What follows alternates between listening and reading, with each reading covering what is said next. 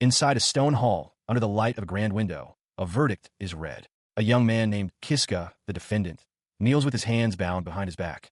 A high-ranking cleric announces his sentence. He will be thrown into the Kadyrov dungeon. His eyes widen in terror as he protests his innocence, shouting that the accusation is false. The elderly cleric, unmoved, coldly dismisses his pleas as nonsense. With a wave of his hand, the cleric orders the guards to take him away. From the crowd, a muscular young man named Darga and his cronies watch with smug satisfaction. As armored hands seize him, Kiska screams desperately that he is being framed. His thoughts drift back to his home, Kadyrov village, the place where he was born and raised. It is a quaint town of timber-framed houses and cobblestone streets. He recalls that the village is always crowded because it is home to a formidable S-rank dungeon, also named Kadyrov, which draws countless adventurers seeking to conquer it. Amidst all the adventurers and excitement, his own life was much simpler. He worked as a farmer. He remembers sitting by his field, looking upon the ruined crops with a heavy heart. It was all destroyed. The memory of the confrontation that followed is still fresh. He had approached Darga, the son of the village head. Darga mockingly mentioned hearing about his poor harvest, and in that moment, Kiska realized with dawning horror that Darga was the one who had wrecked his field. He had tried to apologize, a conditioned response to avoid more trouble. But Darga explained the cruel reality. In this country, people with silver hair are called alks and are always bullied. It was because long ago, a human alk betrayed their own kind to help demons. Darga's words were followed by a swift punch. Kiska remembers the constant beatings and the destruction of his fields. He had no other choice but to endure it again and again. He walks through the village streets, fresh bruises marking his face. A kind voice calls out, and he turns to see Namia, her expression one of gentle concern. She asks if Darga has been bullying him again. Seeing his injuries, she offers to treat them, suggesting they find a place to sit. Kiska, his face a mixture of pain and gratitude, quietly agrees. They settle on a small stone bridge overlooking the village. He reflects that Namia is his neighbor, his childhood friend, and the only person who is truly close to him. As she finishes applying a bandage to his cheek, he thanks her. She then asks him directly why the other villagers dislike him. He turns away, his expression somber, and explains that it's because of his silver hair, which he believes is disgusting. She immediately refutes his self-loathing, telling him that she personally thinks his hair is cool. The unexpected compliment leaves him wide-eyed and speechless. He considers that while his hair seems to bring him nothing but misfortune, Namia accepts him unconditionally. Her voice cuts through his thoughts as she calls his name, drawing his full attention. As they sit side by side, she looks away from him and delivers a shocking piece of news with a quiet, serious tone. She is going to marry Darga. The words strike Kiska with the force of a physical blow. His eyes widen in utter disbelief, his mind reeling. He turns to look at her, but her face is obscured by shadow, her expression unreadable. He can only lower his head, a cold sweat forming as he tries to comprehend what he just heard. He forces a strained, painful smile and manages to utter his congratulations. Seeing his reaction, Namia's own eyes widen in alarm. She asks him if he is truly okay with her decision. Her concern deepens as she looks at him with pity. She tells him that she doesn't think he should stay in a village where everyone bullies him, warning that if he remains, he will eventually be broken by the abuse. His hand clenches into a fist on his knee. With anguish in his voice, he asks what other choice he has, crying out that this village is the only place he can stay. In response to his despair, Namia takes his hands, her gaze intense and unwavering. She calls his name, and then makes an astonishing proposal. She wants them to elope. The suggestion leaves Kiska utterly stunned, his eyes wide with shock. He listened, still processing her proposal, as Namia urgently explained her plan. She revealed she had savings at her house, enough for them to live on, and insisted they could run away from the village together. When he asked if she was truly sure, she affirmed it without hesitation. Her expression then turned to one of anguish as she confessed her true feelings, declaring that she did not want to marry a man like Darga. Hearing her desperate plea, he could only whisper her name in understanding. As the sun dipped below the horizon, they sealed their pact with a kiss. She professed her love for him, and he returned the sentiment, his voice filled with emotion. Later that night, under the light of a full moon, he arrived at a small, rustic house on the outskirts of the village, carrying a sack filled with his belongings. With each determined step, he solidified his resolve. Tonight, he and Namia would finally leave this village behind. He broke into a run, a smile of pure hope spreading across his bruised face. He truly believed his dark days were over as he raced towards their meeting point. His hopeful sprint came to an abrupt halt as a scream pierced the night air, Namia's voice, crying out for someone to stop. Panic seized him, and he burst through the door of the house without a second thought, shouting her name. He froze in the doorway, his eyes widening in horror. Before him, Namia was on a bed, surrounded by a shirtless Darga and his two cronies, who were in the process of assaulting her. The commotion drew their attention. Darga turned, his expression hardening with contempt as he spotted the intruder. He sneered, addressing him as Silver Hair and demanding to know why he was there. His shock gave way to a cold, quiet fury. Ignoring the question, he stared directly at Darga and uttered a single, chilling command. Move. He roars at Darga, his voice filled with rage as he demands they hurry up and move. The larger man clicks his tongue in annoyance, muttering about Kiska's audacity. In response to the defiance, Darga drives a powerful fist into Kiska's gut. The smaller boy doubles over with a grunt of pain as one of Darga's cronies moves in from behind. The gang swarms him, their fists and knees finding their marks. As they hold him down, Darga looms over him, questioning his presence. From the side, Namia cries out for them to stop, begging for help. Darga ignores her pleas, his attention fixed on the beaten Kiska. With a twisted expression, he reveals that Namia is his fiancée, then mockingly asks why Kiska would come here at this time. His cronies smirk in the background. As Kiska struggles to process the shocking revelation, Darga's cronies restrain his arms. A cruel grin spreads across Darga's face as he takes hold of Kiska's left hand, his grip firm and menacing. With a sickening crack, he snaps Kiska's fingers backward. The sheer, unexpected brutality of the act leaves Kiska wide-eyed with agony and disbelief. The sound of breaking bone makes Namia gasp in horror, her hands flying to her mouth. Darga, however, throws his head back and laughs maniacally. He then points a finger at Kiska's other hand, signaling his intent to break that one as well. Desperate to prevent further harm, Namia cries out for them to stop. She offers to tell them the truth, pleading that they will cease their assault on Kiska once she does. Hearing her offer, Kiska struggles against his captors, shouting for Namia not to say anything. Darga immediately roars for him to shut his trap. He continues to plead with her, his voice filled with desperation. Namia, don't tell them. But Namia, with tears in her eyes, seems determined to speak, ignoring his desperate cries. He felt his consciousness slipping away from the relentless blows. Through the haze of pain, he heard Namia's voice, filled with anguish. She confessed to Darga that she had revealed their plan.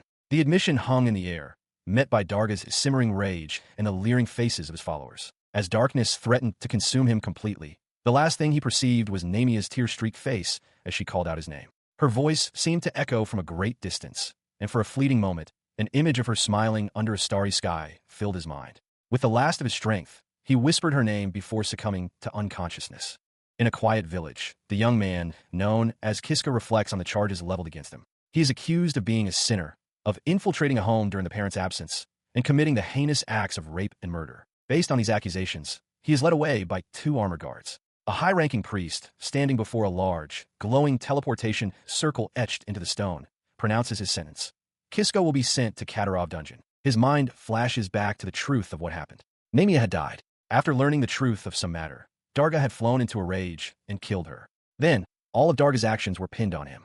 In the present, the priest looks down on him and asks if he has any last words. He remains silent, knowing it is hopeless. He understands that anything he might say would be rendered useless by the false testimony of Darga, his 2 followers, and a village head. Seeing his silence, the priest declares that the execution will now commence. The priest gives the order to cut the rope, and a guard complies. From the crowd, Darga and his cronies mock the proceedings, noting that Kiska will end up dead anyway. A horrifying realization dawns on Kiska. No one who has used this teleport has ever returned. This sentence is no different from death. As the teleportation circle activates, a powerful energy surges around him, lifting him from the ground. He lets out a scream of pure terror as his body is violently pulled into the swirling vortex of light. His face twists into a mask of anguish and fury. Tears stream from his tightly shut eyes as a single, overwhelming emotion consumes his entire being.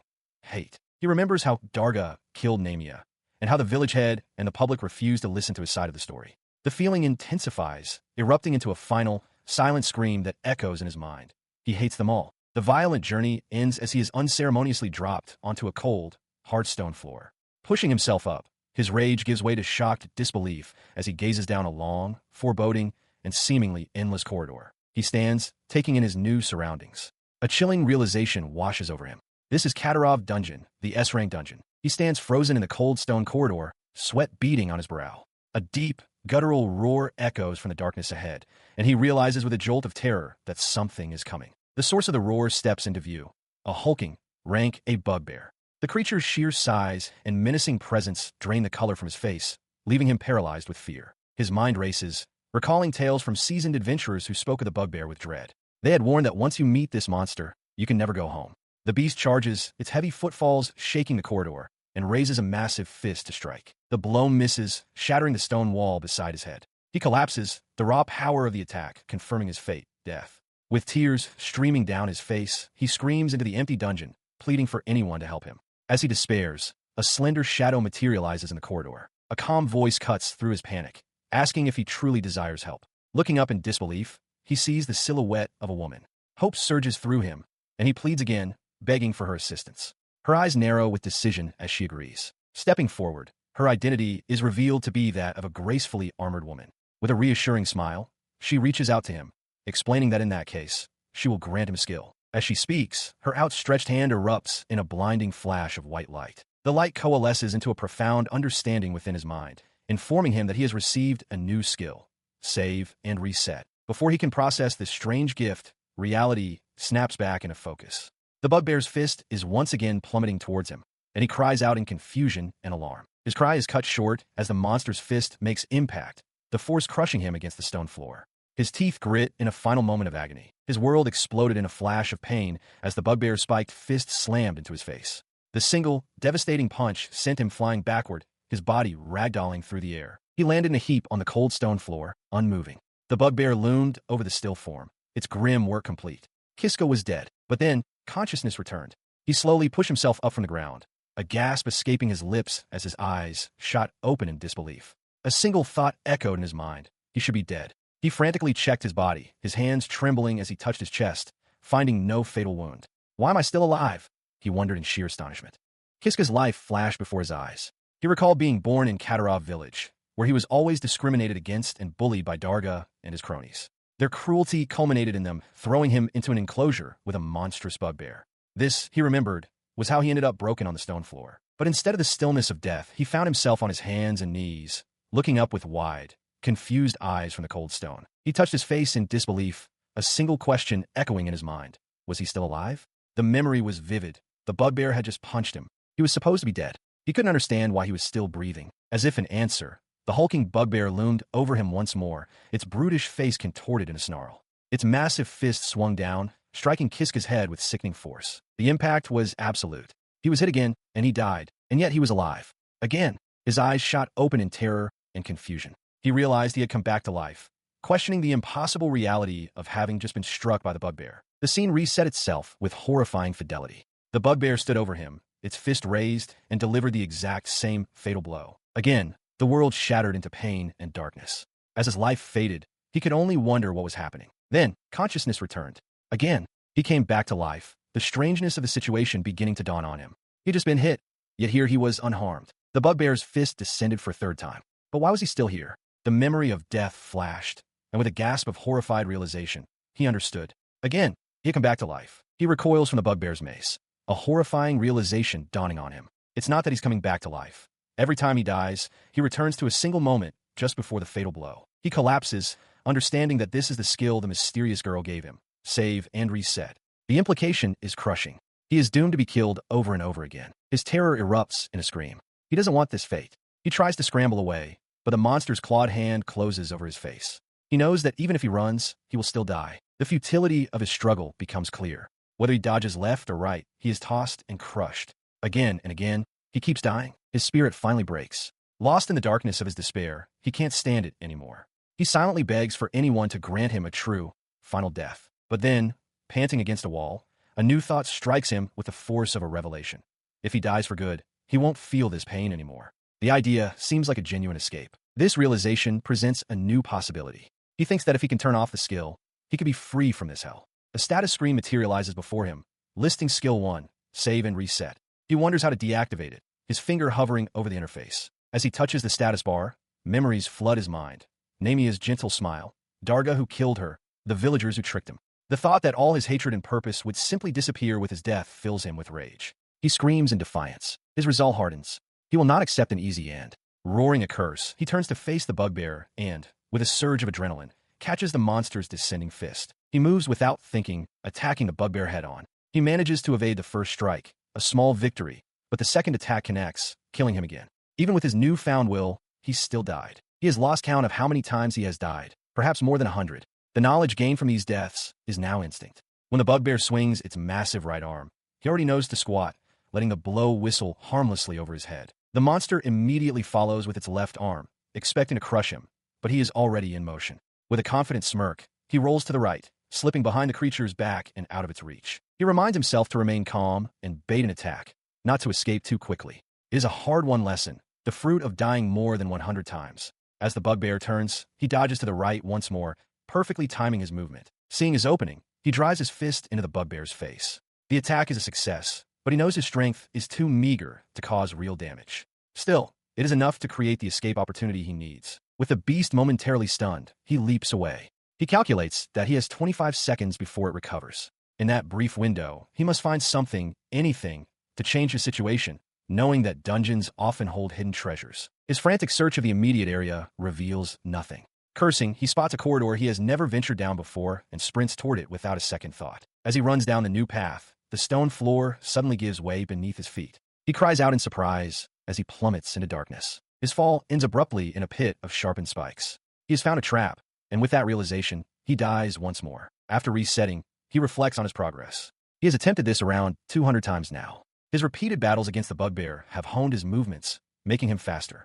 He has learned that by attacking its eyes, he can secure about 35 seconds of freedom, but he knows his limits. The path ahead is riddled with traps, and he can only advance so far before the bugbear is upon him again. He stands before the beast once more, facing the invisible line he cannot yet cross. He steeled his resolve, declaring himself ready. With a powerful leap, he vaulted across the chasm, leaving the respawned bugbear behind. His landing, however, was not on solid ground. For a horrifying instant, he found himself impaled on a bed of spikes. But through countless repetitions, he had learned the path. With a sigh of relief, he stood safely on the other side, having finally succeeded. Having conquered the spike pit, he turned his attention to a long, dark corridor ahead. He grimly recalled the countless times he had been impaled, but now, the way to the hidden room was open. He began to crawl forward through the tight passage. A faint light beckoned from the far end, and he pushed onward, his expression a mixture of caution and anticipation. Reaching the end of the tunnel, his eyes widened in astonishment. Before him lay a hidden chamber,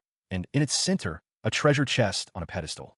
He had found it. He wasted no time, eagerly opening the treasure chest. Inside, nestled on the velvet lining, was a magnificent ring set with a large, shimmering gem. A notification confirmed his acquisition, the Crystal of Wisdom, its effect to be revealed upon use. Upon activating the crystal, a vast list materialized before him, detailing skills of incredible power, ranked from D all the way to S. He stared in awe, realizing he had been granted the chance to choose a single new ability. Faced with such a momentous decision, he began to weigh his options, knowing he could only select one. His gaze fell upon the A-rank skills. Healing or elemental magic seemed optimal, but he quickly reconsidered, reasoning that he would first need foundational abilities like swordsmanship or mana generation to make proper use of them. With the A-rank skills ruled out, as he lacked any weapons for the combat abilities, his attention turned to the S-rank options. The possibility of choosing acceleration for a swift escape crossed his mind. However, another skill seemed more suited for pure survival. He made his decision, selecting stealth. As soon as he confirmed his choice, a notification announced that he had acquired this stealth skill. A surge of new potential flowed through him. At that moment, an exit materialized in the wall, but his relief was short-lived. Looking down, he realized with horror that the floor around him was now covered in glowing magical circles. He was surrounded. He found himself no longer in the treasure room, but in a stone chamber filled with a horde of hulking bugbears. The monstrous creatures, clad in crude armor, surrounded him completely, their massive fists raised in a show of overwhelming force. With a collective, guttural roar, the monsters lunged. One of the bugbears, its face a mask of fury, swung its armored fist downward in a devastating blow. The overwhelming assault was swift and brutal. His body lay broken on the floor, surrounded by the victorious monsters. After that, he was killed by a bugbear. Again, Kiska's eyes widen in terror as he remembers his fate. In a room guarded by 10 bugbears, he was beaten to death before he could reach the treasure chest. He finds himself kneeling at the entrance to that very same room, facing a single, hulking bugbear. The dreadful realization hits him. He has to start from here again. Somehow, he manages to survive the encounter. Leaning against the table for support, he catches his breath, relieved to have made it through another loop. His survival steels his resolve. The next day, he knows exactly which skill he needs to acquire next. His gaze falls upon a specific S-rank ability on a list, convinced it is the one he needs. He recalls his previous attempts. After dying over 200 times, he had finally obtained the S-rank skill Stealth, but it was useless against 10 bugbears. Now, however, he has chosen Acceleration.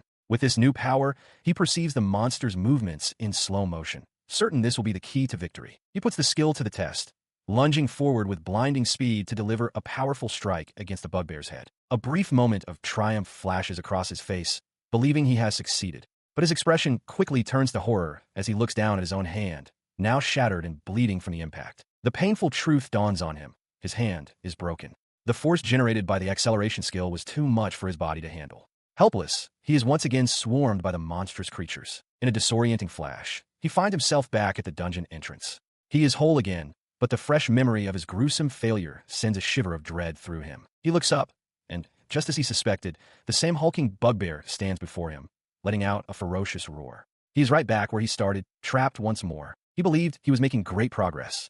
If he could just use acceleration to evade the bugbear's offense, he reasoned, countless opportunities to strike back would present themselves. He imagined acquiring the skill again and storming the room, but his hope was cut short. The creature's massive hand clamped around his head, and his attack went wide, a complete miss. His vision faded, only to clear again as he found himself back in the antechamber.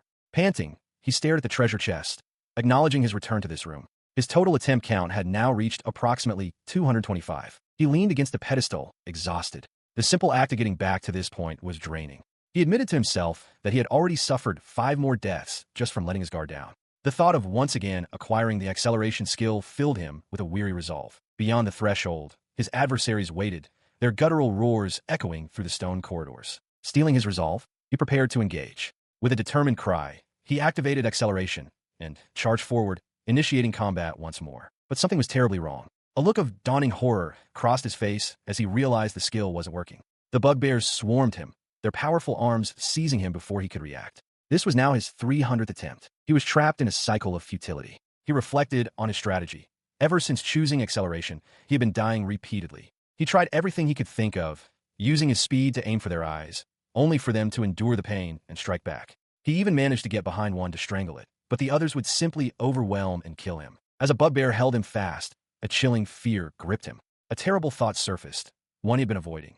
What if, even with S-rank skills, he was incapable of defeating even a single one of these creatures? The horrifying realization paralyzed him as the pack closed in, their snarling faces a wall of fur and teeth. One of the brutes loomed over him, raising its massive fist for a final, crushing blow. Crushed to the ground, his body broken once again, he stared up at the monster standing over him. A final, grim conclusion settled in his mind after 300 attempts. He could not defeat them with acceleration. He stared at the list of skills, sweat beading on his brow. After 300 failures, the path forward remained unclear, and the weight of his repeated deaths pressed down on him. As he hesitated, the shadow of a bugbear fell over him. He knew that the moment he respawned, the first monster would attack him instantly. If he didn't do something, he would be killed again. Yet, he couldn't even summon the courage to press the skill icon. His paralysis was broken by a flood of memories. He saw Namia's gentle smile, a painful reminder of what he had lost. Then his own face, twisted in the despair of realizing there was no way out. Finally, the sneering visage of Darga appeared, tauntingly asking if he was going to come back to life. The sequence culminated in a single, overwhelming feeling: hatred. That hatred erupted. He slammed his fist down, a silent scream of rage echoing in his mind. He hated him. He hated him so much. He realized that if it wasn't for this burning hatred, he would have given up long ago. Clinging to that rage, a new resolve hardened his features. He vowed to escape this dungeon and take revenge with his own hands. With newfound determination, his finger moved towards a new skill, body strengthening. He would do it. With his new path set, he stood once more before the pack of snarling bugbears. The air crackled with menace as the creatures prepared to tear him apart again. He met their snarling faces not with fear, but with a declaration.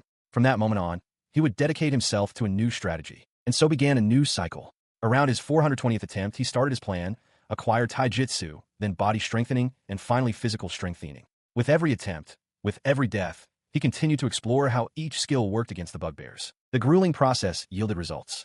He now sat casually atop a bugbear's shoulders, a smirk on his face. He confirmed his theory. Physical strengthening was incredibly effective, greatly improving his attack, defense, and jumping power, all of which enhanced his balance. His newfound power was undeniable, yet as he knelt over a defeated creature, he clarified his focus. This monster, this bugbear C as he lazily named it, was not his true opponent. His eyes were set on his next target. He vaults over the first creature, his eyes already locked on his true target. The beast below looks up in stunned confusion, its simple mind unable to process the swift maneuver. With a powerful downward kick, he strikes the bugbear, declaring it his chosen foe. A confirmation appears in his vision. Another monster eliminated, another skill point acquired. He lands, a look of dawning realization on his face. For the very first time, he has defeated a bugbear. A status screen materializes, showing his current skill points and confirming that physical strengthening has advanced to level 2.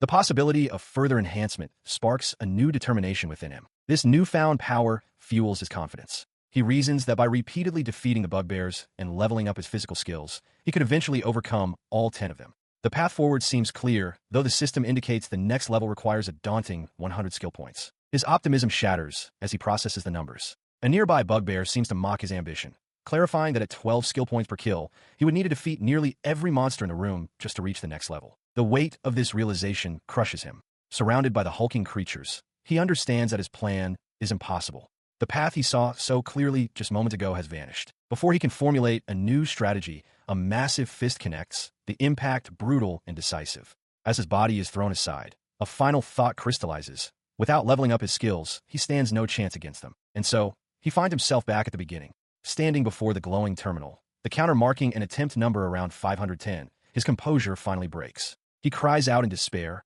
overwhelmed by the endless cycle. His anguish turns to rage. Tears stream down his face as he screams, cursing Darga's name, blaming him for trapping him in this inescapable nightmare. He collapses, repeatedly questioning the cruelty of his fate. But through the despair, a new resolve hardens his features. He rises, his voice low but filled with venom. He makes a solemn vow to not only escape the dungeon, but to exact his revenge on every villager who betrayed him. He had nearly given up all hope of ever escaping the dungeon, his mind sinking into despair under the weight of endless pain and exhaustion.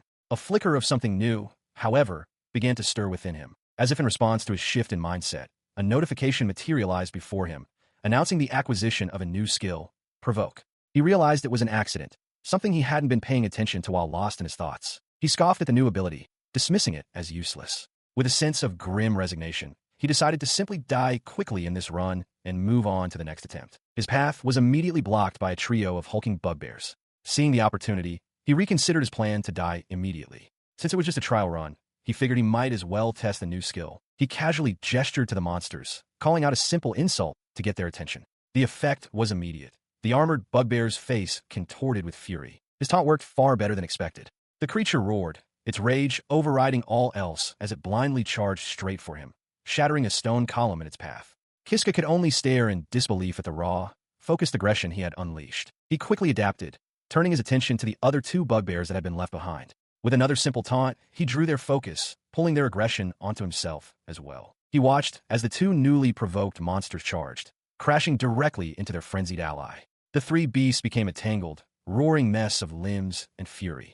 A quiet chuckle escaped him, which slowly grew into a full-blown laugh as he observed the chaos he had orchestrated. His laughter became unhinged, a wild release of pent-up frustration. He questioned everything, wondering aloud if all his previous struggles, all his countless deaths, had been for nothing when such a simple, overlooked skill held this much power. His manic laughter subsided, replaced by a cold, simmering rage. The realization that he could have been using this power all along infuriated him. With a newfound, dark determination, he declared his intent to use this very skill to utterly crush his enemies. He stood amidst the horde of snarling bugbears, his mind clear as the fog of despair lifted.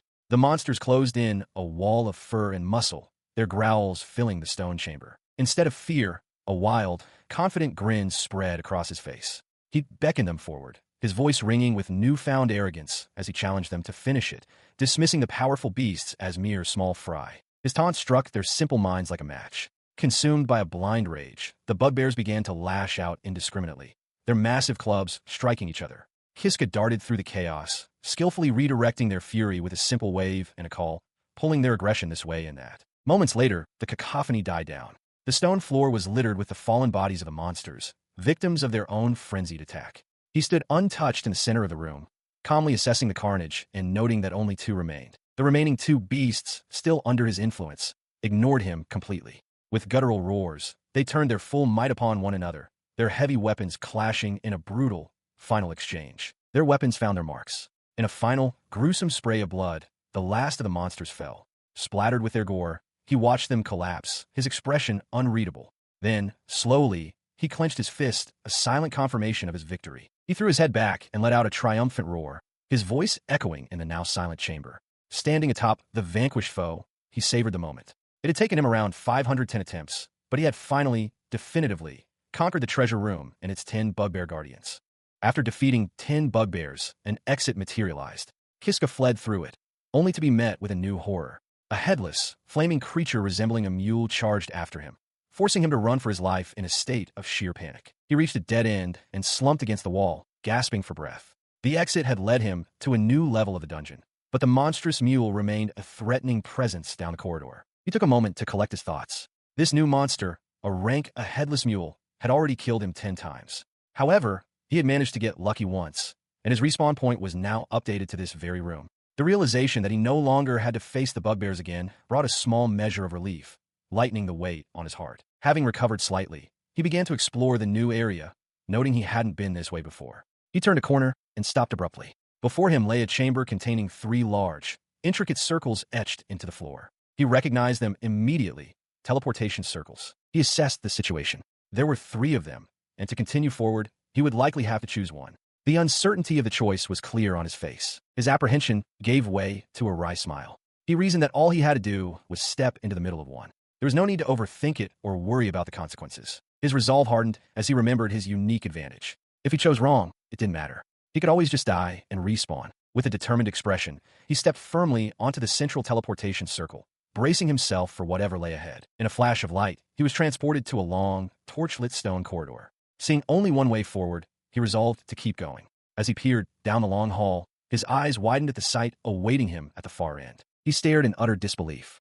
There, suspended within a large, transparent cylinder, was the armored woman he had met before. She was unconscious, bound by heavy chains that snaked around her body. He stared, a realization dawning on him.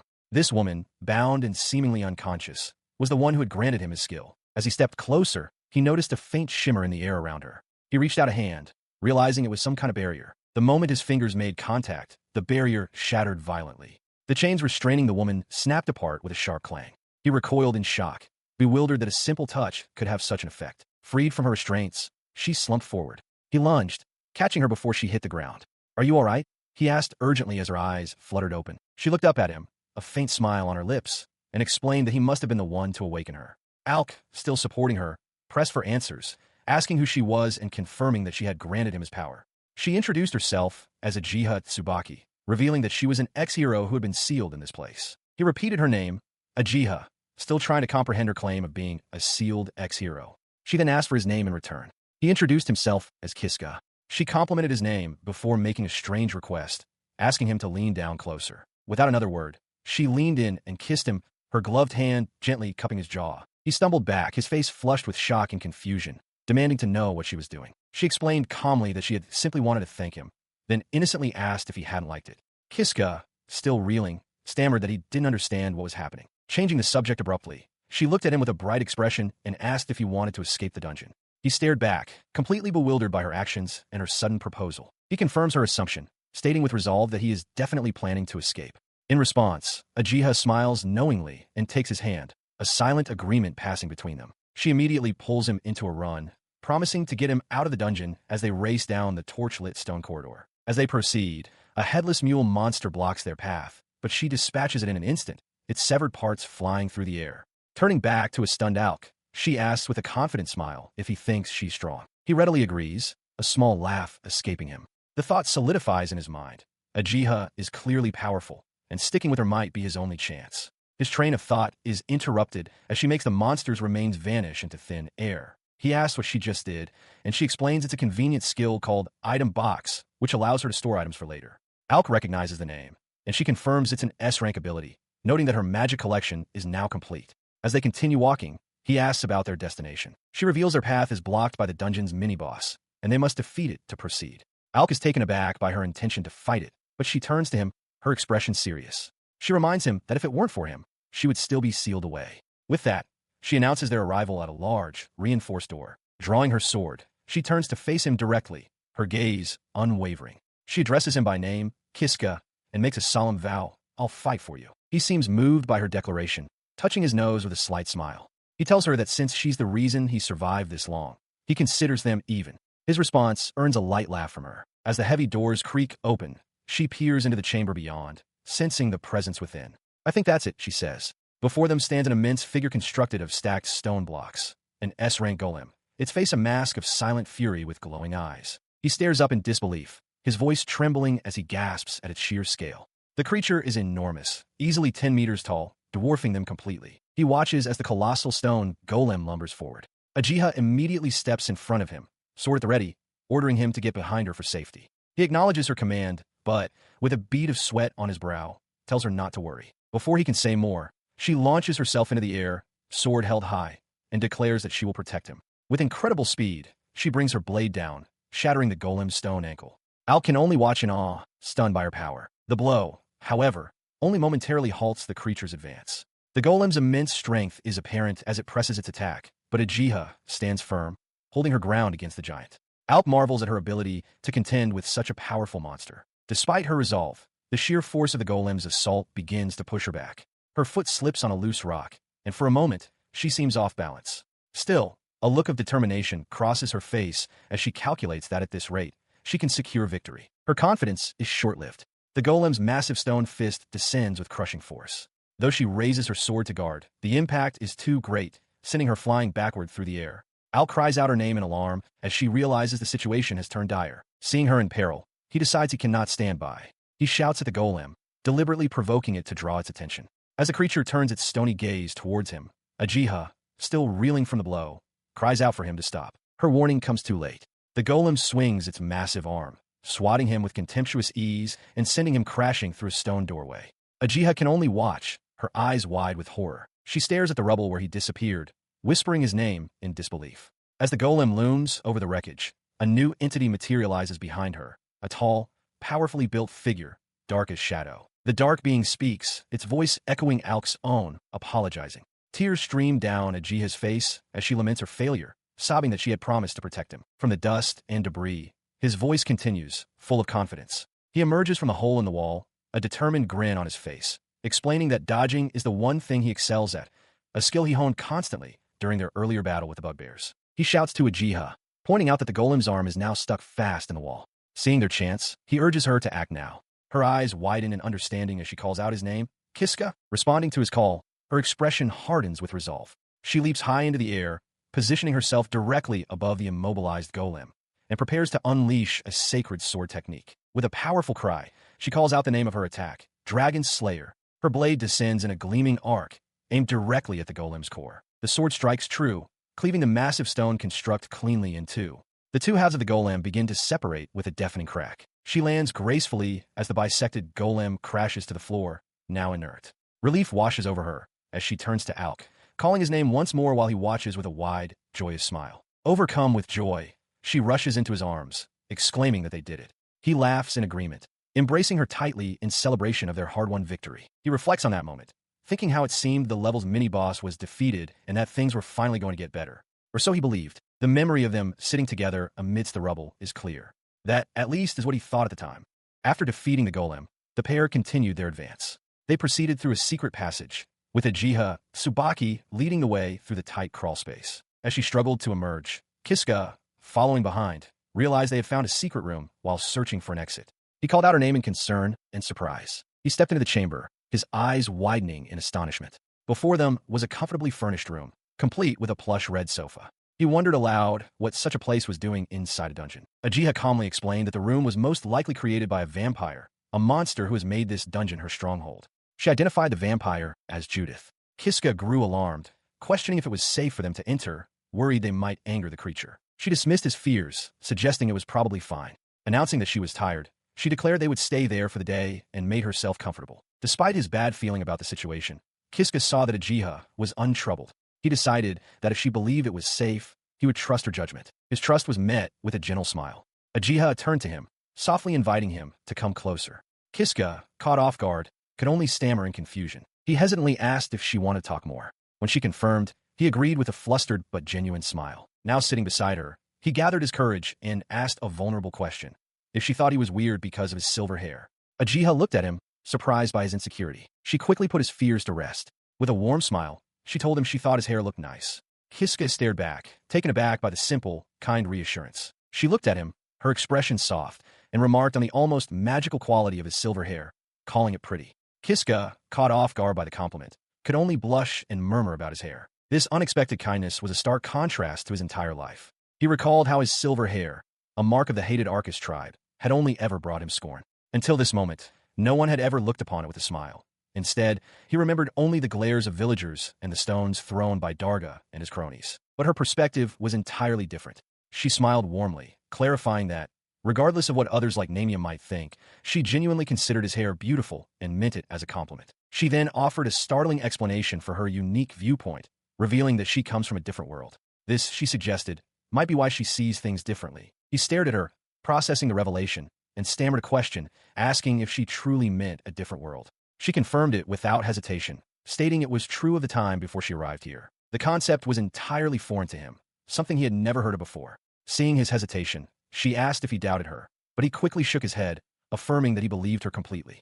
Visibly pleased by his trust, she leaned gently against his shoulder. As she rested against him, she murmured that she had expected him to believe her. He looked down at her, a sense of strange closeness washing over him, and wondered if this feeling was also a result of her otherworldly origins. The quiet moment was suddenly interrupted by a loud growl from his stomach. Ajiha looked up, asking if he was hungry. He admitted with some embarrassment that he had barely eaten since entering the Jian dungeon.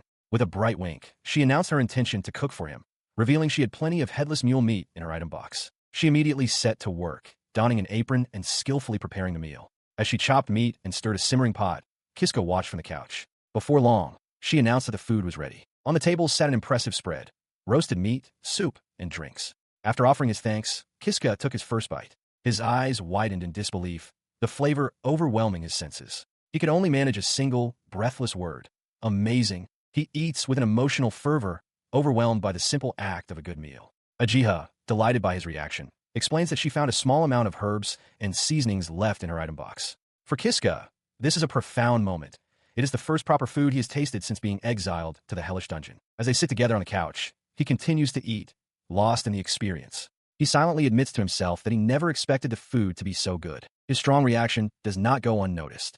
Ajiha looks at him with concern, asking if he is crying and worrying aloud that she might have added too much spice. Wiping a tear from his eye, Kiska confirms that he is, just a little. After the meal, a palpable exhaustion settles over him. He sighs, remarking that the day was tiring and that he is ready for bed. He then addresses the sleeping arrangements, noting the single bed in the room. He offers it to Ajiha, insisting that he will take the couch. Her response catches him completely off guard. With a bright smile, Ajiha suggests that they can both sleep in the bed together. The proposal leaves Kiska stunned and stammering, unable to form a coherent protest. Ultimately, they settle into separate spaces for the night. Ajiha rests in the bed while Kiska lies on the couch, a faint smile of relief on his face as he stares into the darkness. Lying awake, his mind races. He feels a surge of hope, believing he might actually escape the dungeon with Ajiha's help. But this is quickly followed by a sense of shame. He feels pathetic and useless for relying on her so completely. He begins to form a new resolve, deciding that from now on he must. His thoughts are abruptly shattered. Ajiha is suddenly on top of him, straddling his waist on the narrow couch. "Oops," she says simply, wide-eyed with shock. Kiska can only manage a stunned "Hey, what are you?" She leans down, her face now inches from his. Her expression is unreadable in the dim light as she gazes at him, leaving him in a state of pure, unadulterated confusion. He lay pinned beneath her, utterly bewildered, as Ajiha smiled down at him. She called his name softly and invited him to touch her. Guiding his hand, she placed it firmly against her chest, asking if he could feel how fast her heart was racing. His expression was one of pure shock. She then leaned down, her face just inches from his, and confessed her love for him. Her declaration intensified, her voice filled with emotion as she repeated over and over that she truly loved him. Kiska could only stammer in disbelief. He tried to process her words, questioning what he could have possibly done to deserve such a confession. Ajiha, in turn, seemed puzzled by his confusion. She answered his unspoken question with a simple, direct statement.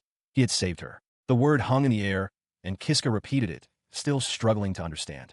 Ajiha simply confirmed it with a nod. As she spoke, she began to explain her past. For ages, she had been sealed deep within a dungeon, waiting alone for hundreds of years. She held onto the belief that one day, a prince would come to her rescue. The pieces suddenly clicked into place for Kiska.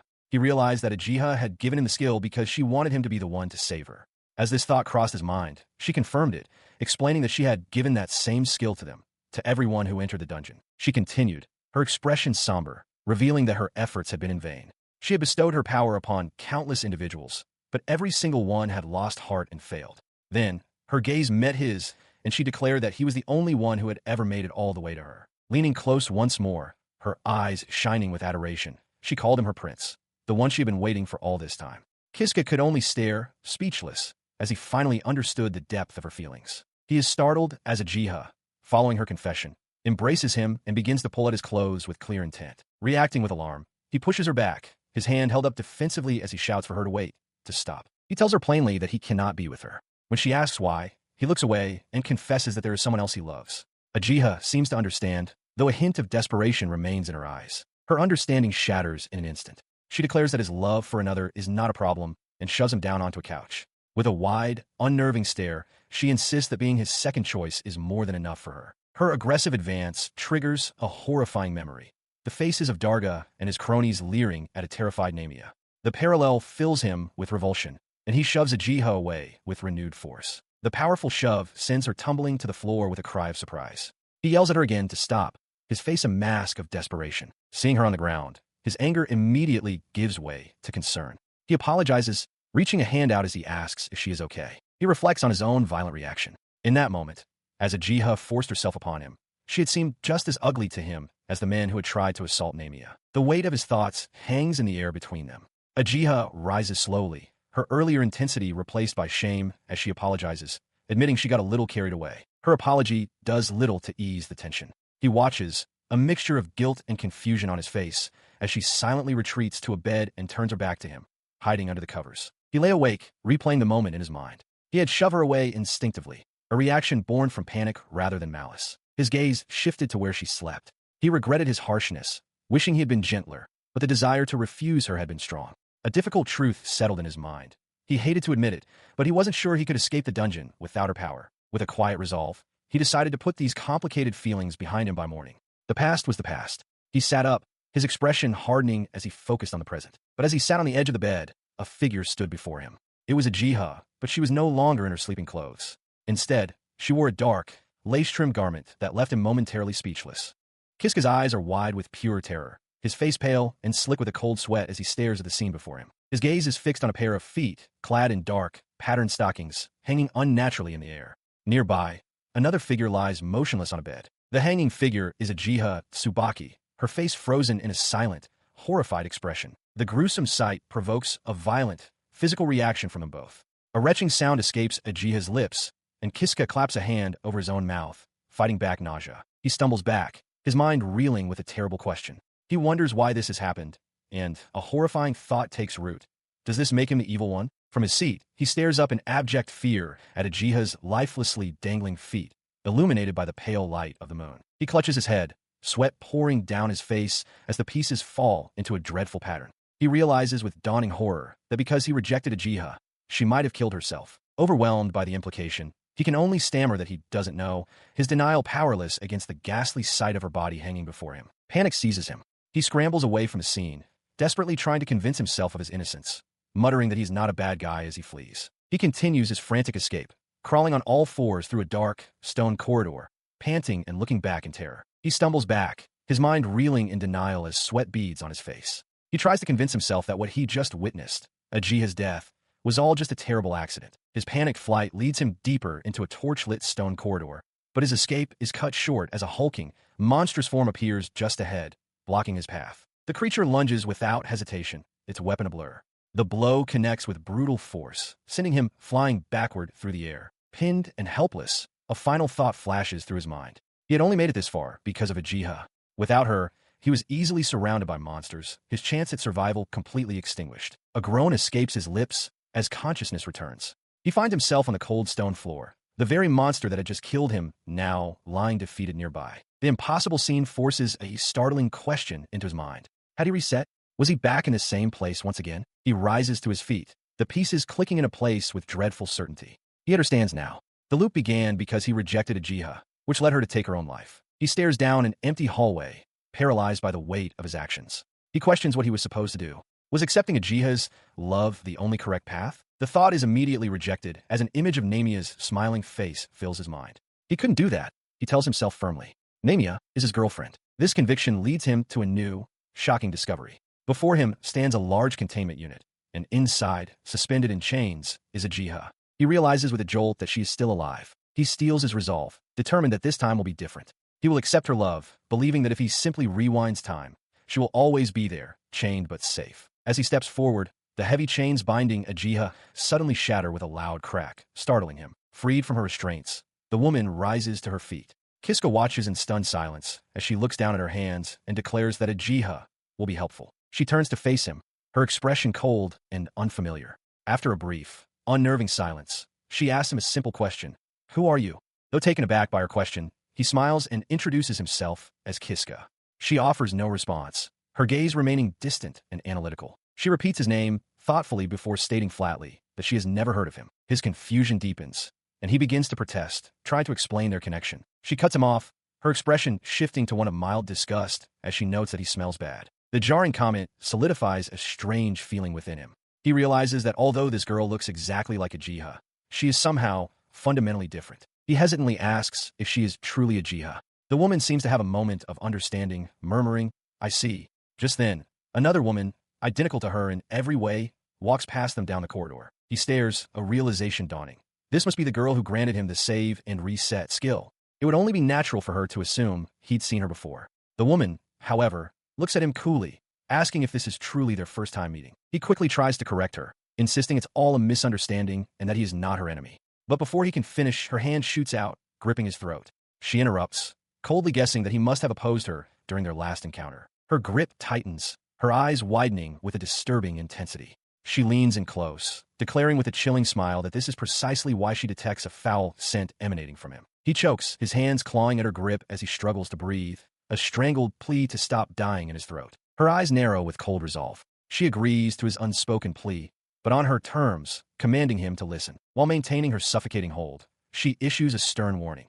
He must not make the mistake of thinking that he can simply die and have everything reset. Her words strike him with the force of a physical blow. She explains that even upon his death, his actions have consequences that can reach the very soul. The revelation shatters his understanding. Gasping for air, he forces out a desperate question, demanding to know who she truly is. He begs her to let him speak to a jiha, but the woman merely smirks. She reveals that her true identity is similar to his own and cruelly adds that the real Ajiha would never deign to speak with someone like him. With finality, she declares that Ajiha refuses to speak with him, punctuating the rejection with a simple, unyielding no. She leans closer, her eyes wide with a chilling intensity as she delivers a final warning. Overwhelmed with fear and confusion, Kiska can only stammer, questioning who she is and what her cryptic words could possibly mean. With a sudden shove, she sends him stumbling backward, her voice sharp and absolute. She commands him to never again involve himself with a jiha. He remembers the final, brutal moment of that encounter. As soon as she had spoken those words, she snapped his neck, ending his life as she turned to walk away. The memory dissolves as he jolts awake, gasping for air back in the familiar stone room. He glances around frantically, his heart pounding with the fresh terror of his recent death. His mind reels, struggling to process the impossible event. He simply cannot understand what just happened. He desperately tries to make sense of the woman who killed him, wondering who she could possibly be. It was as if a jiha possessed two completely distinct personalities. The confusion hardens into a grim resolve. He decides he will have nothing more to do with her. With his mind made up, he walks away from the sealed chamber. He refuses to go back to a jiha or break the seal, knowing that if she sees him again, he will simply be killed. He must find another way. However, the harsh reality of his decision becomes clear as he peers down a flame-engulfed corridor littered with mangled bodies. He realizes that wandering the dungeon without a jiha's help will be incredibly difficult, reinforcing his need to find an alternate route. He arrives in a chamber with 3 teleportation circles. Recalling that he used the middle one last time, he steels himself and decides to try the one on the left, committing to a new, unknown path. He materializes in a cramped, stone-walled antechamber, a bead of sweat tracing a path down his temple. The air is still and heavy, and he glances around nervously. Stepping out, he finds himself in a familiar, torch-lit corridor. A sinking feeling washes over him as he realizes this is the same route he took with a jiha. It seems there was only one path forward from the start. His steps halt abruptly. Down the long hall, a figure sits at a table, completely out of place. His eyes widen in disbelief. The figure is a young woman, elegantly dressed, seated at a small, ornate table. Flanked by lit candelabras, she calmly sips from a teacup, her eyes closed in quiet contemplation. His mind reels at the impossible sight. A girl, just sitting there, calmly drinking tea in the middle of a dungeon. As he stares, dumbfounded, the girl opens her eyes and addresses him directly, a faint smile on her lips. She remarks that it is rare for an intruder to find their way to this place. Her calm words only deepen his confusion. He can only stand and watch, grappling with the absurdity of a girl simply relaxing with a cup of tea in this hellish dungeon. Breaking the silence, she lowers her cup and asks what he is there for, and if he needs anything. The direct questions do little to clear his thoughts. He can only wonder who this person is. Snapping out of his stupor, he scratches the back of his head with a nervous smile. He explains that he's actually just looking for a way to get out of the dungeon. She listens to his explanation, her expression unreadable. After a moment, she simply acknowledges his goal with a quiet "I see." She lifts her teacup, her expression unbothered by his desperate plea. "Well, that's rude," she remarks coolly, her voice echoing in the quiet room. As Kiska stares in confusion, she raises a hand, her fingernails long and sharp like claws. She introduces herself with an air of absolute authority as the great and true ancestor of the vampires, a revelation that leaves the young man utterly stunned. She flashes a wide, unnerving smile, her eyes crinkling with amusement. She suggests that his current attitude is hardly appropriate for someone who now understands the gravity of who she is. Kiska's eyes widen in shock as, without warning, a deep gash opens on her forearm. Dark blood immediately wells up and begins to drip, while a small, ornate box on the table now sits open. In response to the wound, something horrific happens to Kiska. As the woman rises and approaches him with a serene smile, a pair of jagged, demonic wings erupt violently from his back, tearing through his tunic. He screams in agony, his body contorting as if something is being ripped from his very soul. Through the pain, he chokes out a single, desperate word, pay. Looming over him, her face is a mask of manic glee. She declares that he must pay for his sin, and the price is his death. Her smile is wide and triumphant, a smear of blood now visible at the corner of her lips, revealing the pure ecstasy she finds in his torment. Then the world snaps back. Kiska finds himself standing at the entrance to the room again, completely unharmed. He gasps, looking down at his intact body, drenched in a cold sweat of disbelief. He collapses to his knees, the crushing weight of the memory pressing down on him. A horrifying realization dawns. He had died. Again, he found himself trapped between two figures, his body trembling and sweat beading on his face. To his left was the very woman who had just killed him, her fanged smile a portrait of smug satisfaction. To his right, another woman with dark hair and feline ears leaned in, her expression just as predatory. A single, horrifying thought echoed in his mind. This dungeon was filled with terrible people. On the cold stone floor, Kiska materializes once more, marking his seventh life. The realization hits him. He died again. He recalls the cat-eared woman's warning about a vampire in the dungeon and understands with dawning horror that she must have been the one who killed him. The memory of his killer floods his mind. A young woman with long, light-colored twin tails and a cruel, wide smile. Her name comes to him, Judith. She is, he now knows, the true ancestor of vampires, and his own terror is reflected in his wide eyes as he remembers her looming over him. He struggles to reconcile her two faces. One moment, she appeared as an innocent girl in pretty clothes, calmly sipping tea. The next, her expression twisted into a manic glee as she attacked him for no reason. The thought of fighting someone so unpredictable fills him with dread. Having processed the terrifying memory, he stands silently in a stone corridor, his expression hardening with resolve. His contemplation gives way to action. Realizing a direct confrontation is futile, he determines there is only one option left and breaks into a determined run down the hallway. He arrives at a junction where three identical teleportation circles are etched into the floor. This is the third route, a new choice to be made. Without hesitation, he turns his attention to the teleportation circle on the right, committing to his decision. A bead of sweat traces a path down his temple, but his gaze remains fixed and unwavering. He emerges in a new, empty corridor. As he walks forward, he thinks to himself, hoping this path doesn't contain ferocious people like Ajiha and Judith.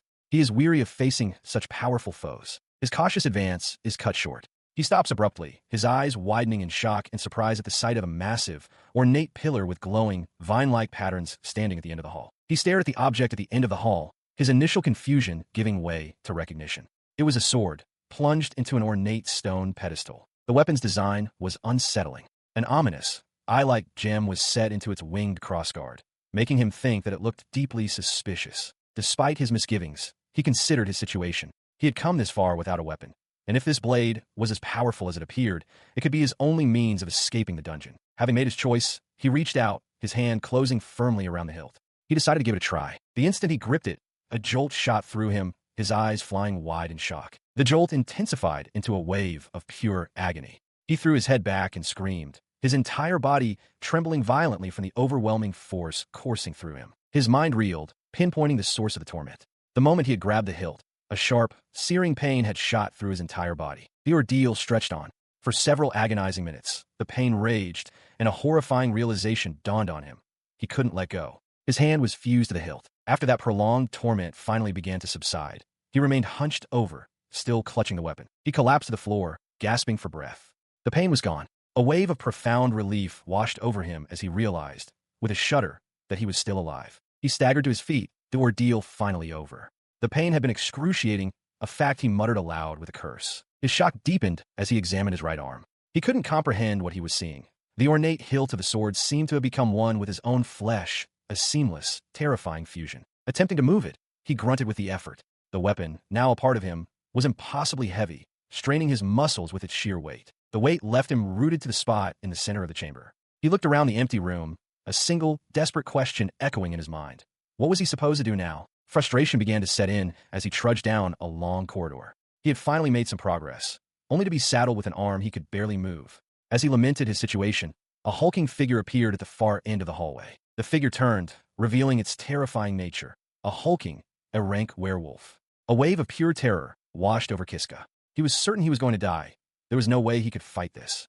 As if to confirm his fears, the beast let out a deafening howl. But as the howl echoed, his arm shot forward against his will. The sword, seemingly with a mind of its own, dragged him through the air at impossible speed, straight towards the monster. Before he could even process what was happening, the blade met its target. It sliced through the werewolf with effortless ease, the monster's body falling to the floor in pieces.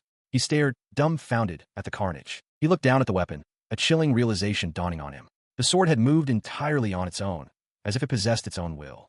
He considered this strange turn of events and concluded that, for now, this was a good thing. This newfound power solidified his resolve. A manic grin spread across his face as he stared down the dark corridor. He would do whatever it took to get out of this dungeon, even if it meant relying on this creepy, sinister sword. He stands over the bisected corpse of the werewolf, a wild, crazed grin spreading across his face as he brandishes the black sword. He marvels at the weapon's strength, now certain that with this power, he can defeat any enemy. Filled with a new, manic resolve, he turns and sprints down the stone corridor, his eyes fixed forward with grim determination. His run brings him to a halt before a set of imposing, reinforced double doors.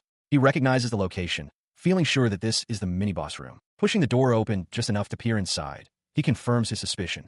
It is the same chamber where they fought the golem. But a different creature now occupies the space, prompting him to wonder if it could be the same enemy. The creature within raises its head, revealing itself to be a massive S-rank griffin. Its piercing eagle eyes lock onto the intruder with predatory intensity. A bead of sweat forms on his brow as he takes in the sight. He immediately understands that this powerful beast is the new boss of the room. Without warning, the griffin lets out a piercing cry and lunges, its massive form covering the distance between them in a blur of motion. He dives to the side, narrowly avoiding a crushing stomp from the beast's lone paw that shatters the stone floor where he just stood. But something is different this time. He lands smoothly in a crouch, a confident smirk replacing any fear. Before, he would have been helpless, but now he has this sword. He rises to face the turning beast, planting the blade firmly before him. The griffin strikes again, swiping with its deadly talons. Kiska meets the assault head-on, raising the black sword to block. The shriek of metal grinding against claw echoes through the chamber as he holds his ground against the powerful blow. He stood his ground before the towering griffin, realizing his own limitations. All he could do now, he resolved, was to try and not hinder the power of the sword he wielded. As the beast lunged with a screech, he put his thought into action, ducking low and positioning the blade to intercept the monster's charge. His only goal was to let the sword meet the attack. The griffin descended upon him, talons extended to rip and tear. As he braced for the impact, a new strategy occurred to him, a potential path to victory. With a surge of adrenaline, he launched himself upward, swinging the black blade in a powerful arc. A single thought echoed in his mind, a declaration of newfound certainty. He could win. The sword cleaved through the S-rank monster with impossible ease. As the defeated griffin fell, Kiska landed, breathing heavily, a wide, triumphant grin spreading across his face. His gaze fell upon the weapon fused to his arm. He acknowledged its immense power, realizing that with this strong, black sword, he could defeat any enemy that stood in his way. Surveying the now empty chamber, he noticed a section of the wall that was out of place. Just as he had suspected, like after the golem fight, a hidden door was revealed. A confident, almost predatory smile touched his lips. He decided then and there to press his advantage, intending to use the sword's power to conquer the rest of the dungeon in a single push. He stepped through the doorway into a new corridor, but his confident stride faltered. Panting for breath, he staggered forward, the heavy sword dragging and scraping against the stone floor. Stopping to catch his breath, he looked down at his transformed arm. A disquieting thought surfaced. Was there something wrong with him, or had the sword itself actually grown larger? He looked up from his sword, his body freezing in place. Down the long, torch-lit corridor, a figure stood waiting for him, and a jolt of shock ran through him, his eyes widening in disbelief. The figure stepped forward, revealing herself to be a young woman with long, twin-tailed hair and a dark, frilly dress. A knowing smile played on her lips as she looked him over. "Oh my," she cooed, her voice echoing slightly in the stone hall. "You've grown up so much." His shock gave way to disbelief. Sweat beaded on his forehead as he stammered her name. "Judith." His mind raced, unable to comprehend the situation. "Why are you here?" he managed to ask, his voice trembling. In a damaged stone corridor, Kiska clutches the grotesque, living sword fused to his right arm, facing the mysterious young woman who stands opposite him with unnerving calm. She smiles, noting with amusement that he seems to still be in control of himself. Sweating and enraged, he grits out her name, Judith, and demands to know what she wants. Her smile widens as she tells him her desire is obvious, a statement that causes his eyes to widen in alarm. With a serene expression, she declares her intention to dispose of him. But she immediately clarifies her meaning, stunning him by revealing her true goal is to destroy the parasitic sword on the right half of his body. She identifies the weapon as a parasitic sword, a puppet player. He can only repeat the name, the concept utterly foreign to him. Judith explains that the sword is a dangerous entity that grows by feeding on people and monsters. She hadn't expected to find it here, in a rarely visited dungeon. Understanding dawns on Kiska, and he asks if this means she's going to kill him. She confirms his suspicion, complimenting his sharp intuition. In a sudden, shocking display, she violently rips her own left arm from its socket, blood erupting from the wound. "You're very good," she says with a crazed smile, as Kiska stares in absolute horror. He stammers, unable to process what he's just seen. His mind races, questioning what she is as he watches her calmly hold her own severed limb. Her severed arm and blood coalesce, hardening into a massive, curved black blade. Kiska watches, terrified, as she levels the newly formed weapon at him. With a predatory grin revealing sharp fangs, she issues a simple command. "Please die." She lunged, her blood-forged blade clashing violently against Kiska's parasitic sword. He strained against the impact, his face a mask of determination as he vowed to fight with the very weapon she sought to destroy. Her confident smirk faltered, replaced by a flicker of surprise. He roared his defiance, declaring that he could not lose as he pushed her back. As they separated, Judith landed gracefully, a thoughtful smile returning to her face. She mused that dealing with the sword would not be a simple task, now that it had grown to this degree. She then tossed her own severed arm into the air. Before Kiska's astonished eyes, it morphed mid-flight, solidifying into a long, curved black blade. He stared, a grimace of disbelief and resolve on his face, questioning if he could truly fight this. Seeing his reaction, Judith prepared her next move. Her gaze narrowed as she uttered the name of her technique, Shallow Rainstorm. The word sent a jolt of pure alarm through Kiska. He had no time to react. The airborne blade detonated, unleashing a storm of sharp, black projectiles that riddled his body, tearing through his clothes and flesh as he cried out in agony. He collapsed to the ground, grievously wounded. Judith looked down at him, her smile unwavering, and explained her reluctance. She hadn't wanted to use this technique, she admitted, because it would cost her the use of her left arm for some time. She turned away from his still form, justifying her actions to herself as she walked away. There had been no other choice. But death was not the end.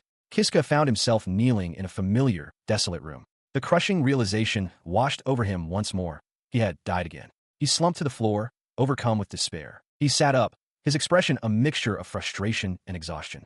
Cursing his situation, he admitted to himself that he was lost, with no clear path forward. Still, he resolved to try and find a way to sort this out. His thoughts drifted back to a crucial memory, a warning he had received. It was foretold that upon using the first teleportation circle, he would break a seal and be killed by someone appearing as a Jiha. Only then would he encounter the true sealed Jiha. He considers his options, recalling the grim cycle. If he uses the second teleportation circle, the vampire Judith will kill him without any warning. However, he understands that being killed by Judith after using the third teleportation circle is a necessary step. That specific death grants him the parasitic sword puppet, a key which allows him to proceed deeper into the dungeon. He weighs these two fatalistic paths.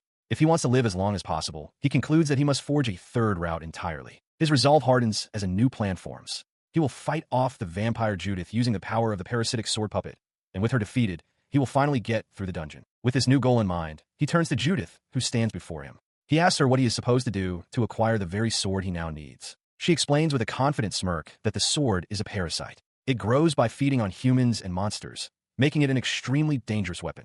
Kiska listens from the doorway, absorbing the information. The warning sparks a realization within him. If he can grow the parasitic sword to its full potential by the time he is meant to meet the sealed Jiha, he might actually be able to defeat Judith. With his path decided, he bursts from the room with a shout. It is now a race against time to power up before Judith inevitably appears to hunt him down again. He pushes himself through the dungeon's familiar corridors, panting. He notes with grim satisfaction that he is about 5 hours earlier than he was on his last attempt. His accelerated pace brings him to a large chamber housing a teleportation circle.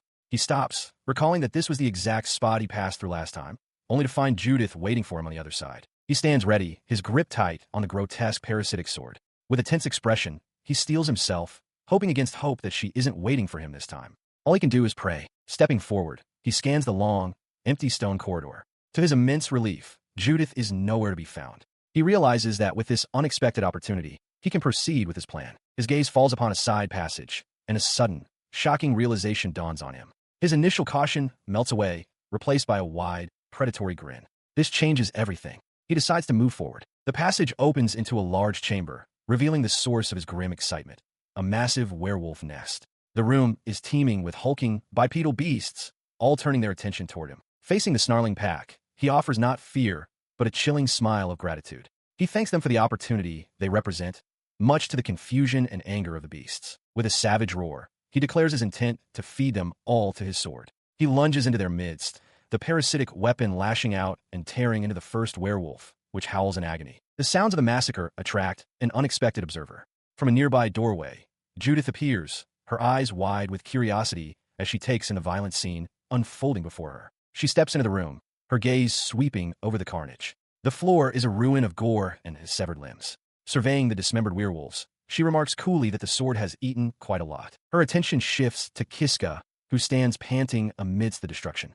She notes aloud that the sword seems to have grown considerably, acknowledging that he is now going to be a bit of a challenge to beat. As he slowly turns to face her, however, her calm, analytical expression shifts instantly to one of genuine surprise, caught completely off guard by his reaction. He stood transformed, the parasitic sword's dark, veiny tendrils crawling up his arm and across his torso. Disoriented, he questioned who, or what, he was becoming, his own consciousness feeling distant. Across from him, Judith smirked, observing that the host body's mind had already been taken over. She faced him directly, her expression cold as she declared her intention to kill him. She dismissed his transformation, stating it didn't matter and changed nothing.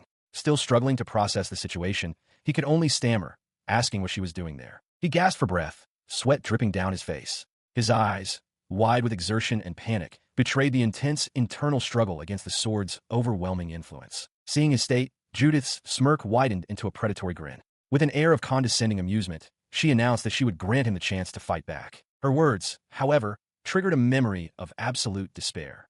His mind flashed back to a cold stone corridor, where he sat slumped against a wall, clutching his head amidst the corpses of defeated monsters, utterly broken. A single, crushing thought echoed from that memory. There was no way. He remembered the agonizing realization that even after feeding the sword, even after gaining so much power, he still couldn't win against Judith. The thought was unbearable. He recalled the cycle of failure. He had tried again and again, never giving up. There were even moments he thought he was close to victory, but every attempt ultimately ended the same way. Whenever he pushed his limits, it always happened.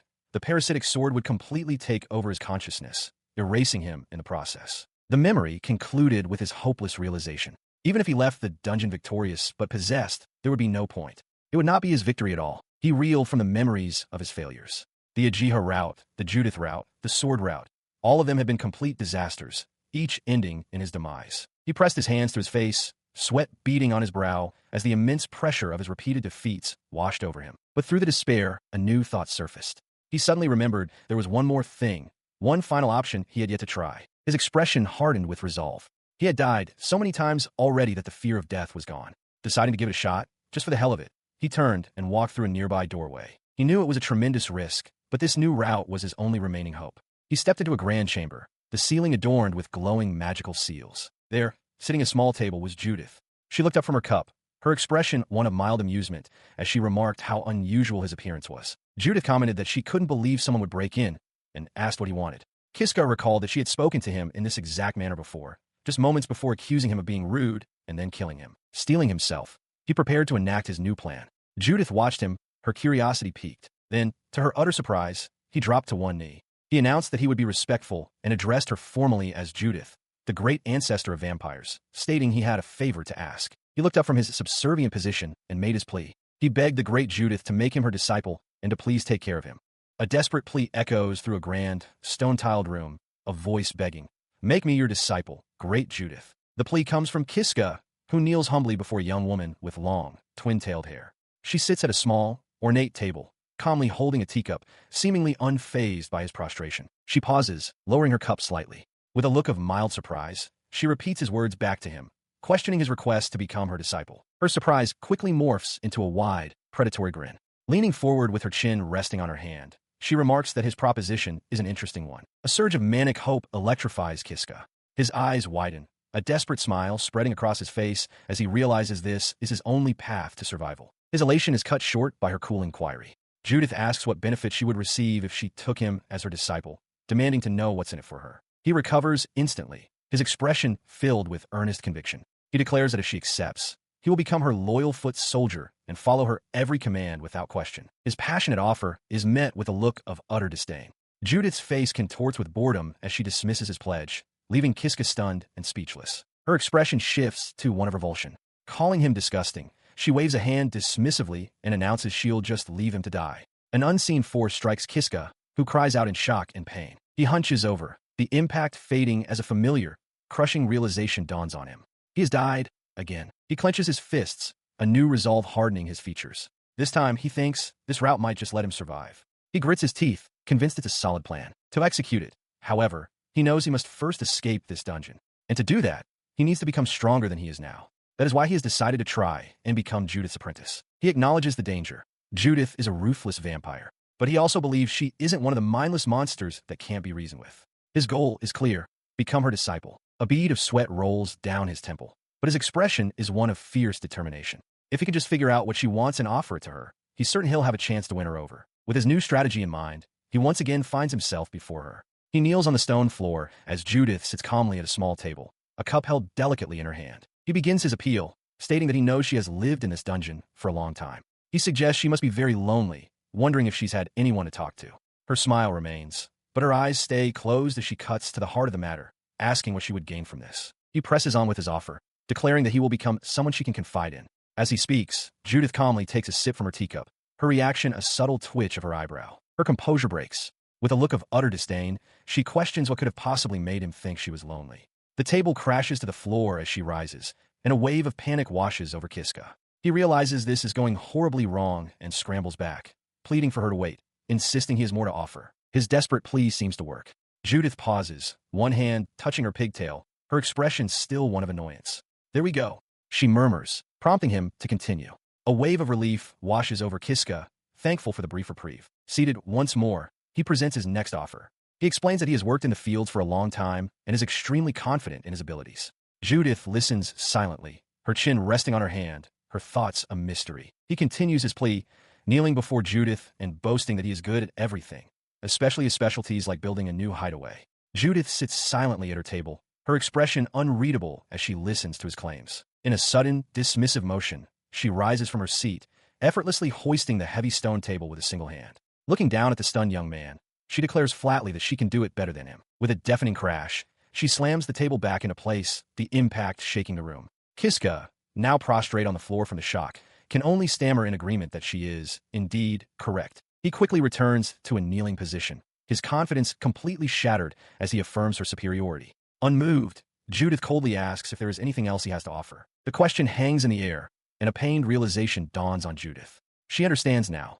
He has absolutely nothing to offer her. As this truth settles, she watches Kiska tremble and hunch over, clutching his stomach in utter despair, completely defeated. His despair, however, gives way to a raw, desperate resolve. He looks up, his voice strained but firm, declaring that no matter what it takes, he wants to get out of the dungeon alive. He begins to explain his story, revealing that he was born in the village of Katarov, the same village where the dungeon is located.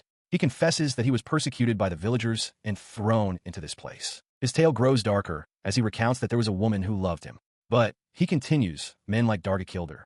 Judith listens intently, her expression unchanging. He concludes with his head bowed, explaining that he is being held responsible for her death and was banished to the dungeon as punishment. He finished his desperate tale, but Judith remained unmoved. Leaning forward, she coolly questioned what his story had to do with her. His expression contorted with rage, his eyes burning with a dark promise. He vowed to take revenge on every last one of the villagers. He continued, his voice thick with malice, promising to torture and kill them all in the most brutal way imaginable. The sheer viciousness of his declaration startled Judith, her eyes widening in shock. Placing a hand over his heart, he formally requested her assistance in carrying out this massacre, pledging his complete dedication to her in return. In response, her lips parted to reveal a wide, unsettling grin, her teeth appearing unnaturally sharp. Her smile grew wider, a flicker of genuine amusement in her eyes as she looked upon the stunned boy. She found his proposition interesting. She confessed that she was becoming rather eager to see what would become of him. However, she cautioned him not to celebrate prematurely. Turning to lead him down a stone corridor, she made her offer. If he could pass the test she was about to give him, she would allow him to become her apprentice. She asked if he had used a teleportation circle, and he confirmed he had. She then explained a unique rule of this dungeon. Once one steps on a circle, there is no going back. They arrived in a small, barren stone chamber. Kiska recognized it as the very room he had teleported into earlier, though he sensed something was now different. He watched as Judith's hand pressed against the stone wall. She explained that, by using a certain secret, one could find a way through. As she spoke, a section of the wall rumbled and slid open, revealing a long, empty corridor. Kiska gasped, startled, as Judith informed him this was how to access other routes. He stared down the newly revealed passage, his mind reeling. He realized with a shock that there were hidden passages even in what appeared to be a dead end. Before he could process this further, the passage sealed shut. From the floor rose a pedestal bearing a single, ominous weapon. Kiska's eyes widened in shock and recognition. It was the parasitic sword. He looked from the sword to Judith, who began to explain its nature. She called it a puppet sword, one with very troublesome properties. She admitted she had always wanted to be rid of it, but couldn't even touch it due to its parasitic nature. Her words resonated with his own experiences. He understood what she was talking about, having used the weapon many times before. He turned to her, a bead of sweat on his brow, and asked what he was supposed to do. With a calm expression, she laid out the terms of his test. To pass, he would have to overcome the sword's parasitic nature and learn to control it completely. The challenge seemed insurmountable. He stammered, asking if such a thing was even possible. Judith's smile widened into a confident smirk as she replied that she was quite sure he would ultimately fail. Her prediction did little to calm his nerves. He admitted his fear, but Judith coolly informed him that he had no choice. If he refused, she would simply kill him. Cornered, he clenched his jaw and resolved to do it. Seeing his resolve, she provided instructions on how to proceed. He was to grab the sword by its blade, not the hilt, and pull out swiftly. Steeling himself, he planted his foot on the pedestal, reached down, and took hold of the sharp steel. He grits his teeth against the searing pain, acknowledging that gripping the blade hurts far less than touching the hilt did. Looking up from the embedded sword, he asks Judith what he is supposed to do now. With a placid expression, she gives a single, chilling command: swallow it. In response to his shock, she elaborates, instructing him to start with the tip of the sword and ensure it goes down from the back of his throat. The boy realizes he has no choice. If he refuses, she will kill him anyway. Resigned, he prepares to follow her order. With a guttural scream of terror, he brings the point of the massive blade to his lips. As he begins to force the weapon into his mouth, a single, desperate thought consumes him. He is going to die. The moment the cold steel touches his tongue, his consciousness is ripped away into a dark, empty void. Floating before him is a monstrous, shifting mass of shadow, punctuated by a single, staring eye and a vertical gash filled with teeth. Wisps of white fire drift through the blackness around them. The entity's voice echoes in the void, asking if he is the one who wishes to be its master. Stunned, Kiska demands to know what it is. The creature identifies itself as the main body of the puppet sword. He processes the information, realizing he is speaking with the sword itself. When he asks where they are, the entity explains this is his own deep world, his mind. Ignoring the metaphysical implications, Kiska desperately pleads with the sword spirit, begging it to lend him its power. The shadowy being simply stares at him for a moment before giving a startlingly simple, one-word answer. Okay. His mind goes blank with shock. He can only stare back, mouth agape, unable to comprehend the straightforward acceptance. He stammers, questioning if it can truly be that easy. The sword spirit remarks that his response is amusing. Kiska admits he was afraid it would say no. The spirit retorts that he was the one who asked for its power in the first place. As Kiska begins to stammer an explanation, the entity cuts him off with a firm, contradictory statement. No, I won't. He remains within the metaphysical space of his own mind as the amorphous sword spirit speaks, its voice echoing around him. It notes that there is something familiar about the scent of his soul, a detail that hangs in the air amidst falling embers. The spirit clarifies its intentions. It wasn't refusing him entirely, but simply felt compelled to join him because of that familiar scent. Kiska can only stare back, bewildered by the creature's reasoning. His consciousness snaps back into his body with a violent gasp. He finds himself sprawled on hard floor, his eyes wide with shock as he looks up and addresses the figure standing over him as his master. Looking down at him is Judith, her expression one of genuine surprise. She murmurs that she truly didn't think he would make it through the ordeal. Her words trigger a wave of euphoric realization. A wide, relieved grin spreads across his face as it dawns on him. He really did it. He had succeeded in controlling the sword. Seeing his success, Judith's surprise melts into a satisfied smile. She congratulates him, confirming that he has passed the test and done a good job. Overwhelmed with gratitude, he drops to his knees in a formal bow, thanking her profusely. From that day forward, Kiska's fate was sealed. He had managed to become the apprentice of Judith the vampire. And so, his strange new life with her, now serving her as both student and attendant, had just begun. Kiska awakens in the same hideout where he once rested with the Jiha, stretching as he reflects on his new status as Judith's disciple. The arrangement was for them to sleep in separate rooms. As Judith had assured him, there were many hidden chambers available. Approaching a door, he calls out to her, seeking permission to enter. He opens the door only to find Judith asleep in the bed of that very room. His eyes widen in shock as he stammers her name. Stirring from her sleep, she murmurs softly, her long pink hair splayed across the pillows. She sits up, rubbing an eye as a sly smile forms on her lips. She wishes him a good morning, casually noting that he is up early. Kiska, still standing in the doorway, can only manage a stunned utterance in response. He quickly bows, stammering a greeting back. Internally, he struggles, flustered and unsure where to look. He reminds himself that even though she is his master, she is still a girl. A short while later, Judith announces that his training as her disciple will begin today and asks if he is ready. His expression hardens with resolve as he declares his willingness to endure any hardship. Satisfied, she tells him to wait while she gets changed. Now fully dressed in her elaborate Gothic attire, she leads him down a stone corridor. She begins his assessment by asking what skills he possesses. Kiska hesitantly admits that he only has one, provocation. He keeps his second skill, save and reset, a secret, deciding it is better to hide it for now. Judith remarks that his skill set is rather thin, a point which Kiska sheepishly concedes. As they proceed, Judith suddenly halts in the middle of the corridor, her twin tails swaying with the abrupt stop. Kiska pauses behind her, looking on with curiosity as she stares intently at a solid stone wall. She turns to him, a confident smirk on her face. She reveals that she knows this dungeon by heart, having lived within its walls for nearly 1,000 years. With a knowing look, she declares that there's a hidden passage right where they stand. A section of the wall grinds open, revealing a dark passageway. Kiska is left speechless by the revelation of her age. 1,000 years. The thought solidifies his belief that becoming Judith's disciple was absolutely the right decision. He followed Judith into a small, hidden chamber, his body tense. Before him sat an ornate treasure chest. Judith explained that her current purpose was to help him acquire some skills. She added with a confident smile that she knew the location of every treasure chest in the dungeon. Kiska's tension melted into pure astonishment as he stared at the chest, letting out an amazed wow. He lifted the lid, revealing a glowing crystal inside. As he reached for it, a notification materialized before him, announcing that he had acquired the Crystal of Wisdom and that its effect would be activated forcibly. Instantly, a vast list of skills appeared in his vision, categorized from the formidable S rank down to C rank. Judith instructed him to select one skill from the list to acquire. He scanned the options, a bead of sweat forming on his temple. He realized this list was similar to one he had encountered previously, but with some crucial differences. Skills like pressure and enhanced judgment were new additions. Unsure, he turned to Judith for guidance. She acknowledged it was a good question and pointed him towards swordsmanship. She reasoned that since the sword was now a part of his flesh and blood, he would need the skill to control it at will. The logic was undeniable, and he quickly agreed. With his decision made, Judith's finger tapped the selection. A confirmation appeared. Skill, swordsmanship acquired.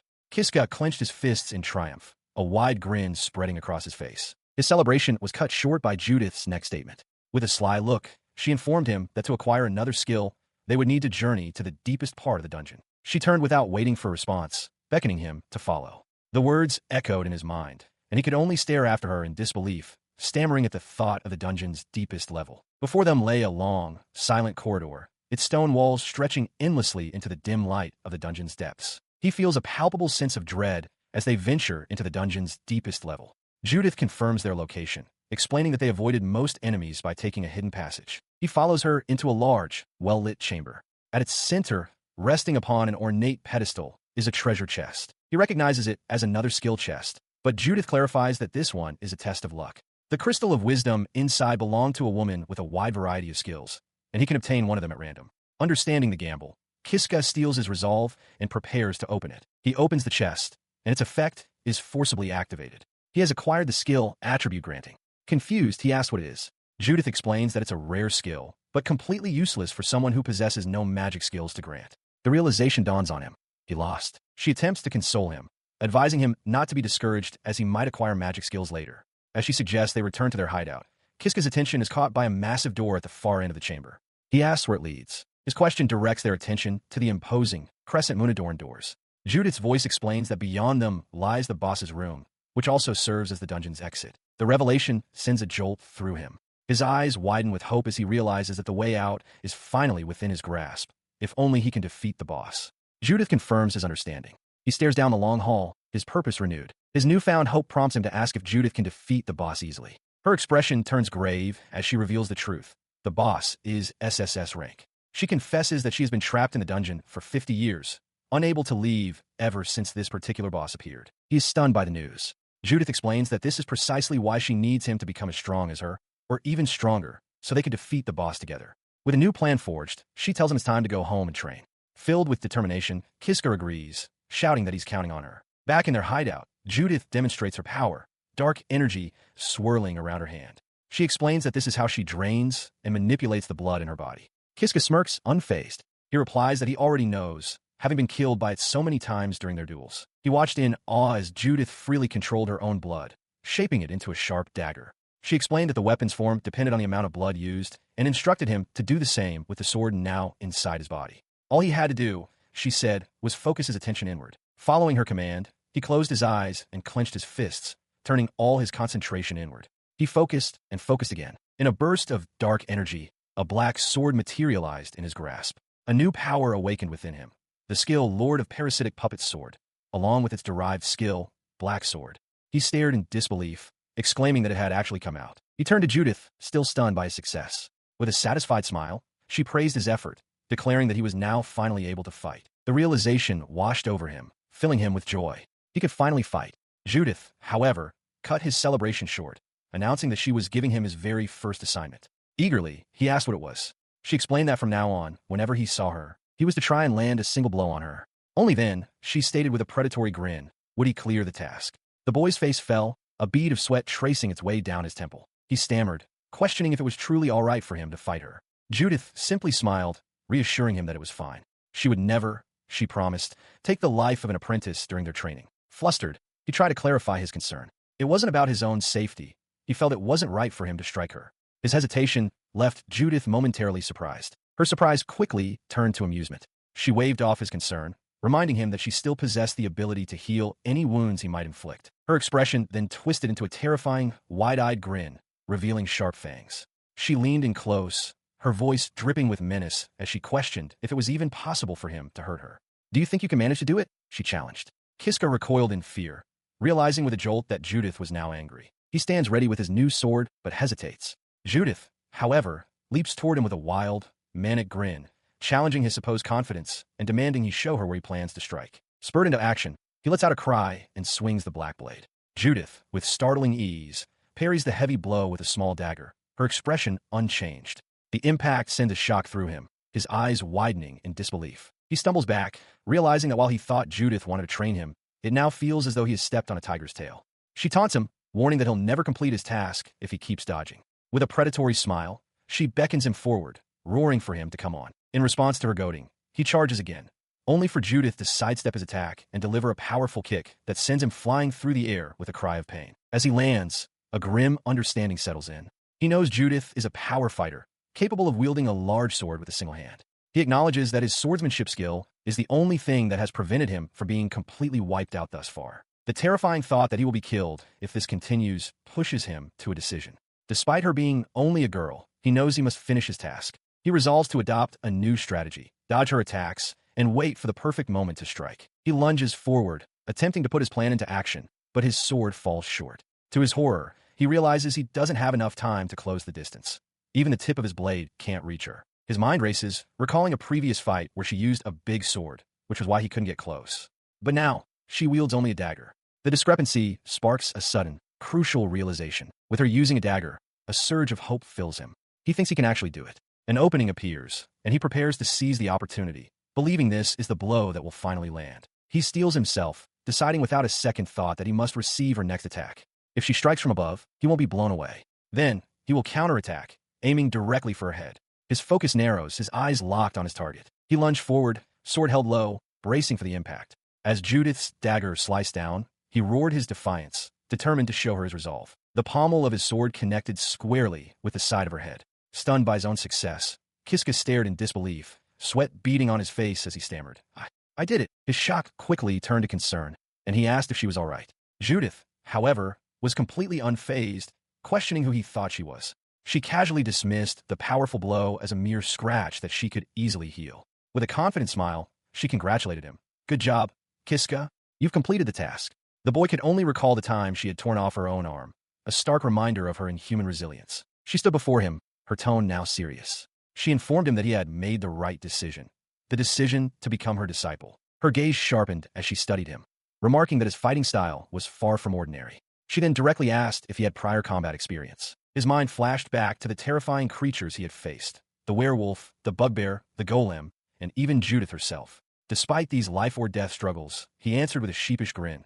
No, almost none. Judith reacted with genuine surprise, her hand flying to her mouth. She concluded that if he truly had no experience, then he must possess immense natural talent. Kiska, however, corrected her assumption. He admitted that while he might lack combat experience, he had plenty of experience with something else, gesturing towards a nearby brazier, hinting at a life filled with pain and struggle.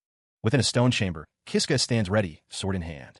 He has arrived in this place, a habitat for strange, equine beasts with flaming manes and tails but no heads, through a secret passage shown to him by Judith. Judith appears behind him, announcing that the day's lesson is a practical one. They're going to fight actual monsters. Without warning, the headless mules squeal and unleash a volley of glowing, sword-shaped projectiles from their necks, hurtling directly toward Kiska. He reacts with alarm, swinging his sword to erect a defensive barrier that deflects the magical blades. The force of a direct impact sent a shockwave through him. He grits his teeth, straining to hold his ground against the unexpected power of the assault. Seeing him struggle, Judith shouts instructions from a safe distance.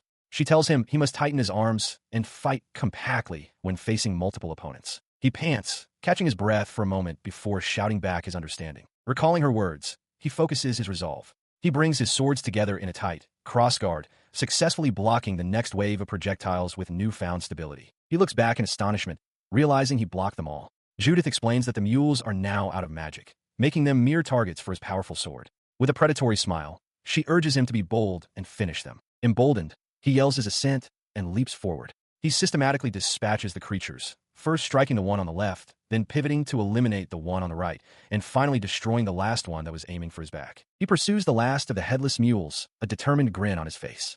With the other two already dispatched, the final creature attempts to flee, but he closes the distance, swinging his sword in a powerful arc and declaring the third one down. The blade slices clean through, felling the monster. He turns, triumphant, to see Judith in the background, offering a light, approving applause for his victory. She congratulates him on a job well done. Kiska, relieved, thanks her profusely, admitting he doesn't know what would have happened without her help. Judith's response is chilling.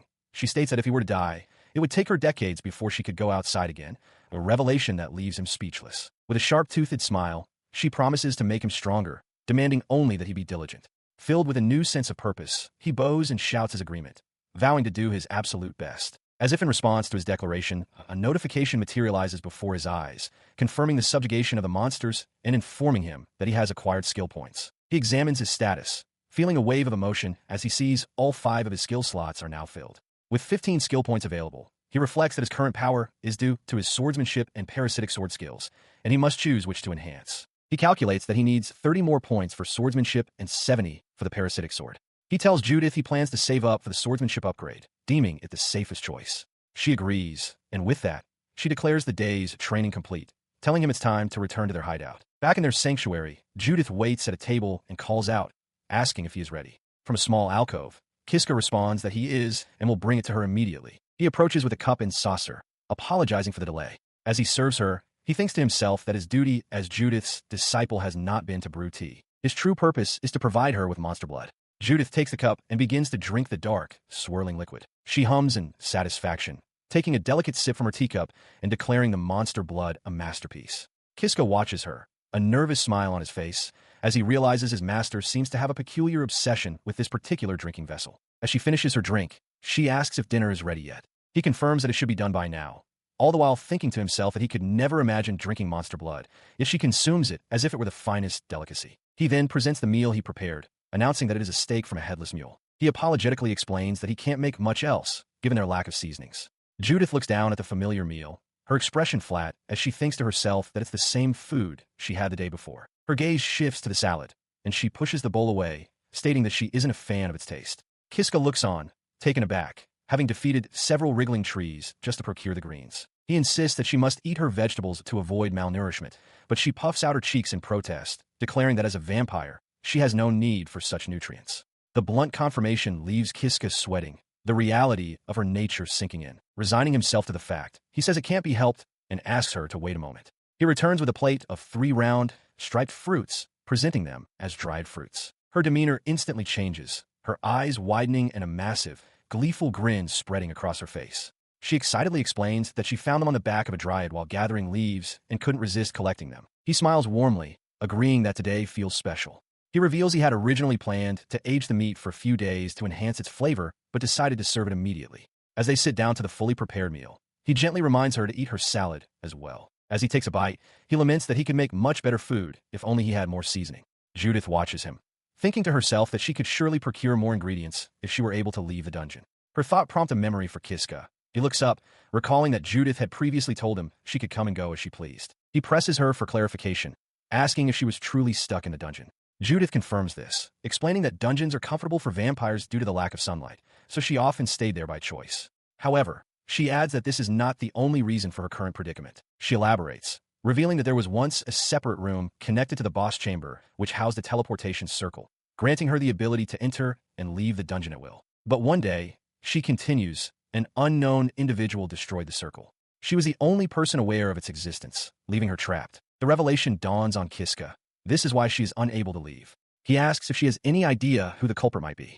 Judith initially claims to have no clue, but then pauses, thoughtfully picking up a piece of fruit and admitting that she does have one theory. She states her belief that the culprit is the very same person who sealed someone named Ajiha within this dungeon. Kiska's eyes widen in shock at the mention of a name. Judith theorizes that the teleportation circle was destroyed specifically to prevent Ajiha from escaping.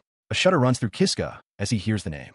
He asks if Judith knows Ajiha, and she confirms it, describing her as a great person. The description leaves Kiska bewildered. She then reveals the woman's full identity, the hero, Ajiha, the one who subjugated the Demon King. Kiska reels back, stunned by the news that Ajiha was the one to defeat the great evil. Judith asks if he has heard of her, and he confirms it, though he finds it strange. The story she tells is different from the legends he knows. His mind races back to the famous legend, a tale more than a century old, which tells of a brave warrior named Elysium vanquishing the Demon Lord. He was the one known as the hero. Confused by the contradiction, he asks Judith why Ajiha would be sealed in this dungeon.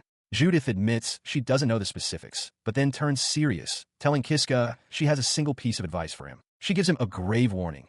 No matter what happens, he must never break Ajiha's seal. Judith explains that while Ajiha did defeat the Demon King, she also possesses the power to destroy the entire world, and the consequences of her release would be catastrophic. He processed the terrifying revelation, a bead of sweat tracing a path down his temple. He understood. Judith had already unsealed the hero, Ajiha, not in this life, but during one of her lives in an alternate timeline. After a moment of silence at the dinner table, he gathered his courage and addressed her formally. He asked if he might pose a question, to which Judith calmly invited him to speak his mind. He looked at the food before them and asked if, by any chance, she had also eaten her share of the fruits. A wide, knowing smile spread across Judith's face as she confirmed that she had not. A shadow fell across his eyes as the truth settled in. He hadn't eaten anything either, and the situation suddenly felt less like a partnership and more like a master-slave relationship.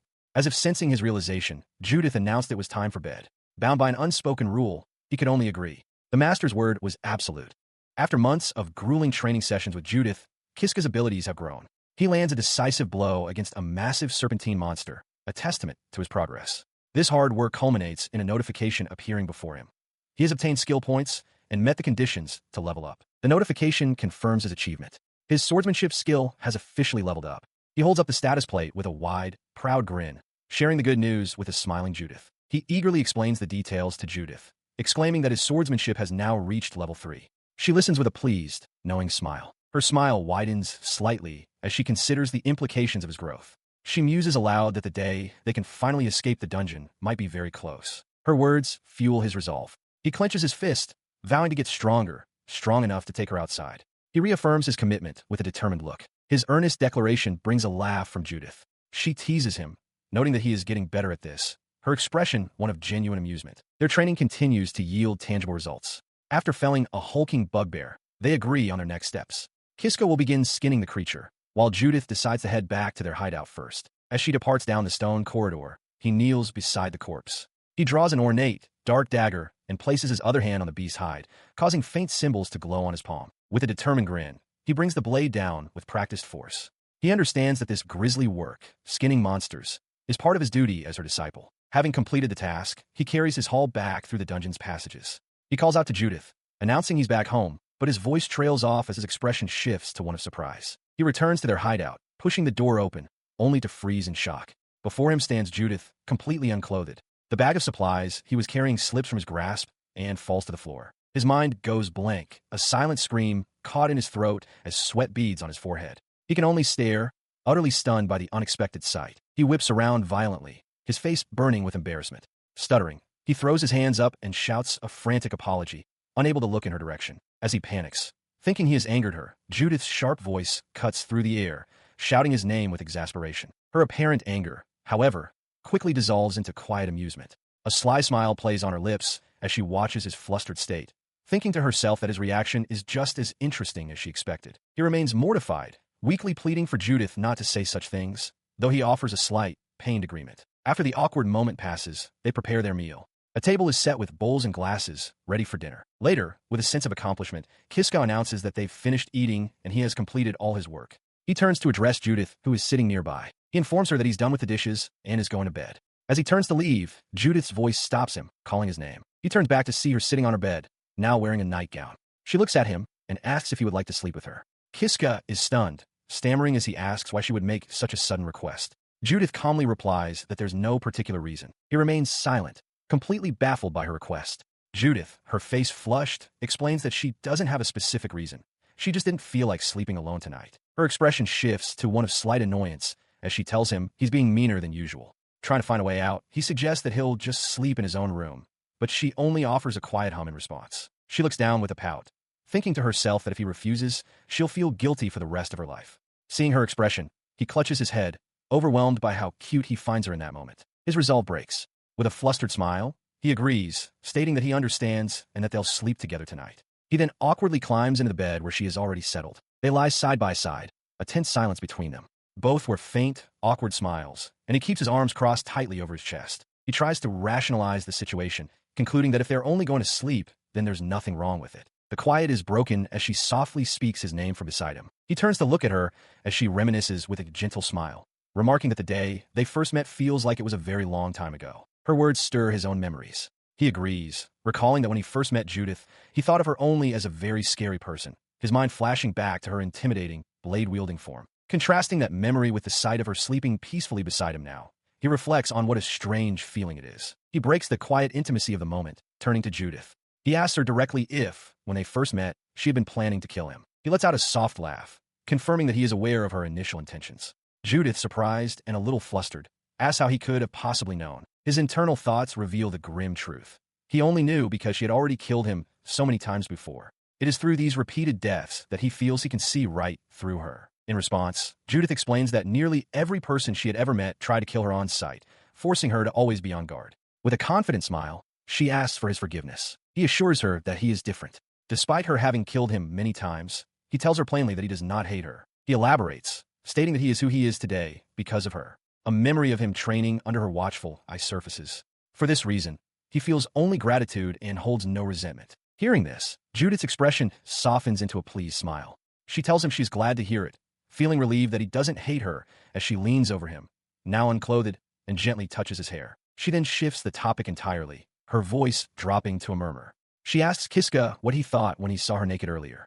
The question catches him completely off guard, and he stammers her name in shock. She encourages him to be honest, assuring him that it's okay to say what he thinks. He remains flustered, unable to form a coherent response, stammering that he doesn't know what to say. She presses him gently for more. Finally, blushing furiously, he manages to admit that he thought she looked really beautiful. He continued, his voice soft as he lay in bed, explaining that he thought she was really cute and very pretty. Judith, sitting beside him, pressed for more, suggesting he must have had other thoughts as well. His face flushed, a wide, strained grin spreading across his features as he admitted he also found her erotic. Judith's expression immediately soured, her eyes wide with shock as she declared his thoughts perverted. Her shock quickly melted away, replaced by a sly, knowing smile. With a soft chuckle, she acknowledged his embarrassment. Mortified, Kiska pleaded with her to stop teasing him, offering a flustered apology. Leaning in closer, her expression turning mischievous and predatory, she decided to press him further. She posed a tantalizing question. If she would offer to show him her naked body once more, what would he do? Kiska's eyes shot open, wide with alarm. Her own thoughts were a jumble. In a situation like this, she found it impossible to think clearly. Images of the women he knew, Namia, Ajiha, and another, flashed through his mind. He knew he had to resist. After what had happened with Namia, he couldn't allow a similar fate to befall Ajiha if he were to reject Judith now. He sat up abruptly, disoriented and sweating. Judith, he began, trailing off before asking, what happened? She looked back, her expression reflecting his own confusion. She replied softly, Kiska, I feel the same way. He looked down, clarifying that he didn't think his current life was bad at all. Her expression shifted to one of bewilderment. Scary. It's scary. She repeated his sentiment before asking, but why's that? He confessed his true fear, his voice strained. Because if I keep living this comfortable life, I'm scared that the whole vengeful spirit inside me will disappear. He remembered the time when those bears kept killing him, a cycle of death that made him curse his own fate. She listened, her expression softening into a gentle smile. He was no longer that person, she thought. He was now strong enough to defeat monsters. And he even had a cute girl on his side. She listens with wide-eyed concern as Kiska struggles to voice his turmoil, his gaze averted. He begins, addressing her, as Judith Sama, explaining his fear that if he continues living a comfortable life, he will lose something vital within himself. He sits up on the bed, looking directly at her to make a heartfelt confession. I love you, Judith Sama. His expression immediately clouds with conflict as he apologizes, admitting that he is not yet ready to accept this happiness. After a moment of silent contemplation with her head bowed, she accepts his words. Is that so? She murmurs, finally adding, I got it. In response, she leans forward and presses her lips against his, catching him by surprise. He returns the kiss, his eyes closing as he holds her face. The tender moment is underscored by his internal conflict, his declaration of love still followed by the unspoken weight of his obligations. Pulling back slightly, he explains his reasoning. In order to truly move forward with her, he must first settle many things from his past. Her expression transforms into a wide, knowing grin, revealing a hint of her fangs. She readily agrees to his terms, proposing they continue their relationship once he has achieved his revenge. A profound sense of relief washes over Kiska, a bright smile spreading across his face. He feels understood. As Judith says his name, he briefly pictures the other important women in his life, Ajiha, Namia, and the cat-eared girl, as if they too are watching over him. Suddenly, the bedroom wall shatters. Namia, her hair unbound and dark, her face a mask of fury, leaps through the breach, sword raised high. As she brings the blade down upon Judith, she screams a declaration, I love you. The immediate aftermath is a spray of blood that splatters across Kiska's face, his features frozen in a silent scream of absolute horror. The source of the blood that splattered him was a fatal wound erupting from Judith's chest. Her eyes went wide with shock, her mouth agape, as the force of the unseen blow sent her reeling backward. She collapsed forward with a heavy thud, her body slumping over Kiska, who remained frozen on the bed. Namia stood over them both, her hands still poised from the devastating strike. Her lifeless form then rolled off the bed and onto the tiled floor. As she lay still, another figure entered the room, the armored warrior, Ajiha Tsubaki, who now stood over the scene, her sword drawn. Ajiha, her face obscured by a blindfold, loomed over the stunned Kiska. Her voice was cold as she questioned his choice, asking why he couldn't choose her, but instead chose Judith. Kiska, splattered with blood and his face a mask of horror, could only stare up at her, speechless. In a room spattered with blood, Kiska sits up in bed, his face a mask of horror. Before him stands Ajiha Tsubaki, her sword drawn. On the floor lies the severed head of Judith. Kiska's voice is a choked whisper as he pleads with Ajiha, telling her not to be with him. The focus shifts to the grisly sight on the floor. Judith's head, lying in a pool of her own blood, seems to echo the sentiment, her lifeless lips appearing to form the same words. His face is slick with sweat and tears, his eyes wide with utter terror as he repeats the desperate plea one more time. The plea dissolves into a raw, broken scream, his voice cracking as he cries out Ajiha's name. Elsewhere, the cat-eared woman reacts with wide-eyed shock. She questions Ajiha's presence, her thoughts revealing a critical fact. Ajiha is supposed to be sealed away. A chilling realization dawns on Kiska. This feeling, this situation, is just like when Ajiha first granted him the power of save and reset.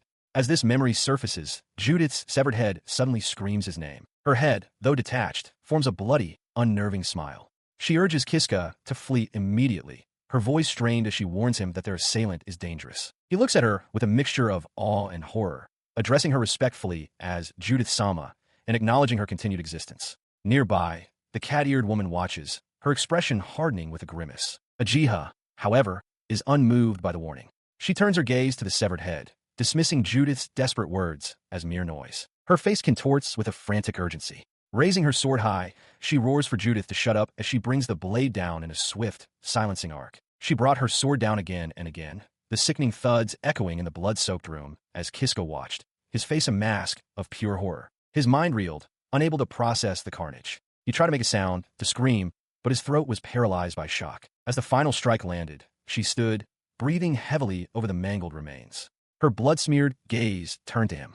Kiska, she began softly. She offered a serene, blood-splattered smile. I love you, she confessed, her expression unwavering. That's why. A searing pain erupted through his back as a summoned blade pierced his chest.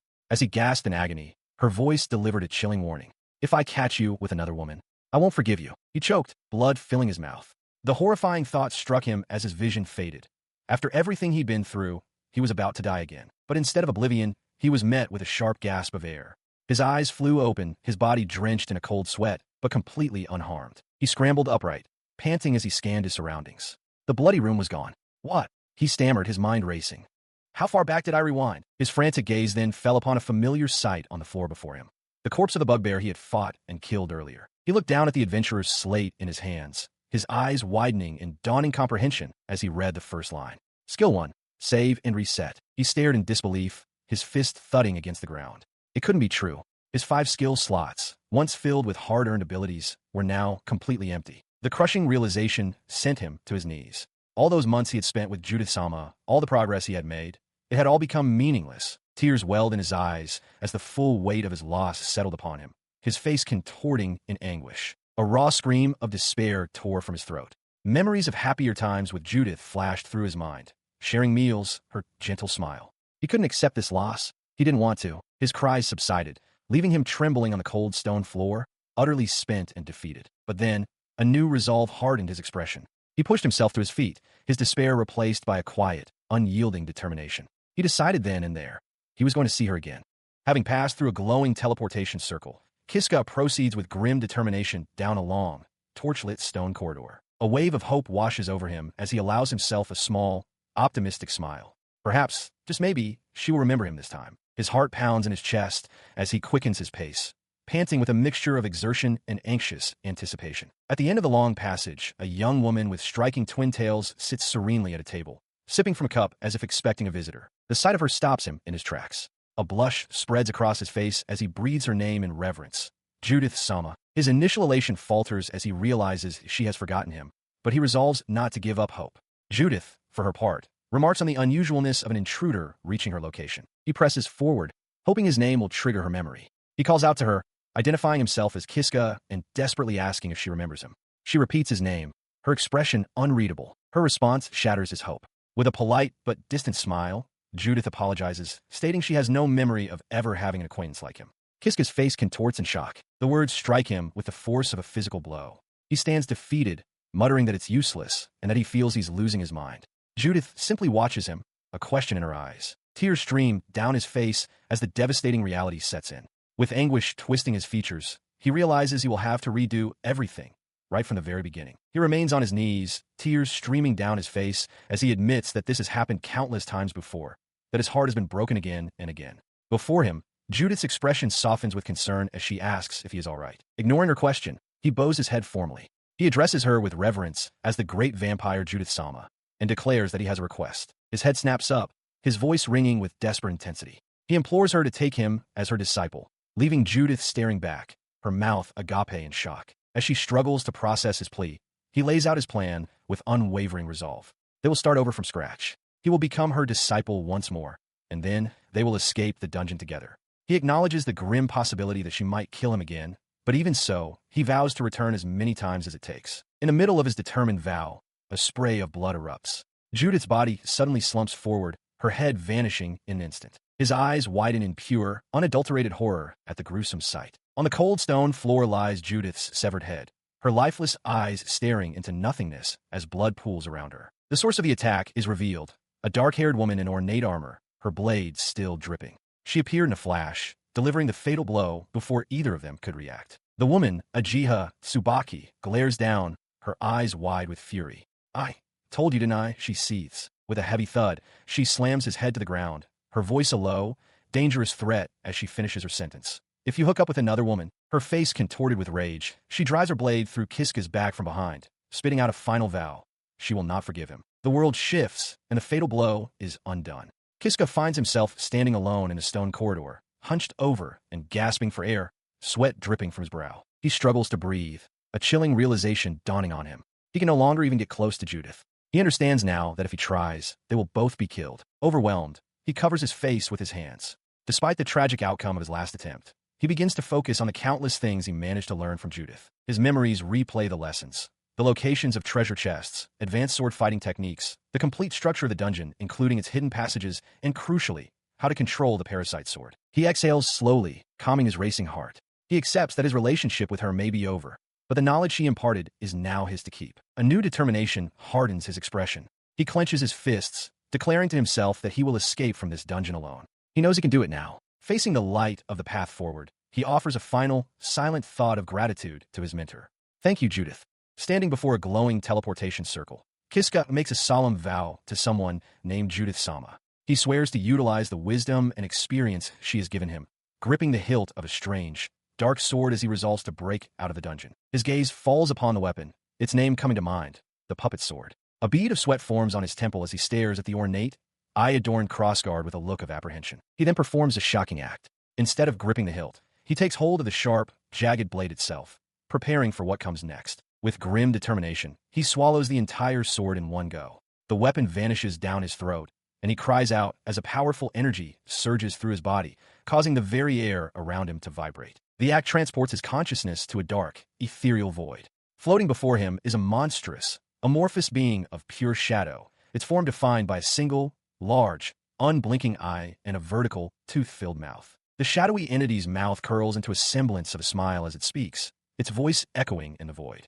It greets him casually, asking, "Well, hello again?" Kiska can only stare back, stunned into silence. Its eye focuses, and a moment of recognition passes through it. "Ah, I see. It's Kiska," the being exclaims, before wondering aloud why it knows his name. Kiska's shock deepens. The spirit continues its thought, expressing a distinct feeling that the two of them have met before, confirming a shared past that Kiska is only now beginning to recall. As the memory surfaces, Kiska realizes with horror that the entity said something similar the last time. The spirit then makes its demand. "I need you to do something for me. Please lend me your power."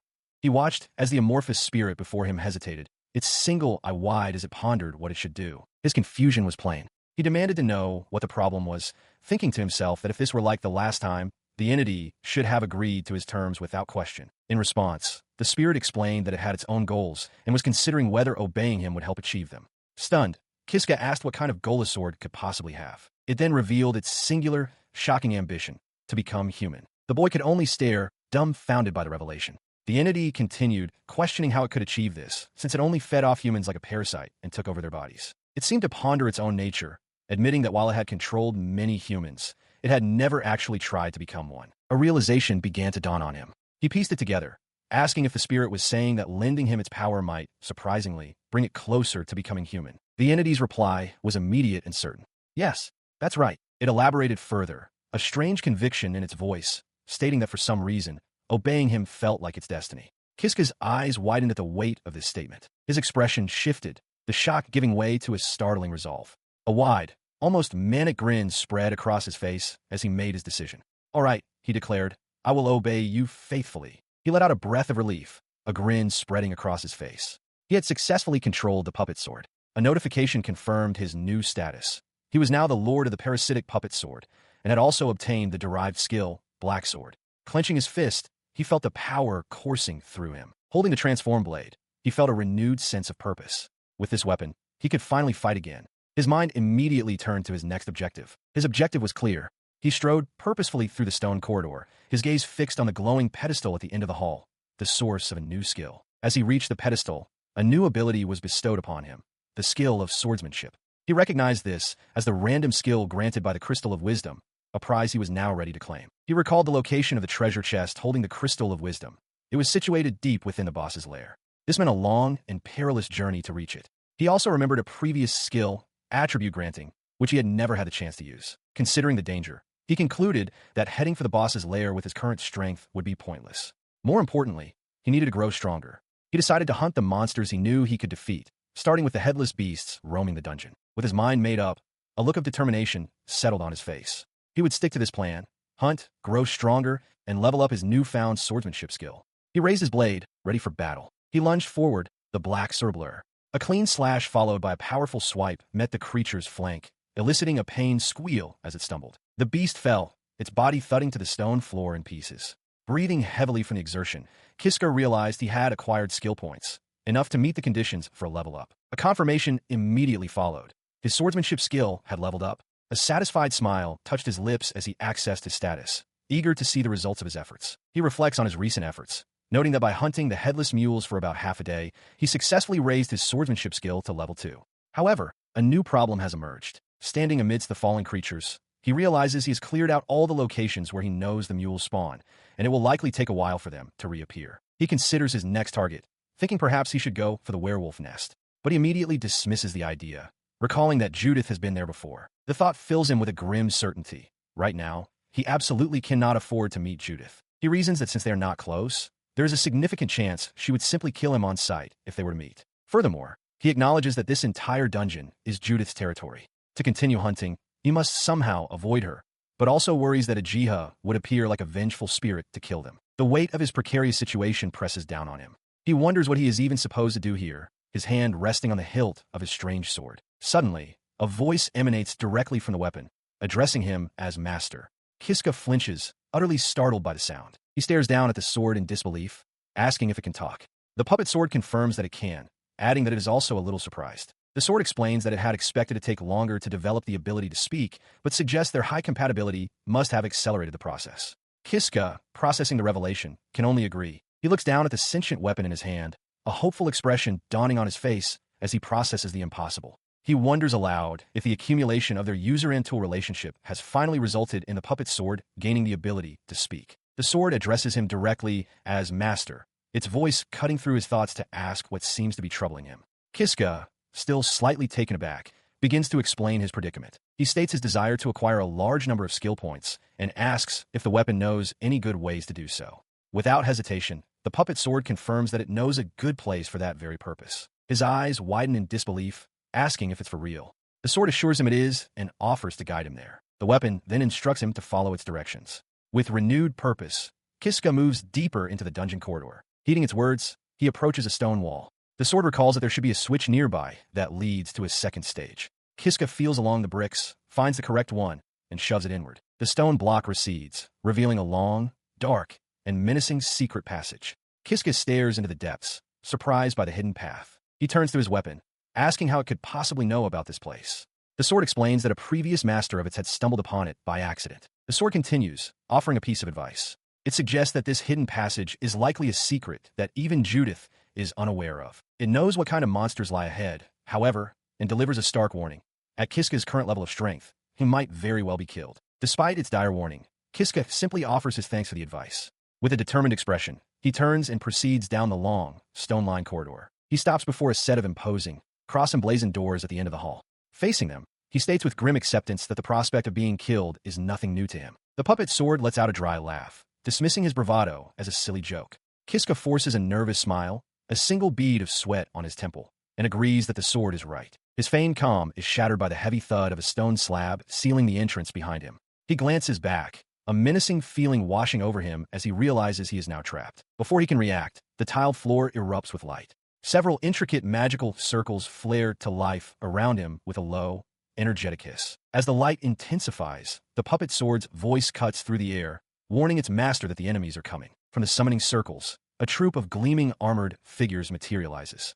The sword informs him that defeating these foes will yield a great number of skill points. The weapon identifies the silent, advancing phalanx. They're the golden living armor. He glances over his shoulder at the horde, noting there must be about 20 of them. A nervous sweat breaks out on his face, but it's accompanied by a grim, opportunistic smile as he calculates the potential reward. The sword asks what he thinks, questioning if victory is possible. Hunched over in concentration, Kiska admits he isn't sure if he can win, but then declares firmly that he has a plan. He tightens his grip on the strange, eye-adorned sword, his resolve hardening. There is nothing left for him to do but push through this ordeal. Having faced so many deadly situations already, he realizes he no longer fears death. In response to his conviction, the black sword begins to thrum with a dark energy, its surface shimmering. A wide, almost feral grin spreads across his face as he acknowledges the weapon's awakening. He settles into a low combat stance, preparing to engage the enemy. Before him, the Golden Knights stand impassively, their own blades drawn with a sharp, metallic ring. Raising the pulsating black sword high above his head, he looks upon the armored figures surrounding him not as a threat, but as prey. With a confident smirk, he announces that it is time to begin hunting these weaklings. Surrounded in a stone corridor, Alk grips his dark, sentient sword, facing a phalanx of gleaming golden living armors who advance on him with their own blades drawn. He sizes up the 20 opponents before him, recalling that he's heard these particular monsters are even stronger than the werewolves he previously fought. Without warning, the armors lunge forward. Alk drops into a low stance, narrowly dodging a heavy downward slash from the lead automaton. He pivots smoothly, bringing his own blade up to parry another strike. A confident, almost eager, grin spreads across his face as he meets the assault head-on. The relentless attack forces him onto the defensive. He realizes the situation is more troublesome than his last encounter. Unlike the werewolves, these foes are all armed. Despite the danger, a wide, challenging smile lights up his face. He activates a skill, shouting a taunt to draw their full attention. "Come at me, you weaklings." The taunt works instantly. Multiple armors abandon their positions and converge on him, their swords swinging wildly in a chaotic, simultaneous assault. Amidst the flurry of steel, his sword's spirit cries out in approval. "Not bad, master." Alk masterfully maneuvers, causing one armor to strike its ally instead of him. He glances at his weapon, confirming its assessment. He explains that, believe it or not, he's quite confident in group battles, finding this particular fighting style to be highly effective. However, he notes a significant drawback to his strategy. It's not ideal for farming skill points, as any monster that dies for friendly fire yields no reward. He prepares for another attempt, activating his taunt skill and bellowing a challenge to the armored figures. While he knows this strategy is effective for thinning their ranks, he steels himself for the inevitable confrontation. The taunt works perfectly, drawing the entire contingent of golden living armors directly to him. In an instant, he is completely surrounded, swords poised to strike from all directions. Before he can react, blades plunge into his back. The sharp, cold impacts register simultaneously with a grim realization. This is bad. He is already dead. As more swords pierce his chest, his final thought is one of self-reproach. He might have gotten carried away, but death is not the end. He materializes, sitting unharmed in a familiar stone chamber. A wry smile touches his lips as he observes his surroundings. The feeling of returning here is almost nostalgic. With a soft sigh, he gets his bearings. He reflects on the endless cycle. He has died hundreds of times, over and over again. First, it was at the hands of werewolves, and now, the golden living armors have taken their place as his executioners. Despite the grim reality, his spirit remains unbroken. He pushes himself to his feet, a determined look on his face. It doesn't matter how many times he dies. He is ready to go again. His focus shifts to the disembodied spirit of his sword, which communicates with him. The spirit seems surprised, asking how he knows about a hidden passage. Alk confirms that he does, prompting the spirit to remark on his extensive, perhaps unnatural, knowledge. And then, he is back in the fray. Sword held high, he faces the implacable golden knights once more, his expression a mask of fierce concentration. He throws himself into battle, knowing the outcome. He'll be struck down again and again, but it doesn't matter. No matter how many times he dies, he will simply start over. He collapses to his hands and knees on the cold stone floor, letting out a weary sigh. He hadn't expected this path to be so grueling, so filled with failure. Pushing himself to his feet, he glances at the ornate black sword lying nearby, before turning away, scratching his head. He reminisces about a simpler time, recalling the peaceful days he spent living with Judith. The memory fades as he finds himself in the familiar, dark void of his inner world. Surrounded by floating embers, he calls out with renewed determination, pleading for the black sword to lend him its strength. In response, a shadowy, humanoid figure with a single large eye materializes before him. It greets him formally as Master. Alk stammers, taken aback by both the form and the address. The spirit asks if something is wrong, but he can only hesitate, unsure what to say. He finally voices his observation, noting that the spirit looks far more human than he expected. The entity seems to consider this, acknowledging that it did not always look this way. The comment sparks a realization in Alk. He thinks back, understanding now that the black sword spirit has appeared progressively more human each time they have met. The spirit confirms his thought, stating that its appearance has started changing lately. A hopeful theory forms in his mind. He asks if becoming human is the spirit's ultimate goal, and if achieving it would allow the sword to escape the save and reset cycle of his resurrections. The spirit is visibly startled by his accurate deduction. Recovering, the spirit addresses him as Master once more, demanding to know how he knew its dream was to become human. A smug grin spreads across Alk's face as he boasts that he is the type of person who can understand someone's ambitions just by looking at them. The spirit is thoroughly impressed, calling him an amazing person. Though he seems uncertain how to take the praise, Alk agrees, and they both affirm that they look forward to working together. Their mental conversation concludes, returning Alk to the dungeon corridor with the black sword now firmly in his grasp. As he stands ready, the floor panels before him begin to glow and shift, revealing a new array of circular traps activating in his path. He stands before a suit of gleaming armor, his black sword held ready at his side. A faint, knowing smile touches his lips as he addresses his weapon, acknowledging the many trials they have faced together. His quiet reflection gives way to fierce determination as several more armored figures materialize in the corridor before him. Gripping his weapon tightly, He declares to his black sword that no matter how formidable their opponents are, he will always emerge victorious in the end. Facing a phalanx of golden living armors, Kiska hefts the sentient black sword with a confident smirk. He offers a wry apology to the weapon, declaring that this time, he will be the one to end the fight. The sword's consciousness notes its master's newfound and serious confidence. His expression hardens into a predatory grin as he beckons the armored figures forward. He challenges the blockheads to bring it on, unleashing his first skill, taunt. The taunt works instantly. 3 of the armors lunge at him simultaneously, their blades descending.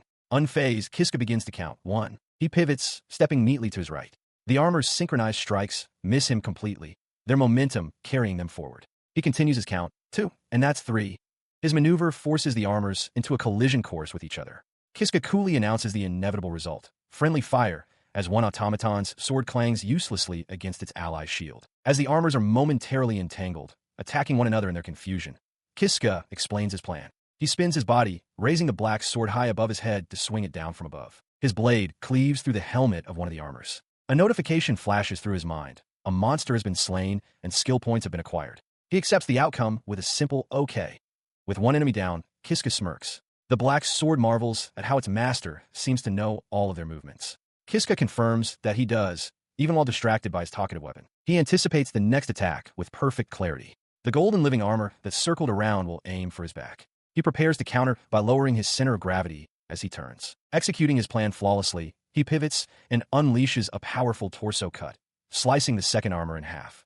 2 down, he thinks, satisfied that everything is proceeding exactly as he envisioned. He faces the next golden living armor with a confident, toothy grin, his dark blade held at the ready. He declares aloud to the automaton, and perhaps to himself, that he can certainly do this. With the automaton now lying defeated behind him, he confirms with satisfaction that it was the 4th one he has taken down. As the 4th armored foe falls, a familiar notification appears in his mind. He has slain a monster and acquired skill points. He quickly consults his status, noting that the skill points gained from these monsters are 10 times the usual amount. He realizes with grim understanding that this place is on a completely different level from others. The influx of power yields immediate results. Notifications announce that both his swordsmanship and master of the parasitic puppet sword skills have leveled up. Seeing that he has amassed 416 skill points from just 4 enemies, he decides to use them at once. He addresses the entity within his weapon, telling the black sword it's time to get the show on the road. The spirit within the blade agrees enthusiastically as a new message appears, confirming the acquisition of a derivative skill, pulsing greatsword. In response, the weapon morphs, growing into a massive, heavy greatsword that pulses with dark energy. He shouts its name, chuckling as he feels its familiar weight, remarking that it brings back some bad memories. His moment of reflection is cut short as more golden living armors close in, surrounding him completely. He plants the tip of the greatsword on the floor, focusing intently as he considers the true ability of this new form. The automatons advance as one, a gleaming wall of golden plate and sharpened steel, ready to strike him down. A shadow falls over his eyes, but his mouth curls into a wide, predatory grin. He announces the name of his attack, a puppet-style sword technique, the Swift Dragon Thrust. He realizes the sword's autonomous function has activated. Just as it did when it parasitized him before, the weapon is now pulling him along, fighting on his behalf with a will of its own. As the sword carves a path through the armored figures, its spirit praises him, declaring he's doing great. Kiska, gripping the hilt tightly, returns the sentiment, telling the sword it's doing great as well. His confidence swells with each defeated foe. With a determined grin, he feels that he is beginning to see the path to a complete victory ahead. This newfound assurance is rooted in a painful memory. The last time he was in this place, he died due to a foolish mistake. Returning his focus to the present, he assesses the dwindling opposition. Only a few more golden living armors are left standing, and he resolves to push through to the end. But just as his victory seems within reach, a heavy, metallic clang echoes through the chamber.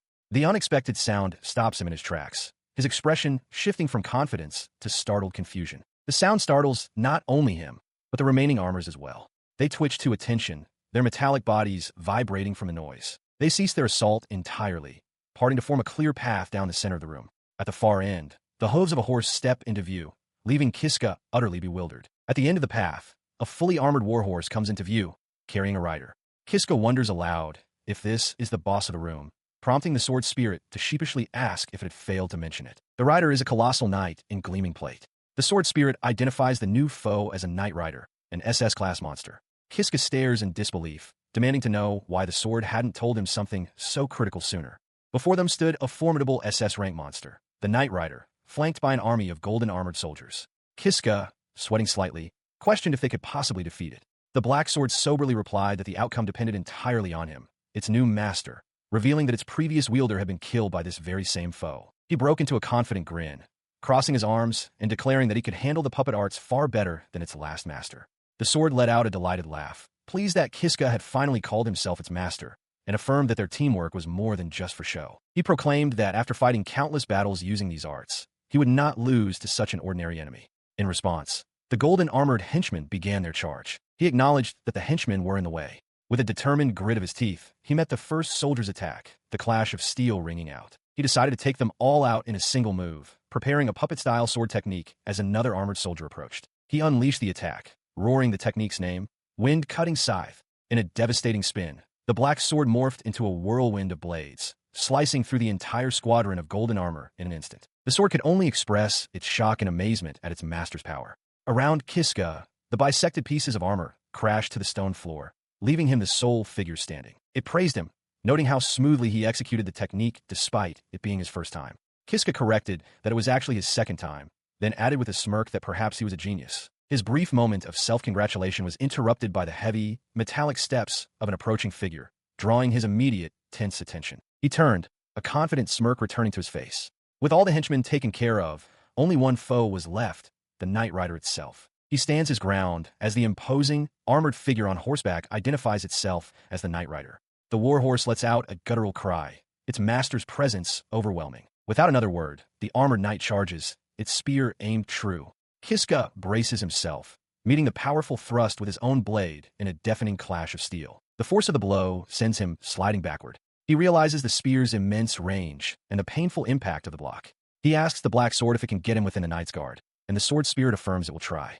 As he speaks, a jolt of pain shoots through his arm. His request is met not with an opening, but with another relentless attack. The Knight Rider slashes downward, forcing him to raise his sword in a desperate block as their weapons clash once more. The relentless assault pushes him back step by step. He realizes with dawning dread that the knight's skill with the spear is too great. At this rate, he can't land a single blow and is certain to lose. His grim realization is punctuated by a furious offensive. The Knight Rider unleashes a blinding flurry of thrusts, and Kiska, with a puppet sword, desperately blocks each rapid-fire strike. He throws himself to the side, narrowly dodging a powerful thrust that scrapes past him. He pants, the exertion clear on his face. Gasping for breath, he comes to a desperate conclusion.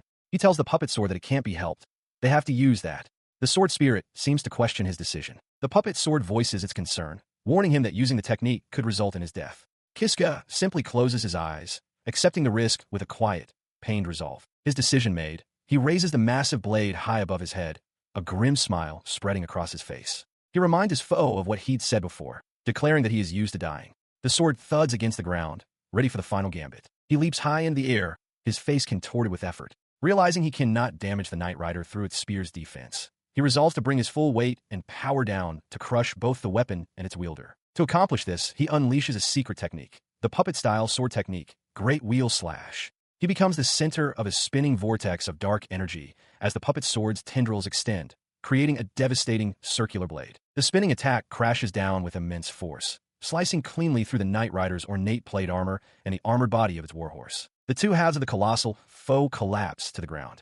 Kiska stands over the wreckage, panting as a weak, triumphant laugh escapes his lips. As the sound of crashing metal fades, a message materializes, confirming that he has defeated a monster and earned skill points. The reality of the situation finally sinks in. I won, he murmurs. The spirit within his sword manifests, its voice filled with glee. It exclaims that he did it, eagerly pointing out that with the points they've earned, it can finally reach level 3. He checks his status, and is surprised to see he has accumulated 1,320 skill points. The sword was right. He only needs 700 points to level up the puppet sword to its 3rd level. With a grin, he decides to level it up immediately. As he allocates the points, the puppet sword lets out a piercing cry and begins to expand violently. A notification confirms that the skill Parasitic Sword, Master of Puppet Sword, has reached level 3. The transformation completes, revealing a shocking new form. The sword has morphed into a large, bulbous black creature with a gaping, tooth-filled maw and writhing tendrils. Another message appears, announcing the acquisition of a new derivative skill, Ruthless Predator. He stares at the monstrous creature, utterly bewildered by the change. Puppet sword, he stammers, unable to comprehend its new appearance. What is that form? He stared in shock as the monstrous creature, once his sword, declared that this new form was exactly what it had been searching for. He questioned its utility, pointing out that it was no longer a sword and asking what it could possibly do. The creature's response was simple and direct. It could eat. Before he could process the statement, the creature lunged, its massive, tooth-filled maw clamping down hard on his leg. As it crunched down, it thanked its master, explaining that by consuming him, it could finally become human. A satisfied burp echoed from its form. The horrifying realization struck him, his face contorting in a mask of pure despair. He clutched his head in anguish, lamenting that the puppet sword was just like all the others who had betrayed him. The bitter thought solidified. He had been fooled once again, never expecting that the puppet sword's true goal was to eat him. He sat alone in the quiet room, the weight of this betrayal settling upon him as he considered what to do next. His gaze fell upon a different weapon. He resolved that he would have to stop using the puppet sword for his plans. His eyes then shifted to the inert golden living armor nearby. He began to wonder if he should rely on his own swordsmanship and attempt to steal its sword. He stood before the golden sentinels, his puppet's sword held ready. He considered his options, quickly concluding that simply relying on the sword's autonomous functions wouldn't be enough to force his way through the room. As he contemplated this, a strange, nostalgic scent filled his senses. He wondered if it was merely a sign of his compatibility with the weapon, but the thought was interrupted by the menacing, disembodied form of the sword spirit. He grit his teeth in frustration. His eyes narrowed, sweat beading on his temple as a sudden realization struck him. With a low growl, he understood. "You tricked me." The full weight of this revelation washed over him, his expression shifting to one of wide-eyed shock.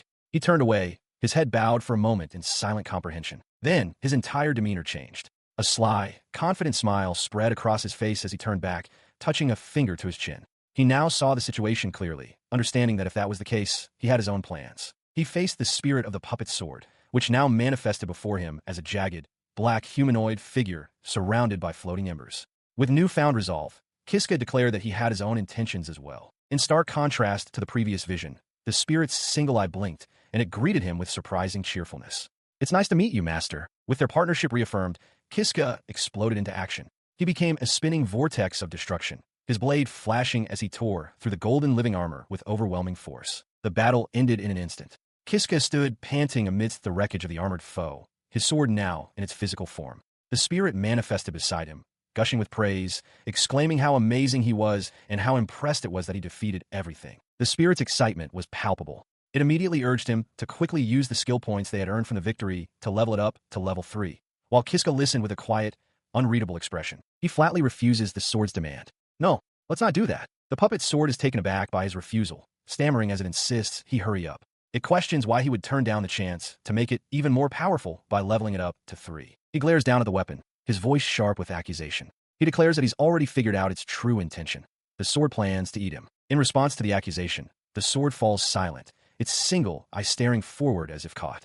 Kiska clicks his tongue in annoyance. Its silence broken. The sword complains about how Kiska seems to know everything, finding the situation a hassle. It doesn't even bother to cover up its intentions anymore, which only annoys Kiska further. He explains his logic, realizing that if he were to part ways with the puppet sword here, he would have to find another weapon and rely solely on his own swordsmanship skills. As he speaks, the sword seems to listen intently. He then gets its attention directly, calling out, "Hey, Master." The sword reacts with surprise. The weapon's tone shifts dramatically. With a menacing glint, it asks if Kiska truly believes he has outsmarted it. Tendrils from the sword begin to scrape against his skin as it asserts its power.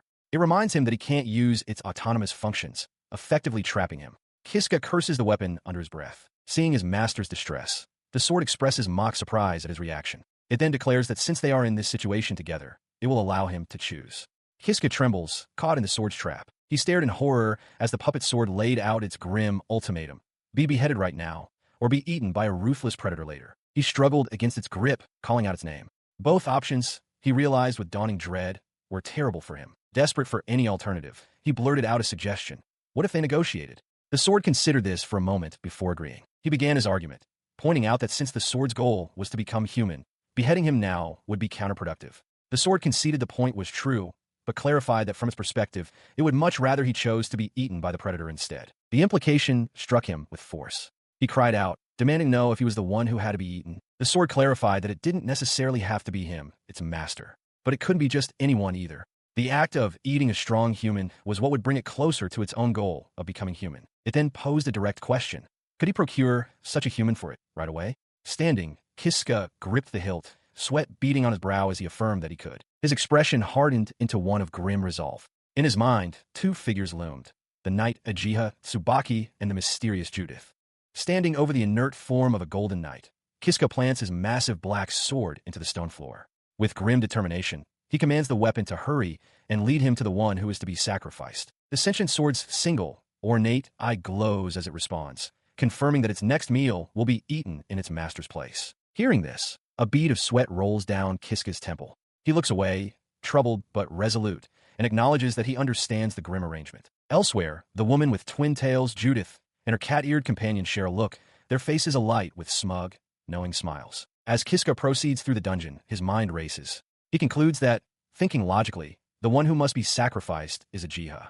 The thought conjures an image of her, her eyes wide with shock. His thoughts become a torrent of painful memories. He has no good recollections of Uchiha, only the hell of being killed by her countless times. He recalls Judith's fury as well, screaming at him not to interfere. Despite his history with her, a cold strategy forms. He realizes that if the target is Uchiha, there's a chance. He calculates that in the few seconds after her barrier breaks, and before she regains consciousness, he could cut her down and kill her. Yet, his resolve is shaken by another powerful image.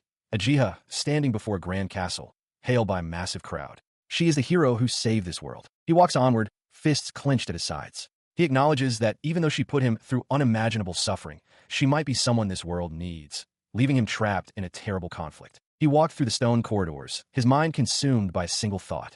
To be honest, he couldn't do it. He couldn't sacrifice Judith. His feelings were undeniable. He still loved her. Even though their relationship had ended, he still felt a deep sense of gratitude towards her. There was no way he could ever offer her as a sacrifice. Yet, he also had to acknowledge the truth. Judith was a terrifying vampire who, at times, would even attack ordinary people. The contradiction weighed heavily on him, forcing a difficult conclusion. With his choice made, he stood in a vast, empty chamber, the floor adorned with intricate magical seals. He gripped the large, dark sword, his stance firm. He took a determined step forward. The question echoed in his mind: a hero who saved the world, or a vampire feared by the people? He had to choose one. Sweat dripped down his face as he stared down the long hall, his breath catching in his throat. The weight of his decision settled upon him. He finally reached his destination. Before him, suspended within a column of light and bound by heavy chains, was Uchiha. He steeled himself and declared that she would have to die. His face was a mask of pained resolve, his teeth gritted. Uchiha remained unconscious, her head tilted back, completely vulnerable. As he moved closer, the sentient sword spoke, informing him that a powerful barrier was in place, preventing it from consuming her. Kiska acknowledged the barrier, confidently stating that he could break it easily. Suddenly, Uchiha's voice cut through the silence, her eyes still closed. She urged him to do it right away. Kiska looked up, startled by her unexpected command. He reflected on his grim reality, realizing that ever since he acquired the ability to save and reset, the value of life had become worthless to him. The thought caused a cold sweat to bead on his brow. This numbness extended even to his own survival. He no longer felt anything about his own death. Seeing his vacant expression, Uchiha Tsubaki, still bound in chains, posed a critical question. What then did he feel about the death of others? Her words struck a nerve. He began to tremble, his breath catching in his throat, unable to form a response. The full weight of his task crashed down upon him. His eyes widened in horror as he finally confronted the question internally. Could he really kill Uchiha? As he wavered, the black sword manifested beside him, its voice sharp with impatience. It demanded to know what he was doing and ordered him to hurry. Kiska could only stammer, lost in his turmoil. He tried to steel himself with cold logic, reasoning that killing Uchiha now was a necessity. After all, there was still a chance she could kill him again in the future. And yet, despite this rationalization, his body rebelled. A wave of nausea washed over him as he realized there was something that needed to be done, something his very soul rejected. The internal conflict became violently physical. He doubled over and retched, unable to contain his body's visceral rejection of the act he was contemplating. Overwhelmed by self-loathing, tears streamed down his face. He choked out the words, condemning himself. I am the worst. His despair triggered a vivid memory, or perhaps a vision. He saw Uchiha, Judith, and the cat-eared woman surrounding him, each one looking at him with affection. They all spoke his name, professing their love and promising to protect him and care for him. He remains paralyzed by the memory, his resolve shattered. The thought echoes in his mind. He cannot kill someone who confessed their love for him. Overwhelmed by his failure and emotional agony, he turns the puppet sword toward his own neck. Tears stream down his face as he begs the weapon to end his suffering and cut off his head. His voice cracks as he admits defeat, whispering that he just can't do it. The puppet sword remains still and silent, observing its master's complete breakdown. Kiska resigns himself, believing there is no other way. Suddenly, the sword speaks, announcing that it will give up on eating the child. The unexpected declaration stuns Kiska into silence, his eyes wide with disbelief. He struggles to process the words, asking if this means the sword is not going to kill him. He demands to know what it wants from him now. The weapon begins to explain that when it observes its master. Kiska, flustered, quickly cuts it off, waving his hand dismissively. It finishes its thought regardless, stating that it found his way of thinking to be quite human-like. The unexpected display of understanding from the monstrous entity leaves him utterly speechless.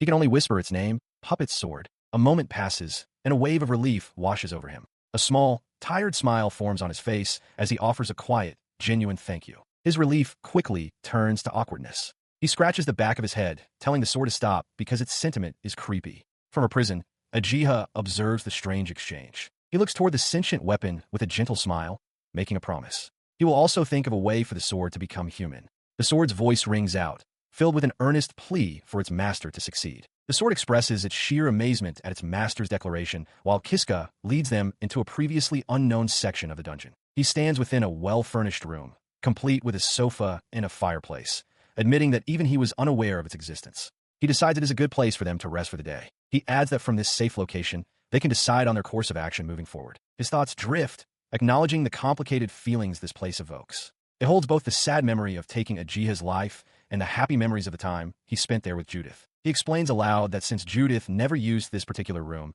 it is the most suitable spot for them to rest. Taking a seat on the sofa, he turns his attention to the weapon resting on the table and addresses the puppet sword directly. He asks earnestly if there's truly no other way for it to become human besides eating people. The sword's response is a quiet hum, suggesting that there isn't. He continues, seeking to understand its prior logic. He confirms that the sword had thought it could become human by parasitizing someone and simply hunting monsters. The sword affirms that was indeed its belief. The weapon's tone becomes somber as it makes a confession.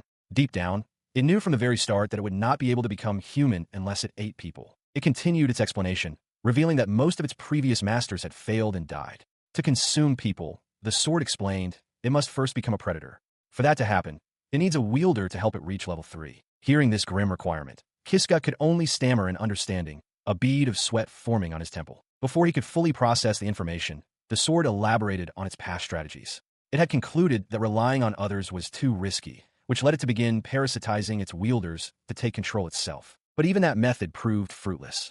It admitted that despite its efforts, all it accomplished was making its own body larger. It never discovered how to become a true predator. The sword's tone then shifted, expressing its own astonishment at their current situation. Kiska listened, his expression one of surprise. It confessed its shock at finally finding a human who could not only dominate it, but also effectively use its power. It declared with finality that in all its existence, there had never been a single person who could handle it better than its current master. This praise brought a smile to Kiska's face. He finally understood, realizing aloud that this unique compatibility must be part of the reason the puppet sword had kept him alive. With the air cleared, the sword shifted the conversation, posing a direct question to its master.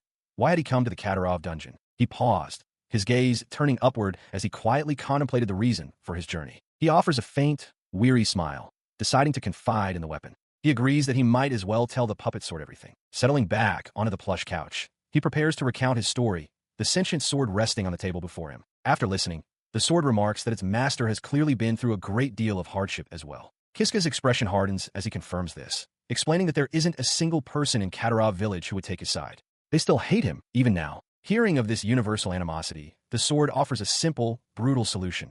It asks why he doesn't just let it eat everyone in the village. The shocking proposal hangs in the silent room. His eyes widen in stunned silence, sweat forming on his brow as he processes the monstrous idea. In that moment, a realization dawns on him. He understands now. His own burning desire for revenge and the puppet sword's dream of consumption are not so different. The sword processes this new information, concluding that their goals align. It then questions if this means it shouldn't eat the villagers. He leaned in close to the weapon, a wide, vengeful grin spreading across his face. He asked the puppet sword if it could eat them all. The sword, with equal enthusiasm, assured him it would be a piece of cake. His resolve hardened as he gripped the sword's hilt. With their course of action now set, he declared with fierce determination that they could do this. The plan was to begin the following day. He instructed the sword not to leave any of the villagers behind, musing that there wouldn't even be enough for it. With his path decided, he plunged into a dungeon, leaping over stone floors with the puppet sword ready. He vowed to keep pushing forward until they finally escaped. He roared as he charged ahead, swinging the blade in a devastating arc that cleaved through a griffin's head. His expression was one of pure, unwavering focus amidst the chaos of battle. The display of power brought a confident smile to his face. He boasted that at this point, Even an S-rank boss would be no match for them. The sword enthusiastically agreed, addressing him as master. He pressed onward, his eyes fixed on the goal ahead. Having come so far, all that remained was to aim for the dungeon's large, ornate exit door. Just as he reached the threshold, a woman's voice echoed from behind, musing that she had been wondering why the parasite sword wasn't in its usual place. Startled, he spun around. He turned to find a shocking sight. Judith stood before him, wearing a revealing maid's outfit with a wide, unsettling grin. Utterly bewildered, he could only stammer her name, wondering what in the world was happening. Inside the dungeon corridor, Kiska is confronted by Judith. With a wide, unsettling smile, she stretches her arms above her head in a deceptively casual gesture. Her grin widens as she observes him, noting that he seems to be carrying quite a dangerous sword. Dark, crackling energy begins to coalesce around her hands. That energy solidifies into a pair of massive, curved black blades. She brandishes them with a chilling expression, declaring her intent to kill anyone who carries the parasite sword. His eyes widen in terror as sweat drips down his face. The realization of his dire situation hits him with full force. The parasite sword speaks to its master, confirming he can sense the immense danger radiating from the woman. Gritting his teeth, Kiska affirms that he is well aware. She stands before him, blade poised, lamenting that they were so close to escaping the dungeon, only for this confrontation to arise. Her expression twists into a menacing sneer as she asks if he is truly prepared to fight her here and now. Kiska flinches under the weight of her question. In a shocking move, he drops to his knees with a thud, shouting for her to wait. The sudden, desperate plea catches Judith completely off guard, her menacing posture faltering into confusion. He then places the parasite's sword on the stone floor. The sword itself is taken aback, questioning its master's actions and insisting they can easily defeat her. Looking down at the weapon with a determined expression, Kiska quietly tells the parasite sword to leave this to him. He remained on his knees, looking up at the woman before him. He asked if she was the great ancient vampire, Judith. With a wide, knowing smile, she acknowledged his manners. He then explained his intention to escape the dungeon, pleading with Judith to let him pass. Judith's smile tightened as she flatly refused his request. The parasite sword he carried was too dangerous, she explained, and if she didn't eliminate it now, it would cause trouble later. He countered, insisting that she had no need to worry. His expression hardened with determination. He declared that he had successfully consumed the parasite sword and could now control it completely. The vampire's smug demeanor vanished, replaced by wide-eyed shock. She stammered that she never imagined anyone could know how to control the weapon. From the floor, he simply confirmed, yes. He then revealed his source. Someone had taught him the method a while ago, using the very knowledge she herself had shared with him. Observing him, Judith conceded that he did not appear to be lying. With her eyes closed in thought, she finally relented. Very well, she announced. I shall let you go this time. Kiska's face lit up with relief and joy, and he thanked her profusely. As he rose to his feet, he let out a sigh, relieved that a fight had been avoided. The eye on his sword blinked in silent agreement. Turning to leave, he muttered under his breath about what an arrogant woman she was. His sword concurred, adding that she had a nasty personality. His words, however, had not gone unheard. He froze, his face a mask of terror, as Judith stopped walking and turned back, a menacing sparkle in her eye. He shouts back at the enraged woman, calling her an idiot, as she declares that his sword has poor manners. The parasite sword itself seems to react defensively to her fury. Realizing his grave error, he immediately turns and flees down the corridor, yelling a desperate apology over his shoulder. Judith is left behind, her anger momentarily replaced by a look of stunned disbelief. After putting some distance between them, he collapses against a stone wall, panting heavily. A wave of relief washes over him, and he bursts into laughter, amazed that they somehow managed to escape. He catches his breath and speaks to the sword, remarking that it was a good thing they got away, as there's no telling what would have happened if they had fought. The sword, however, communicates that it found the entire ordeal to be great fun. The weapon presses the point, asking if its master is angry. It confidently asserts that if they had worked together, they could have easily taken a vampire down. He considers this for a moment, a slight smile on his face. He concedes that the sword might be right, but trails off, leaving the thought unfinished. He then clarifies his true reason, explaining that Judith is someone he really doesn't want to fight. As he speaks, an image of her, calm and composed, lingers in his mind. The sword, not understanding, presses him for a more specific reason. Kiska sweats, flustered as he struggles to find the right words to explain his reluctance. He finally offers a cryptic answer, a faint blush on his cheeks. He admits that it's not something he can easily say, but hints that in another timeline, he and Judith had a very good relationship. The sword processes this information and comes to a blunt conclusion, suggesting that the real reason is simply that Kiska is into girls like her. He flushes, turning away and insisting it's not like that at all. The sword cackles, declaring that its master is blushing. Kiska mutters a serious denial, but his embarrassed expression tells a different story. Annoyed by the incessant teasing, he tells the sword to stop. He then turns his back completely, try to regain his composure and focus on the path ahead. With the matter settled, he declares their new objective. They must now move forward and defeat the final boss of the dungeon. The sword asks if they are leaving, and he confirms with a determined expression. As they proceed, the sword expresses its awe, exclaiming that this is its first time in such a place. Before them stretches a long, brightly lit corridor, its end obscured by a brilliant white light. The corridor leads them into a small, stone-walled chamber. At its center, resting upon an ornate pedestal, sits a single, solitary treasure chest. He approaches the pedestal cautiously. The sword, ever inquisitive, asks what might be inside the treasure chest. He smiles, already knowing the contents. He explains that inside the chest is a crystal of wisdom, an item that grants its finder a random skill. Understanding the opportunity, he decides to give it a try. The sword agrees, and with a click, he unlatches the chest and lifts the lid. As the chest opens, a bright light emanates from within, revealing a glowing crystal. A profound awareness fills his mind, informing him that he has obtained the crystal of wisdom and that its effect will activate automatically. The light fades, leaving the chest empty. A new message manifests in his consciousness.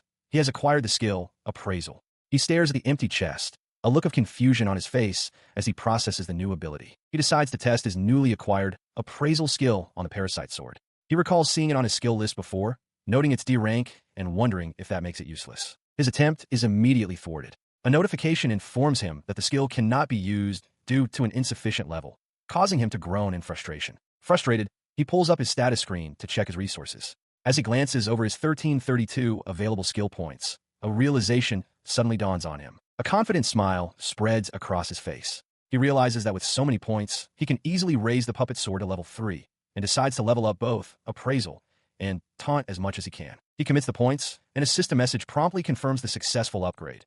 Both appraisal and taunt have been raised from level 1 to level 3. With the skill now sufficiently leveled, he turns his attention back to the sword, placing his hand over its large eye to try the appraisal once more. The skill activates, revealing basic information about the weapon.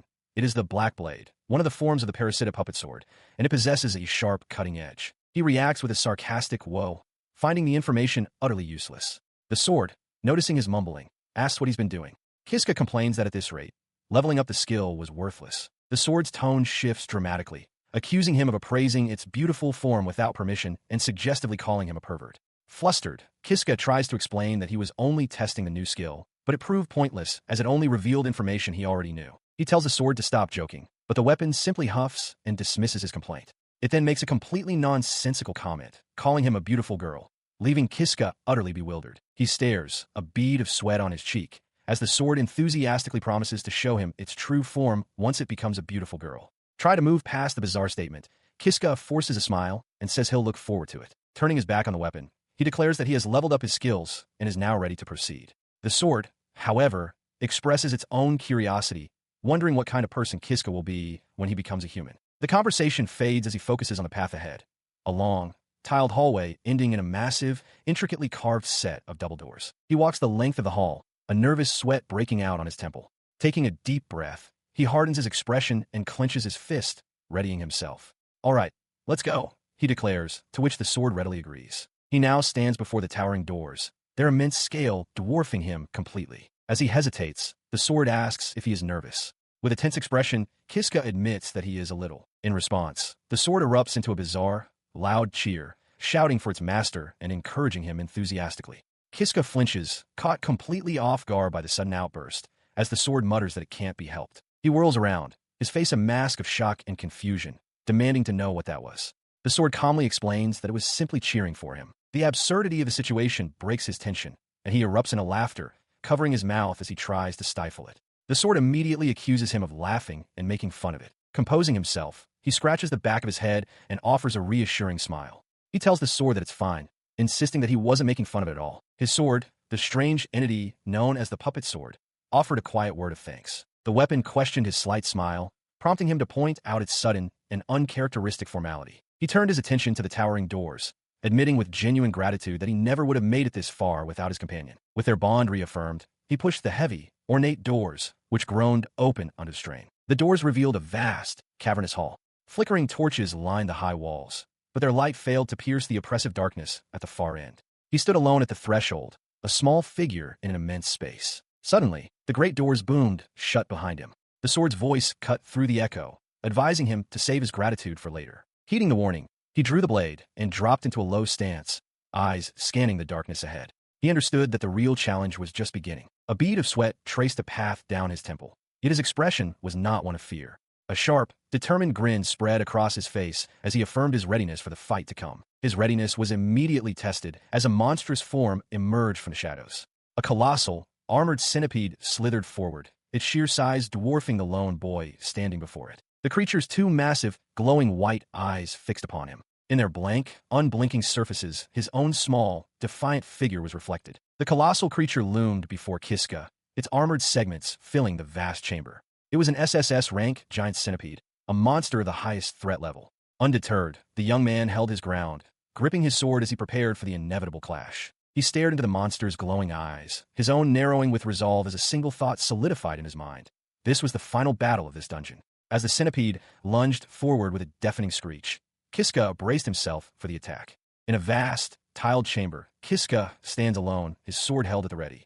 Before him looms a colossal, insectoid creature with a glossy black carapace, the final boss of the dungeon. The young warrior's face hardens with resolve. He shouts out the name of his skill, Appraisal, extending a hand toward the beast as he grips his strange, sentient greatsword. The appraisal reveals the terrifying truth. His opponent is a giant centipede, an SSS rank monster. Its venom is so potent it can dissolve even solid metal. The gravity of the situation settles upon him. This is truly the final battle. He grits his teeth, acknowledging the immense difficulty of the fight ahead. Without warning, the creature's maw opens and it spews a torrent of corrosive liquid. Here it comes, he thinks, throwing himself to the ground to narrowly avoid the deadly spray. He watches the venom sizzle on the stone floor, realizing that a single hit means an instant knockout. Steeling himself, he addresses his weapon, the pulsating greatsword, readying his plan. As the centipede unleashes another venomous stream, he puts his trust in his blade. He resolves to use the sword's autonomic functions to evade the poison. The sword guides his movements, allowing him to slip past the lethal spray. Seizing the opening, he shouts his intent, dodge and attack. He lunges forward, swinging the greatsword in a powerful, two-handed arc aimed directly at the creature's armored head. His blade strikes the exoskeleton with a deafening clang, but fails to penetrate. The sheer resilience of the beast is staggering. Damn, he's tough, Kiska thinks, straining against the impact. The force of the impact sends a shockwave up his arms as the sword grinds harmlessly against the creature's impenetrable armor, deflecting off with a screech of metal on chitin. Before he can recover, the centipede lashes out with a powerful leg, swatting him away like an insect. He is thrown through the air, crashing hard against the floor with a cry of pain. He was sent reeling by the force of the blow, the giant centipede's tail striking with incredible power. The creature itself seemed surprised by the sudden confrontation, its massive head turning towards him. He crashed to the ground, grunting in pain as he clutched his arm. Beside him, his sentient sword expressed its concern, asking its master if he was all right. Pushing himself up, he confirmed that he was somehow okay, though his face was tight with pain. The sword, acknowledging that the situation was dire, asked what their next move should be. His expression hardened with resolve. Declaring they had no other choice, he decided to use a puppet-style sword technique. He gripped his weapon, telling it they were going to turn things around as he prepared to launch a new assault. He launched himself into a spinning leap, unleashing the great wheel slash. With desperate intensity, he pleaded for the attack to break through the monster's impenetrable defense. The spinning blade descended, striking the centipede's armored head with a deafening clang of metal on chitin. His eyes widened in utter disbelief. The outcome was impossible. He could only stammer, no, his ultimate attack had failed. The giant centipede remained completely unscathed, not a single scratch marring its glossy exoskeleton. Kiska was left kneeling on the floor, staring up at the unharmed beast. Looming over him, the creature was a monument to invulnerability. The horrifying realization finally sank in. Their attacks simply wouldn't work on the giant centipede. He gritted his teeth in frustration. His sword, ever the strategist, spoke up, suggesting they reposition and search for a spot where they could land an effective attack. Kiska could only agree, understanding their current approach was futile. He scrambled away from the colossal beast, his mind racing to find a weak point. With the centipede's legs looming over him, he desperately questioned where exactly he should attack. His eyes darted to the joints in the creature's legs, but he quickly realized they were just as armored as the rest of its body. A test strike confirmed his fears as the blade bounced off harmlessly. If the legs were no good, then he had to find another target. His gaze shifted upward to the monster's head. The eyes, he thought, must be the weak spot. He lunged, thrusting his sword forward, but the blade was deflected with a sharp clang, failing to even scratch the surface. The failed attack left him vulnerable. Before he could react, one of the centipede's sharp, whip-like appendages sliced through the air directly towards him. The blow struck him with immense force, sending him flying backward. He crashed hard onto the stone floor, the impact jarring his entire body. Lying there, he finally admitted to himself that it wasn't going to work this time. He pushed himself into a sitting position, accepting the futility of the fight. It was still too early to challenge the giant centipede. He resolved to silently accept death and use the knowledge gained for his next attempt. A calm, almost serene expression settled on his face. He knew that even if he died, time would simply rewind, giving him another chance. With this acceptance, he watched without fear as the monster's massive head descended to deliver the final, crushing blow. But the end did not come. Instead, he was suddenly on his feet, sword held defensively. A voice, not his own, echoed in his mind, originating from the weapon itself. "Master, why are you giving up?" it asked. Kiska's eyes shot wide with shock. He stared down at the ornate sword, a blush of disbelief spreading across his face as he recognized the source. Puppet sword?"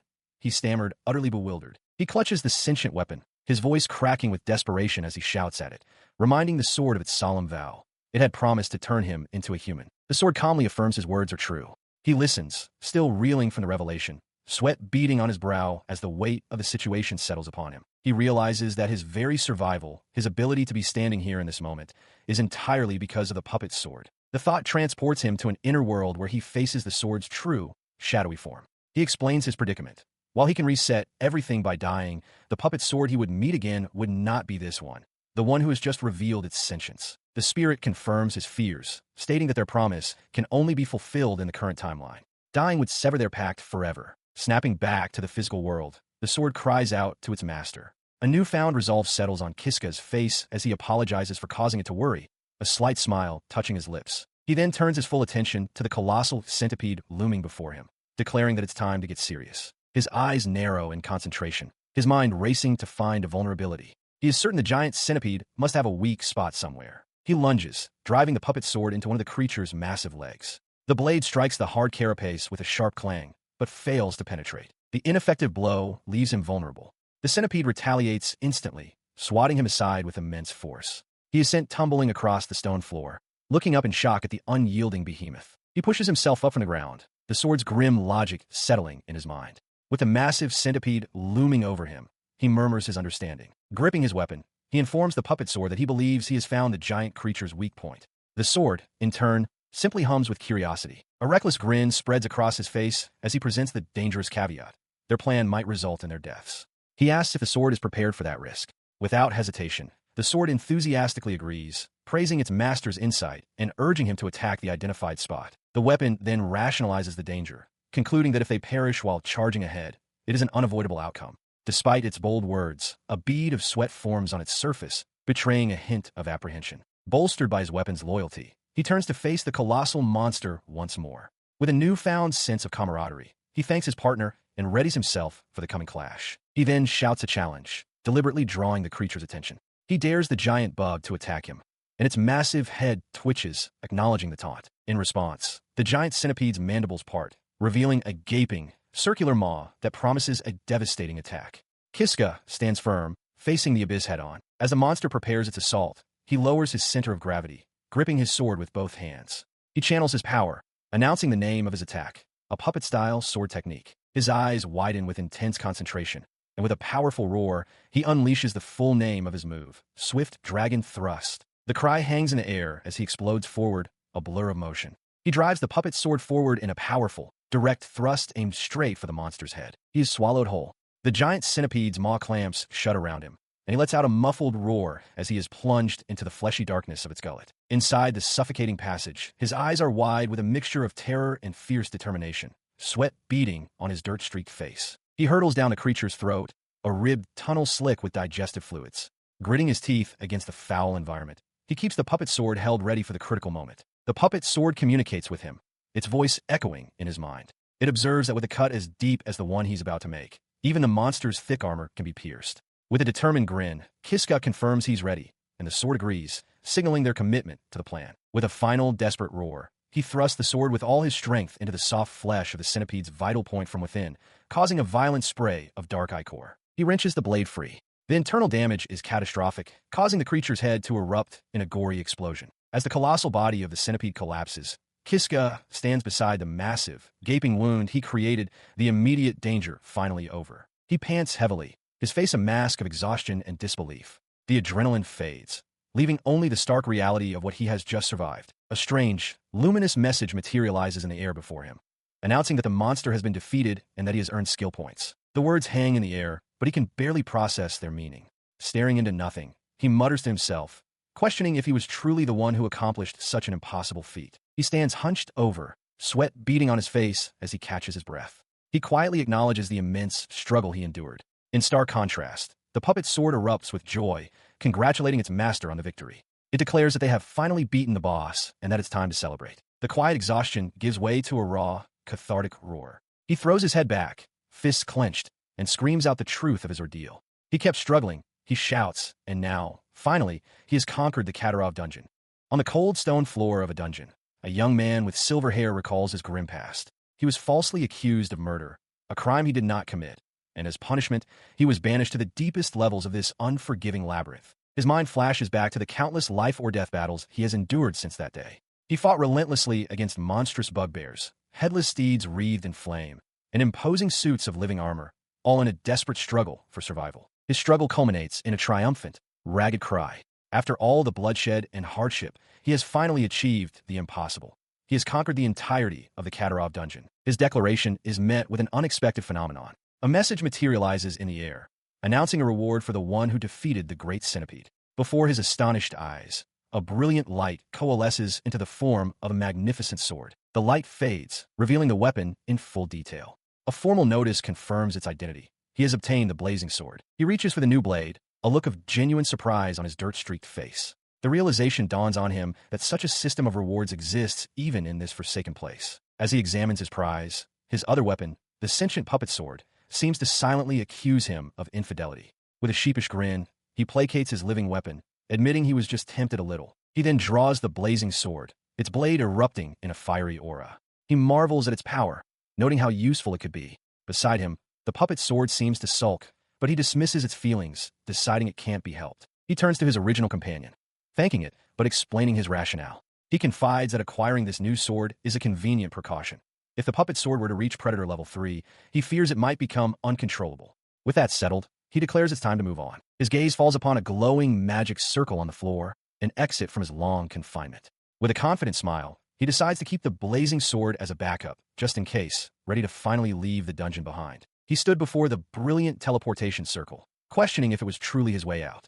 The puppet sword, held firmly in his hand, affirmed his belief with certainty. With his path confirmed, he took a steadying breath and turned towards the swirling vortex of light, his expression hardening with resolve. As the teleportation magic enveloped him, he reflected on his ordeal. His days trapped within the Katarov dungeon had been a long and painful trial. But now, with a sense of finality, he understood it was time to bid that suffering farewell. A blinding flash of light consumed him, pulling him from the depths of the dungeon. The intense sensation subsided, and his eyes blinked open, adjusting to a world beyond stone walls. He found himself standing on a high stone terrace, the dungeon's exit, which overlooked a peaceful town nestled amongst rolling hills. For a moment, he simply stood there, taking in the sight of civilization after so long. Then his eyes widened in utter disbelief at the scene before him. It was the very town from which he had been exiled. He stands frozen on the stone terrace, clutching the massive, dark sword as he stares up at the vast, cloud-filled sky, a sight he hasn't seen in what feels like an eternity. Taking in his surroundings, he sees he is at the top of a grand staircase built into the side of a hill,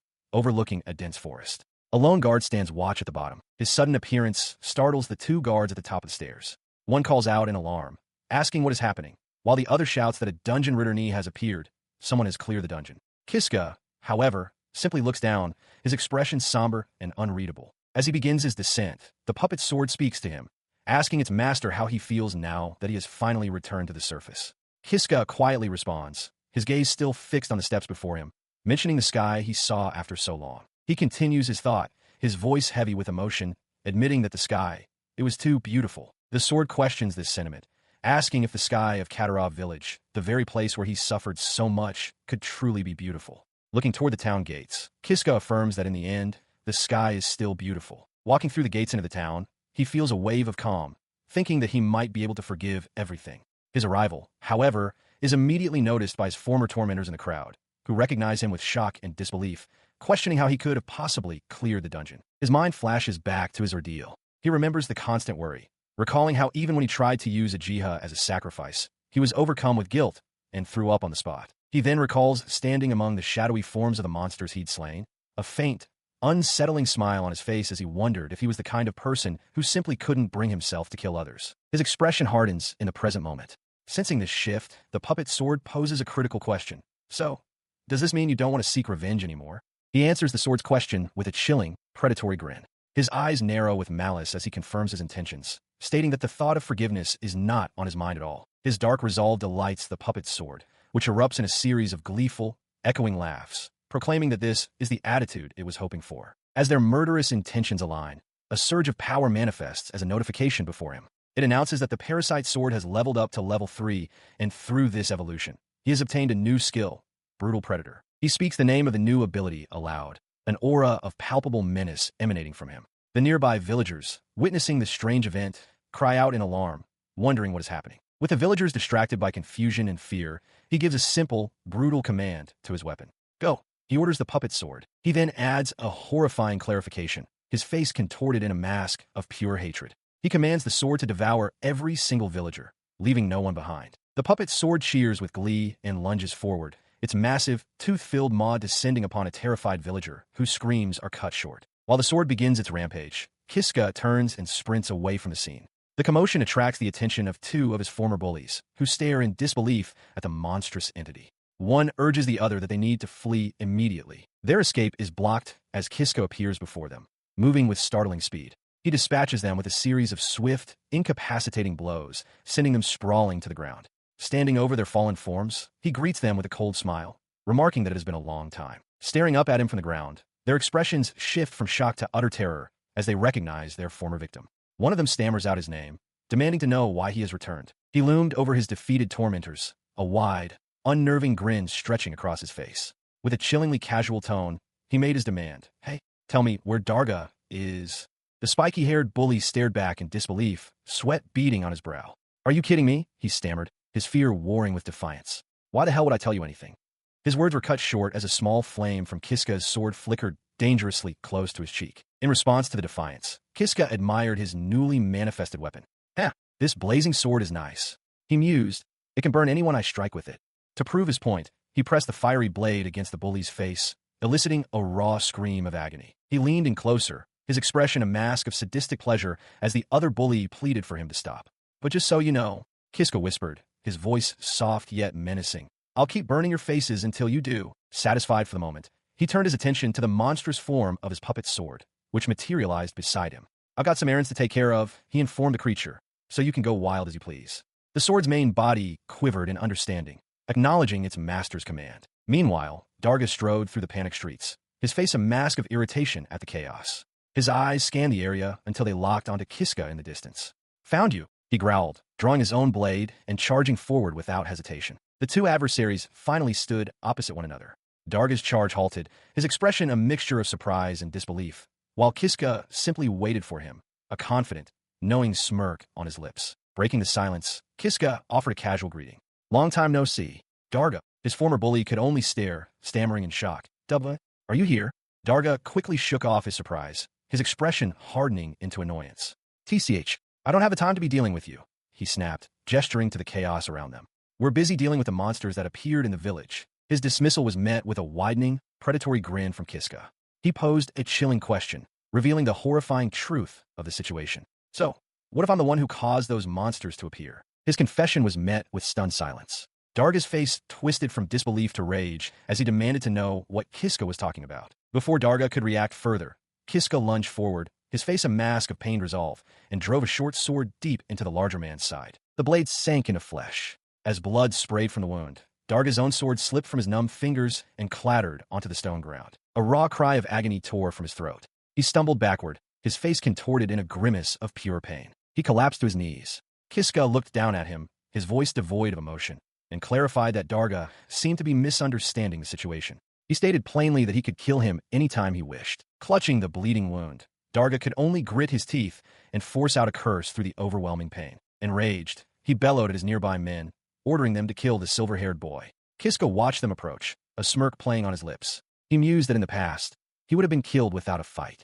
But now, he taunted the weaklings, daring them to attack. They charged in unison, but he moved with impossible speed, his blade a blur that intercepted an overhead strike and shattered the attacker's sword. His movements were a whirlwind of precise, deadly motion. He effortlessly parried, dodged, and countered every attack, striking down his opponents one by one. Standing over a fallen foe, Kiska made a declaration. He was the one who survived that dungeon, and because of that, he could defeat men like these with his eyes closed. He watches as Darga, the once mighty bully, is reduced to a trembling, speechless wreck on the ground. The brute's face is a mask of pure terror, sweat beading on his brow as he stares up in disbelief. Leaning closer, his voice remains calm, yet chilling. He asks Darga if he has any idea what occupied his thoughts during his time clearing the dungeon. His eye, wide and unblinking, fills with a terrifying light as he reveals the subject of his constant meditation, revenge. He recounts the endless ways he imagined Darga's demise, being burned alive, having his flesh carved away, his eyes gouged out, being bludgeoned or beheaded. He confesses he's been contemplating the perfect, fleeting death to inflict upon him. The sheer malice in his voice shatters Darga's last shred of defiance. The large man prostrates himself on the stone floor, stammering apologies and begging for forgiveness, admitting it was all his fault. He looks up, his face a canvas of pathetic fear. Kiska's expression softens into a disarming smile as he tells Darga not to worry. But the reassurance is a lie. Kneeling down to meet Darga's gaze, Kiska's smile twists into a predatory grin. He promises that he won't grant him an easy death like his men received. Instead, he will kill him in the most horrible way imaginable. The time for revenge has finally arrived. Panic erupts in the streets of a quiet village as a monstrous, black, gelatinous creature with a gaping maw descends upon the populace. Terrified citizens, including a pair of young adventurers, scream and flee as the creature's shadowy tendrils lash out, seeking prey. The creature's attack finds its mark. It slams down upon one of the adventurers, a young man with spiky hair, who lets out a final, agonized scream as the monster's immense weight crushes him completely. Having consumed its victim, the creature stands motionless on the cobblestone street. A single thought emanates from the beast, expressing its simple, chilling satisfaction. Delicious. The chaos outside reaches the Katarov Village Adventurers Guild, where an unseen person shouts desperately for the adventurers inside to hurry and deal with the monster. Inside, the village chief dismisses the plea with contempt. With arms crossed, he retorts that he has already sent for reinforcements, calling his own forces useless fools. An advisor timidly suggests that with their current strength, fighting is impossible and they should request aid from a neighboring guild instead. His tirade is cut short by a sudden crash. Darga is sent flying backward across the room. He looks up from the floor, his face a mask of pure shock, as a lone figure stands silhouetted in the guild's now open doorway. The intruder is Kiska. He stands poised in the entrance, a faintly glowing sword in his right hand. Darga lies defeated on the floor before him as the other guild members stare in stunned silence at the sudden turn of events. He lifts his gaze, a wide, unsettling smile spreading across his face. A bead of sweat trickles down his temple as he addresses the room's authority figure directly. Village chief. Yo, I've been looking for you. The village chief glares back, his expression hardening with anger and confusion as he demands, Who are you? From the floor, Darga weakly points a finger at Kiska, identifying him to the chief as his attacker. His unsettling smile remains fixed as he loudly repeats the false accusations that were leveled against him. That Kiska had returned from the dungeon alive only to team up with monsters and attack the village. He then addresses the stunned man directly, calling him by name, Village Chief Rigrut. The chief can only stammer in disbelief, unable to comprehend how Kiska is standing before him. His voice cuts through the silence of the guild hall as he reminds the chief of his past deeds. He recounts how Rigrut blamed him for killing Namia and subsequently threw him into the dungeon. He leans forward, his expression hardening as he declares the truth. He was not the one who assaulted and killed Namia. The chief flinches, his eyes wide with shock and fear at the direct accusation. His chilling grin returns as he points toward the defeated figure on the floor. He posits that the true culprit was the chief's own son, Darga, and asks if the chief was aware of this all along. Stunned in his silence, Rigrut can only question what Kiska has become. Cornered and desperate, the chief points a trembling finger and bellows an order to the adventurers in the room. Seize him. At his command, the armed adventurers draw their weapons, forming a circle around Kiska. The chief watches from the side, thinking the situation is dire, but giving them leave to kill the boy if necessary. From within the crowd, Darga, now recovered, lets out a mocking laugh. He concedes that Kiska may have gotten stronger, but implies it won't be nearly enough. He finishes his taunt, declaring that there is no way Kiska can win against so many adventurers. Kiska stands his ground, silent and resolute. The adventurers, Darga, and the village chief all share smug, confident expressions. They are certain that the lone boy before them is doomed. He stood surrounded, a faint, almost mocking smile playing on his lips as he considered his odds. He thought to himself that there was no way he could possibly win against them all. His smile widened with resolve. Deciding to put that assumption to the test, he exploded into motion, a blur of speed that the armored adventurers couldn't track. Before they could react, one of them was struck down. The sudden violence shocked the onlookers. Another adventurer in full-plate armor swung his sword, but Kiska met the blow with a strange, glowing blade of his own. Village Chief Rigrut and Dargo watched from the side, their expressions frozen in disbelief. In a single, fluid motion, his sword sliced cleanly through the adventurer's neck. The man's head flew from his shoulders as Kiska, with a cold and detached look, muttered how weak his opponent had been. This level of combat was nothing special to him. He recalled his true battles, deep within the dungeon, against hordes of terrifying monsters. Fueled by these memories, he moved like a phantom through the remaining adventurers, his blade a blur of deadly precision as he cut them down one by one. He drove his sword through the chest of the last standing adventurer, who crumpled without a fight. Compared to the dungeon, he mused, everything here was just far too easy. The fight was over in moments. Kiska stood amidst the carnage, his glowing sword held at the ready, as Rigrut and Darga trembled in abject terror at the scene before them. Seeing his forces annihilated, the village chief turned to run, shouting for Kiska to wait. But the young man simply pointed his blade at him, issuing a cold warning. If he ran, he would be killed. His threat froze them in place. With a chilling smile, Kiska informed both father and son that if they even thought about running, he would cut their heads off right then and there. He looks down at the captive father and son, a chilling smile spreading across his face. With Darga and the village chief finally together, he proposes they play a small, special game. The two men stare back, sweating and wide-eyed with terror. The village chief stammers, questioning the idea of a game, while Darga can only manage a confused utterance. Kiska's smile remains, but his eyes are shadowed as he clarifies the rules. From this moment on, one of them will be tortured. As a cruel, spiked torture device materializes around him, he generously offers to let the two of them decide who it will be. He tells the father and son to talk it over. His expression hardens with impatience. He shouts at them to hurry up, declaring that letting them discuss it at all is an act of generosity. Faced with this impossible choice, Darga and the village chief can only stare in abject horror, their faces pale and slick with sweat. The silence is broken by the village chief. He turns to his son and declares that Darga will be the one to take the torture. He reasons that this all happened because Darga killed Namia, and, as the chief, he still has important duties to attend to. Darga recoils in disbelief, which quickly twists into rage. He roars at his father, asking if he's kidding. He reminds the old man that it was he, the village chief, who framed Kiska for the crime in the first place. Grabbing his father's collar, Darga screams that he committed the murder for his father's sake, and therefore the chief should take the torture for him as well. In the background, Kiska begins to laugh. His laughter subsides, replaced by a look of utter disgust. He remarks on how pathetic they are. He had thought that, as father and son, one might have selflessly offered themselves to spare the other. He looks down at the two panicked men, a flicker of disappointment in his eyes. Announcing that their time is up, he internally concedes that he held a tiny bit of hope for them, but it was clearly too much to expect. Their faces contort in sheer terror, sweat beading on their brows as they realize their indecision has cost them dearly. His own face, however, twists into a cruel, satisfied smile as he delivers his verdict.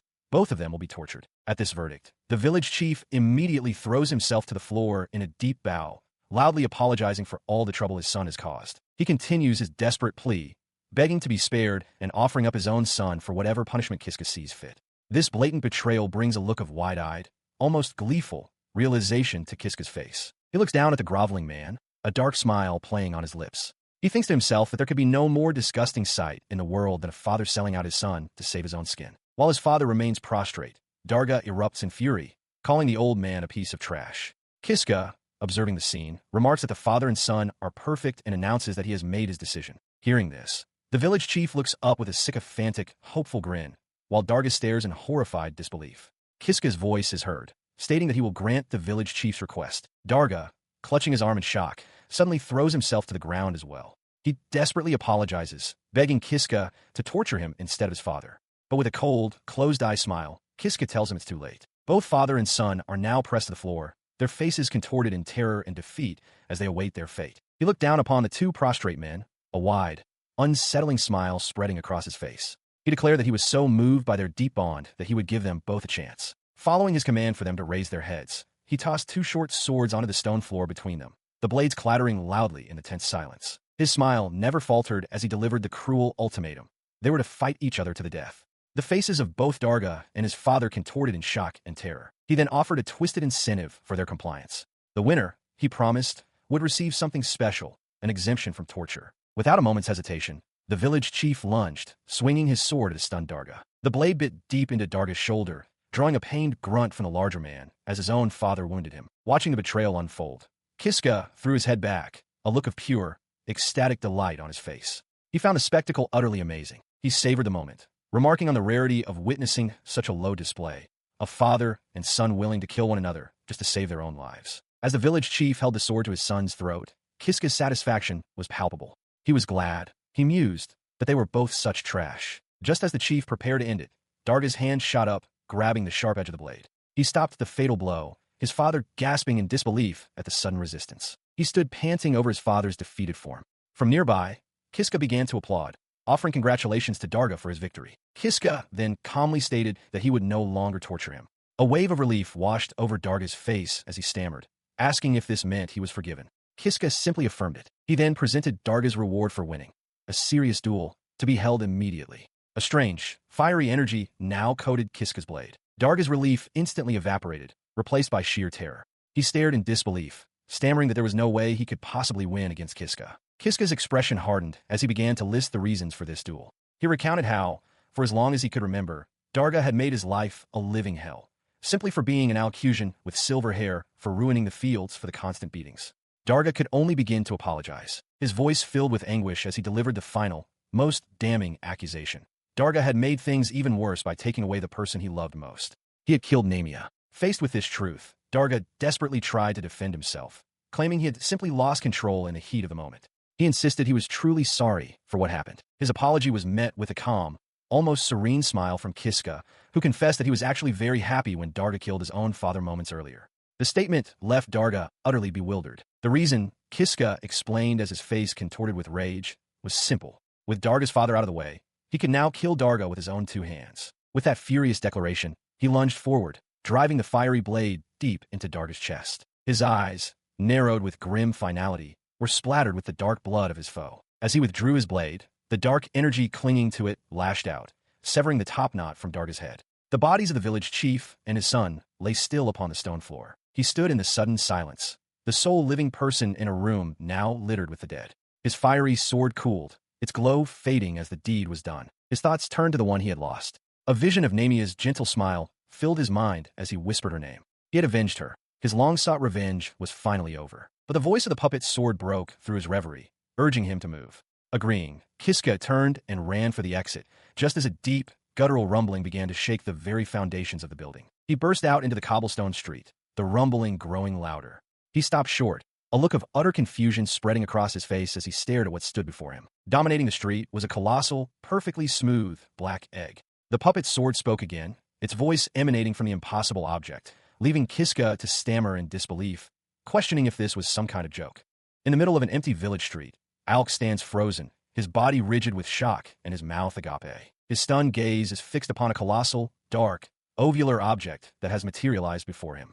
Utterly bewildered, he questions aloud if this could possibly be the puppet's sword. He continues to stare at the impossible object, his voice trembling as he demands to know what it is. A sharp cracking sound answers him. His eyes widen in alarm as a thin fissure suddenly appears on the object's smooth, dark surface. The single crack rapidly spiders outward, branching across the entire structure. A realization dawns on him, and he gasps the word, egg. The egg violently shatters, exploding in a shower of dark fragments. Alk instinctively throws an arm up to shield himself from the blast. He is drenched in a thick, viscous liquid that splatters across the street. Wincing, he recognizes the substance covering him. Is this egg white? As the steam clears, a figure is revealed, standing where the egg once was. It's a young woman. Alk's eyes widen in disbelief and recognition as he utters her name, Puppet Sword. He immediately draws his own blade, dropping into a cautious stance. The woman kneels silently on the cobblestones, surrounded by pools of the translucent fluid. Her long, light hair drapes over her form, and her gaze is vacant. The remnants of the strange hatching, the thick, white liquid, slowly settle and spread across the uneven stones of the street. As she stood before him, Alk's face filled with awe and disbelief. He stammered, barely able to comprehend the sight, asking if she had truly become human. He let out a breath of relief, smiling as he murmured his thanks. But as the woman looked down at her own hands, his smile faltered, a flicker of confusion crossing his face. The source of his unease became terrifyingly clear. The right side of her face was a grotesque mockery of humanity, a mass of corrupted, dark flesh with a monstrous, multi-pupiled eye staring out in horror. The sight struck Alk with the force of a physical blow, his own eyes widening in pure, undiluted shock. He stumbled backward, his voice cracking as he repeatedly shouted his denial. Beside him, the woman clutched her head, her own silent scream of despair echoing his. Her anguish erupted into a full-throated cry. She shrieked that this was not what she wanted. All she had ever desired was to become human. Al could only stare, whispering her name, Puppet Sword. Tears streamed down her face, one side human and sorrowful, the other monstrous and weeping. She questioned the point of becoming human only to look like this, her voice dropping to a broken plea. Kill me. Her request hung in the air as she sobbed. Jolted from his stupor, Alk vehemently refused, shouting at her not to say something so stupid. He insisted there was no way he could ever do that. His expression softened, his resolve hardening into a gentle smile. He looked directly at her and declared with unwavering conviction that he didn't care what she looked like. She was his partner. His words seemed to pierce through her despair. She looked up, tears still glistening on her corrupted cheek, and asked a question that stunned him into silence. If that was true, could he love her, even like this? He stares, momentarily stunned by her desperate, tear-filled question. Her face, a tragic combination of human beauty and monstrous corruption, awaits his answer. A blush spreads across his cheeks as he finds his voice, his shock giving way to a heartfelt smile. He stammers at first, simply saying he can, before declaring with conviction, I can love you. His words wash over her, and her eyes close in overwhelming relief. Fresh tears of pure joy stream down both sides of her face as a radiant smile breaks through her sorrow. She looks up at him, her voice filled with profound gratitude. Through her happy tears, she thanks her master. Her expression shifts, however, a hint of apprehension returning as she begins to add a caveat. At that exact moment, a dark, ominous presence looms from above, and Alk's joyful expression vanishes, replaced by sudden alarm. The amorphous, dark entity that is the sword's true self descends upon them. From the ground, the puppet sword's voice turns cold and distant as she addresses her master, telling him he is a terrible liar. The accusation hits him with the force of a physical blow. His eyes widen in pure, uncomprehending shock. Before he can react, the dark mass surges forward, its tendrils wrapping around the puppet sword's human form.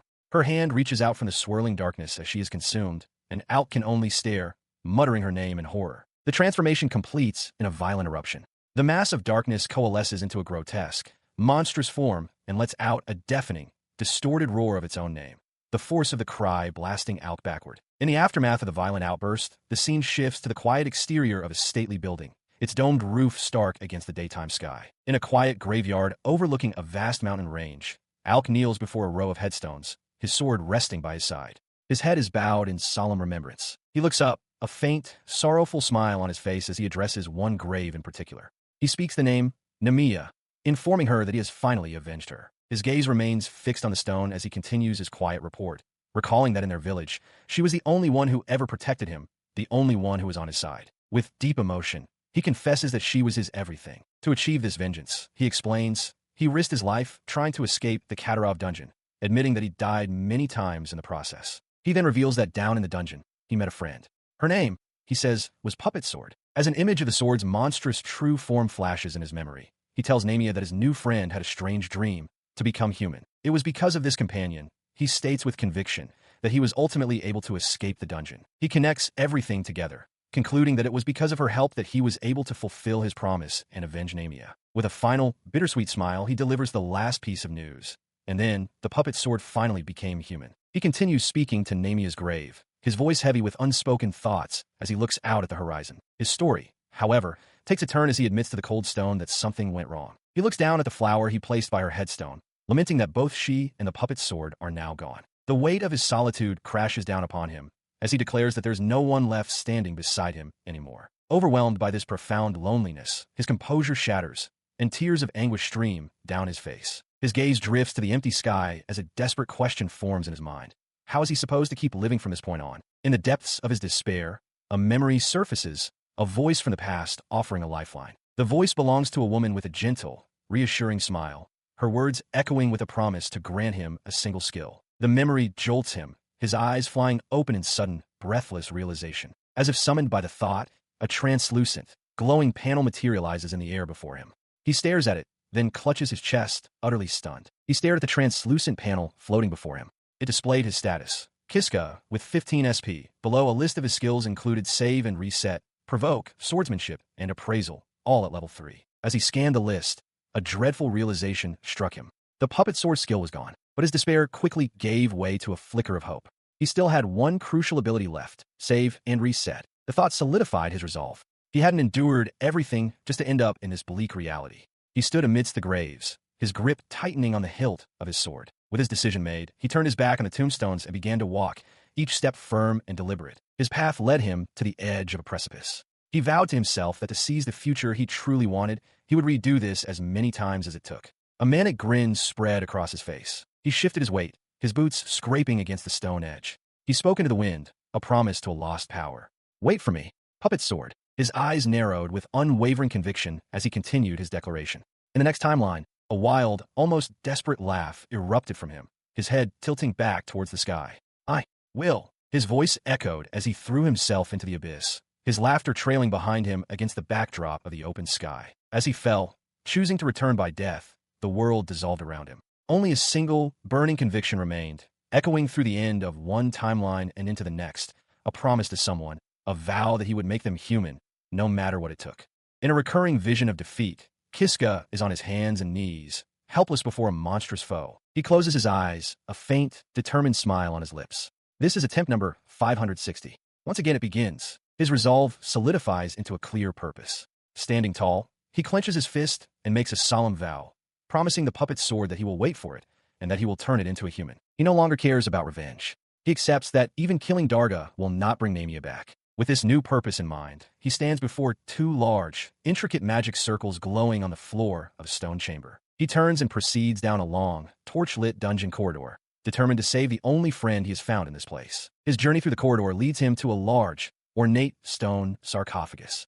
He recognizes it as being connected to the puppet sword's dream. He suddenly realizes something is wrong. He looks around the empty hall in alarm, calling out for the puppet sword, only to find it gone. He turns his gaze toward the deep darkness of the corridor. As he wonders what might be inside the darkness, a shadowy, three-fingered appendage shoots out with incredible speed, wrapping tightly around his leg. He cries out in shock and pain, caught completely by surprise. He was ensnared, held fast by thick, dark tendrils. Before him loomed a grotesque monstrosity, a massive, fleshy orb covered in a multitude of unblinking eyes, its cavernous maw lined with dagger-like teeth. His own eyes widened in disbelief, a name escaping his lips in a choked whisper. "Puppet, sword." The horror gave way to desperate confusion. "Why?" he pleaded, his voice trembling. "Why did you turn into this monster?" His mind raced back through their shared history, recalling the countless battles they had fought together. He remembered telling the sword spirit how it was becoming more human. And yet, despite that progress, the fang maw before him began to close, threatening to crush him. A powerful tendril seized a limp form, lifting it effortlessly as Kiska's anguished voice echoed in the chamber, questioning why this had to happen to his companion, the puppet sword. The weight of the revelation crushed him. He collapsed to his knees, then fell forward onto the cold stone floor, utterly defeated, whispering the sword's name one last time. His eyes shot open as the full implication struck him. If the puppet sword had turned into a monster, that meant it was no longer a sword at all. A wave of absolute despair washed over him. He understood with chilling certainty that there was no longer any way for him to escape the dungeon. He thought back on the sword's true nature. The puppet sword had always been an existence outside the normal cycle of save and reset, of being unaffected by the causality of death and rebirth. This understanding seemed to steel him, and slowly, shakily, he pushed himself back to his feet. He stood amidst the dungeon's decay, a grim realization settling in. To have any hope of returning to the surface, he first had to solve the mystery of the save and reset system. He wondered if, like the puppet sword, there was anyone else who existed outside the normal cycle of death and rebirth. With this new objective, his thoughts focused on a single individual. There was only one person he could possibly turn to for answers. He proceeded down a long, torch-lit corridor, his steps echoing in the oppressive silence. His destination came into view, and he steeled himself. He admitted internally that he wasn't thrilled about this course of action, but he had no other choice. Before him, suspended within a column of light, was the woman, Ajiha Tsubaki. She floated unconscious, bound by heavy chains that wrapped around her armored form. He stared at her face, his mind racing. This was Ajiha, the very person who had granted him the save and reset ability in the first place. He knew the danger this represented. There was a very real chance she would simply kill him again. But the thought of repeated death no longer fazed him. He resolved that no matter how many times she struck him down, he would simply keep coming back. His purpose was clear. He would persist until he learned the truth about the save and reset from Ajiha herself. Reaching forward, his hand made contact with the containment field, and it instantly shattered. The sudden release sent Ajiha tumbling to the stone floor. Kiska watched, stunned, as she stirred and began to wake with a soft yawn. He watches as the woman he freed, Ajiha Tsubaki, slowly comes to her senses. Her eyes, filled with confusion, fix upon him. After a moment of silence, she speaks, her voice soft and uncertain, asking who he is. His hope shatters. With a look of disbelief, he asks if she truly doesn't remember him. She looks down, a pained and apologetic expression on her face. She explains that if they have met before, she is sorry, but she simply cannot remember him. He quickly dismisses her apology, trying to appear composed as he tells her it doesn't matter if she doesn't remember. He hesitates for a moment before speaking again, acknowledging that it's a strange thing to ask someone she has just met. Her question cuts him off, revealing the true depth of her memory loss. With a look of genuine confusion, she asks if he knows who she is. He reels back, his eyes wide with shock at the realization that she doesn't even remember herself. His gaze drifts upward, taking in the stone-carved ceiling of their prison. He confirms their location, the Katarov dungeon. He confirms her unspoken question about their surroundings, stating plainly that they are in the Katarov dungeon. The truth is now undeniable. Ajiha has amnesia. His mind races with this new complication. He observes that she can still talk, so it's not a complete loss of memory. Seizing the opportunity, he addresses her by name and asks if she knows anything about the puppet sword. He presses on, asking about the puppet sword, but Ajiha can only look back with a pained, confused expression. She murmurs the name as if trying to grasp a forgotten memory, but ultimately concludes that she doesn't think she knows it. She apologizes for her inability to help, but he quickly raises a hand, reassuring her that it's fine if she doesn't know. He then begins to explain that, for reasons he doesn't fully understand, the puppet sword is a living sword. More importantly, he states with conviction, she is his friend who has been turned into some kind of monster. His purpose here, he continues, is to find a way to make her dream of becoming human come true. Ajiha listens, her eyes wide with surprise at his profound dedication. Her surprise melts into a bright, determined smile. Understanding how important the puppet sword is to Kiska, she clenches her fists and enthusiastically declares that she will help him with his goal. Her earnest offer catches him completely off guard, and he stammers his thanks. A thought crosses his mind. This kind and supportive Ajiha is nothing like the one from his past, the one he didn't want to remember. He decides to put those troubling memories aside for now and focus on the person in front of him. His brief moment of contemplation makes Ajiha ask if something is wrong. He shifts their focus to the immediate danger, explaining that a monster lies ahead. He needs a weapon to fight it, but has none. The reality of the situation dawns on Ajiha, who realizes she won't be much help in a fight. Suddenly, an idea strikes Kiska. He turns to her urgently, asking if she knows about something called an item box. The term seems to resonate with her, sparking a flicker of recognition. A memory surfaces, and her face lights up. "Let me try it," she says eagerly. As she holds out her gloved hand, a small orb of pure light materializes just above her palm.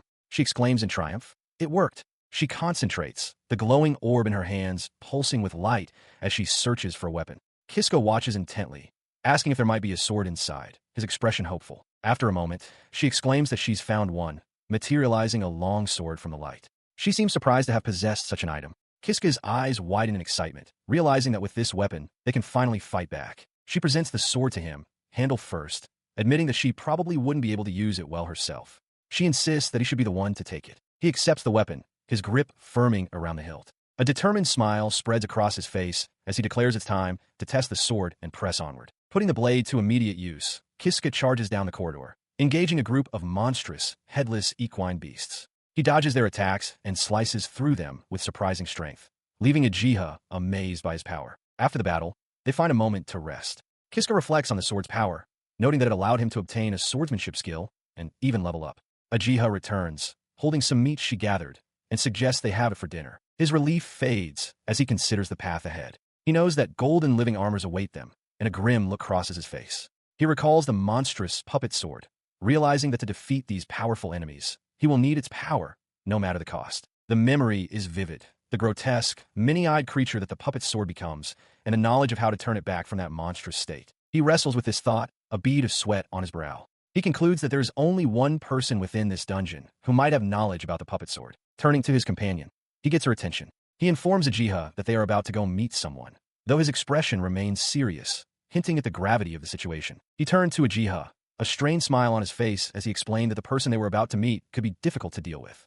He stressed the importance of being exceptionally respectful. She took his warnings seriously, her expression firming as she confirmed she understood and would be careful. With their agreement settled, Kiska declared it was time to proceed. They arrived before a threshold marked by intricate magical seals on the floor. Standing side by side, Kiska admitted to her that, from this point forward, their success was entirely a gamble. He continued, voicing a sliver of hope. He thought that perhaps, with Ajiha by his side this time, things might not conclude as disastrously as they had before. As they walked down a long, stone corridor toward a lit room where a lone figure sat, he clung to that possibility, telling himself he had to believe it. The figure looked up from her teacup with an air of mild surprise. It was a young woman with her hair in high twin tails.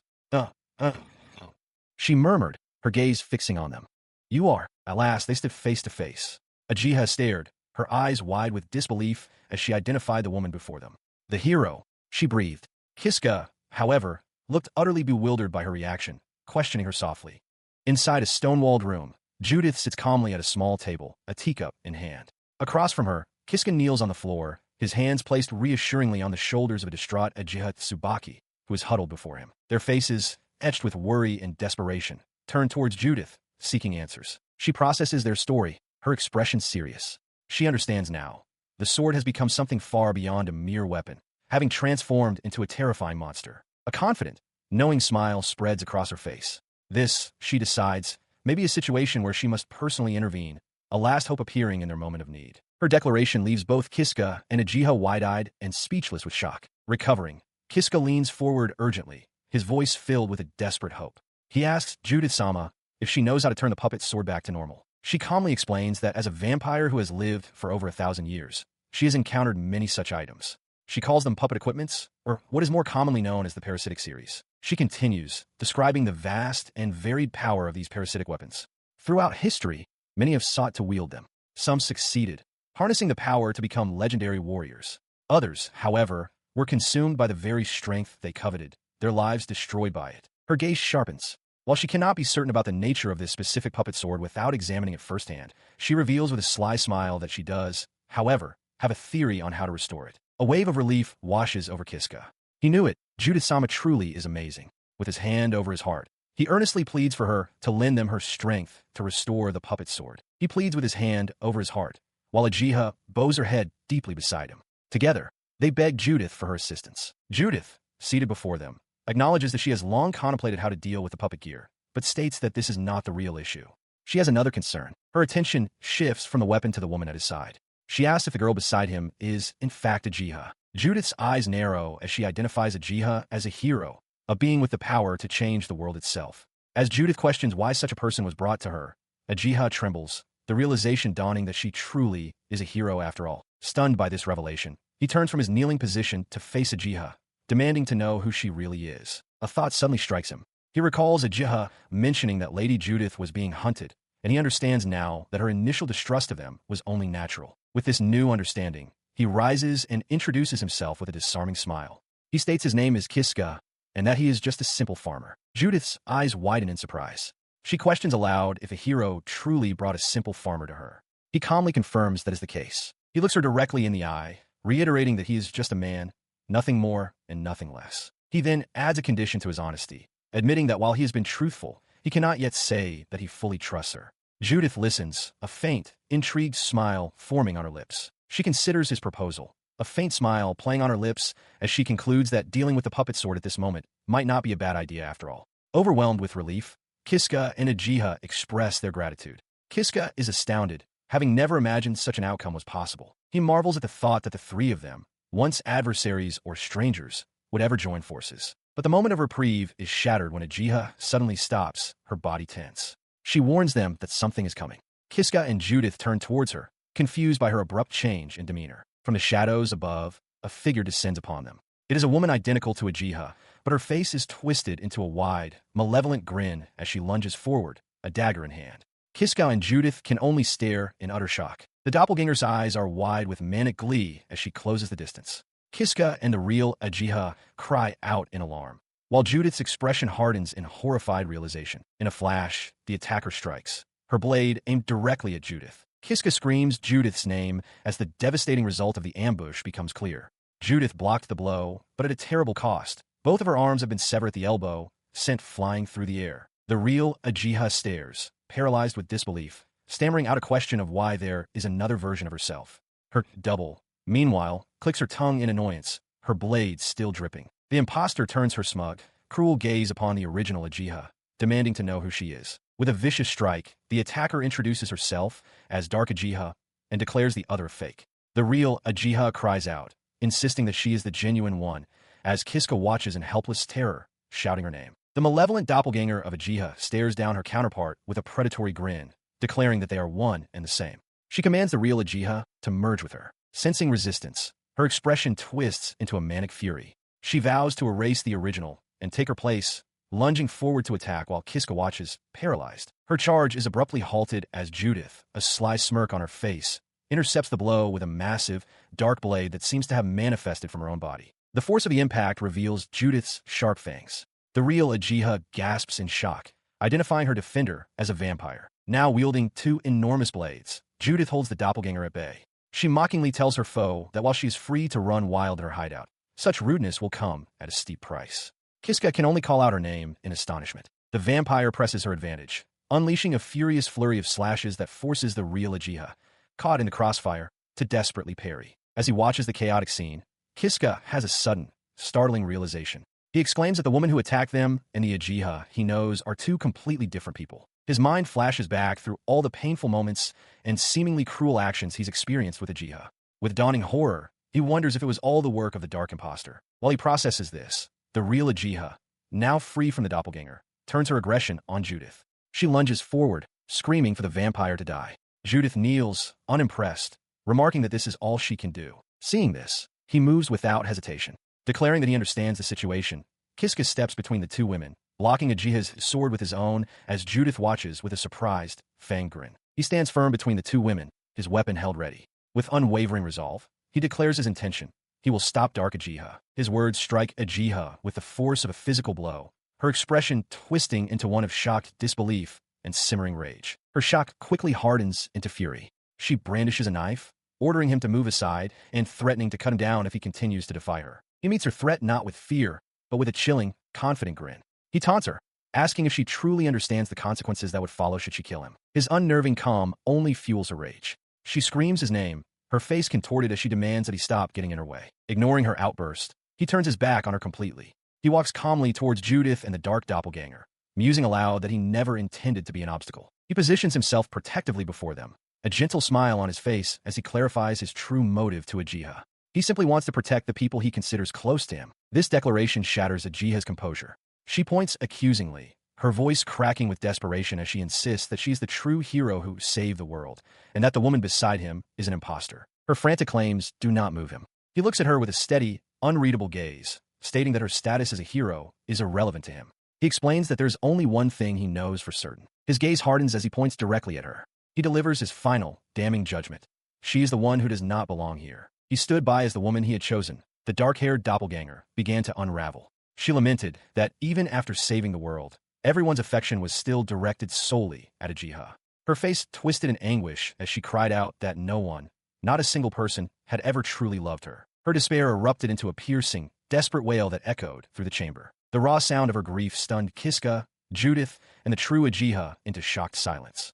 Through her tears, the doppelganger confessed that if she had known this would be the outcome, she never would have saved the world. With a look of utter misery, she wished for this entire world to simply disappear. As she collapsed to the tiled floor, a single, chilling word escaped her lips: reset. Instantly, a torrent of black energy, sharp and jagged, burst from her outstretched hand. The power swelled into a dark star in her palm before erupting outwards, forcing Kiska and the others to recoil in terror as the darkness began to consume everything around them. The darkness, unleashed from the doppelganger's hand, rapidly filled all empty space. It was a tide of nothingness, enveloping the entire world and swallowing all light, leaving only the horrified expressions of those who witnessed its birth. And so, the world came to an end. It was not a grand battle or cataclysm, but the result of what seemed to be a single girl's random whim. Yet, the truth was far more profound than simple jealousy, anger, or hatred. The final, lingering thought echoed in the void. A world without love is a world that is not needed. The Adventurers Guild in Katara Village stands as a prominent, well-constructed building under a clear blue sky, its timber frame and red-tiled roof a beacon for those seeking fortune and glory. Inside, Kiska sits alone at a wooden table, a mug in his hand and a meal before him. He reflects on his current location, the bar of the Adventurers Guild in Katara Village, where he is simply having a drink. He confirms the impossible truth to himself. This isn't just Katara Village. It is the village as it existed 100 years in the past. With a heavy heart, he brings the mug to his lips, the shadows of other patrons moving like ghosts behind him as he contemplates his displacement in time. His mind flashes back to the pivotal moment, recalling the day Dark Uchiha, with tears streaming down her face, screamed the word reset. In the wake of that cry, the entire world was swallowed by an encroaching darkness. He remembers the disorienting sensation of floating helplessly within a black, featureless void, defined only by a glowing white grid stretching into infinity. When he regained his senses, he found himself in a world without a sky or a ground. It was there, in that strange dimension, that he encountered something utterly alien. Before him hovered a collection of silent, crystalline geometric shapes, pyramids and polyhedrons of stark white, drifting through the grid abyss. As he stared, a voice suddenly emanated from the objects, startling him.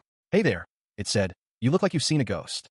His eyes widened in pure shock. He floats in the void, admitting to himself that a great deal has happened, leaving his thoughts in a complete mess. As he tries to process his situation, a disembodied voice emanates from the crystalline shapes, laughing that thanks to him, it has had some great entertainment. He recoils, startled, demanding to know who is speaking and where this place is. The voice calmly responds, suggesting he think of it as someone who observes the world.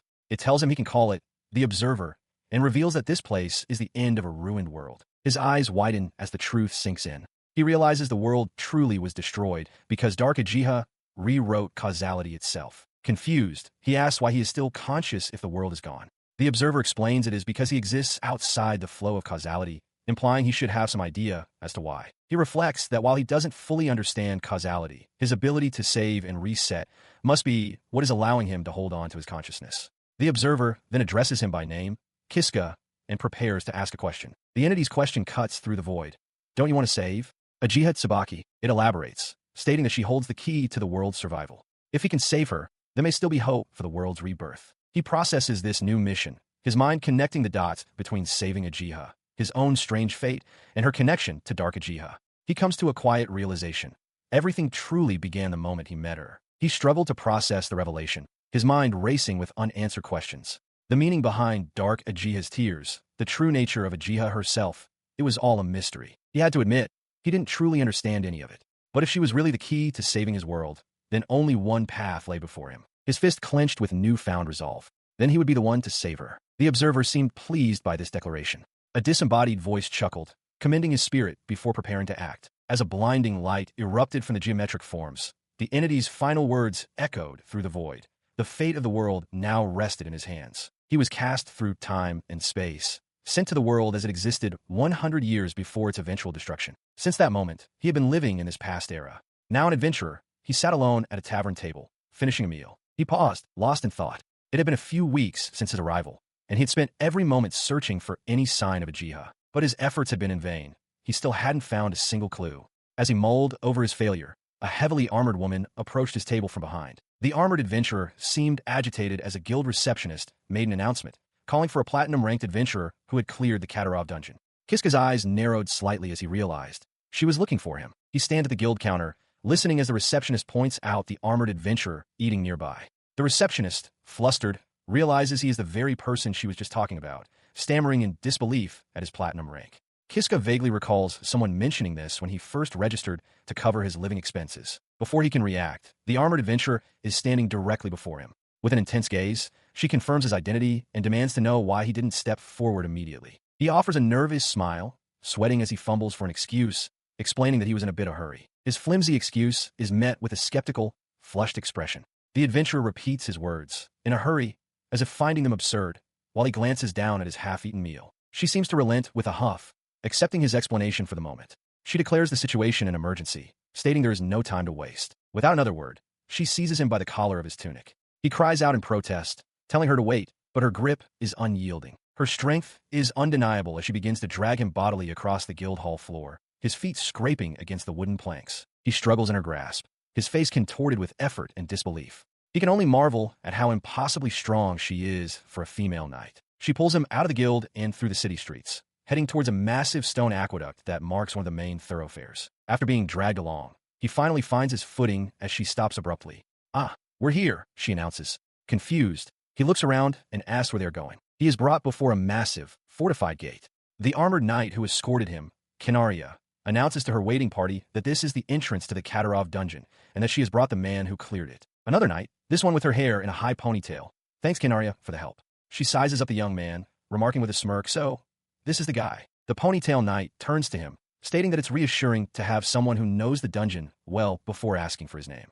He, in turn, feels a bit underwhelmed, thinking to himself that she doesn't seem as strong as he'd imagined. He introduces himself simply as Kiska. The knight repeats his name thoughtfully, then reveals that they would like to ask a favor of him. This declaration startles Kinaria, who immediately questions the decision. She asks if they're truly going to trust someone they barely know. The ponytail knight calmly tells her to settle down. She elaborates, explaining to her skeptical companion that if they wish to work with Kiska, they must first earn his trust. Having made her point, she turns back to Kiska and apologizes for her party's earlier heavy-handedness. She then asks if he can keep what they are about to discuss a complete secret. He looks up, a bead of sweat on his temple, but agrees without hesitation. Sure, he promises, I will. With his cooperation secured, the ponytail knight reveals their purpose.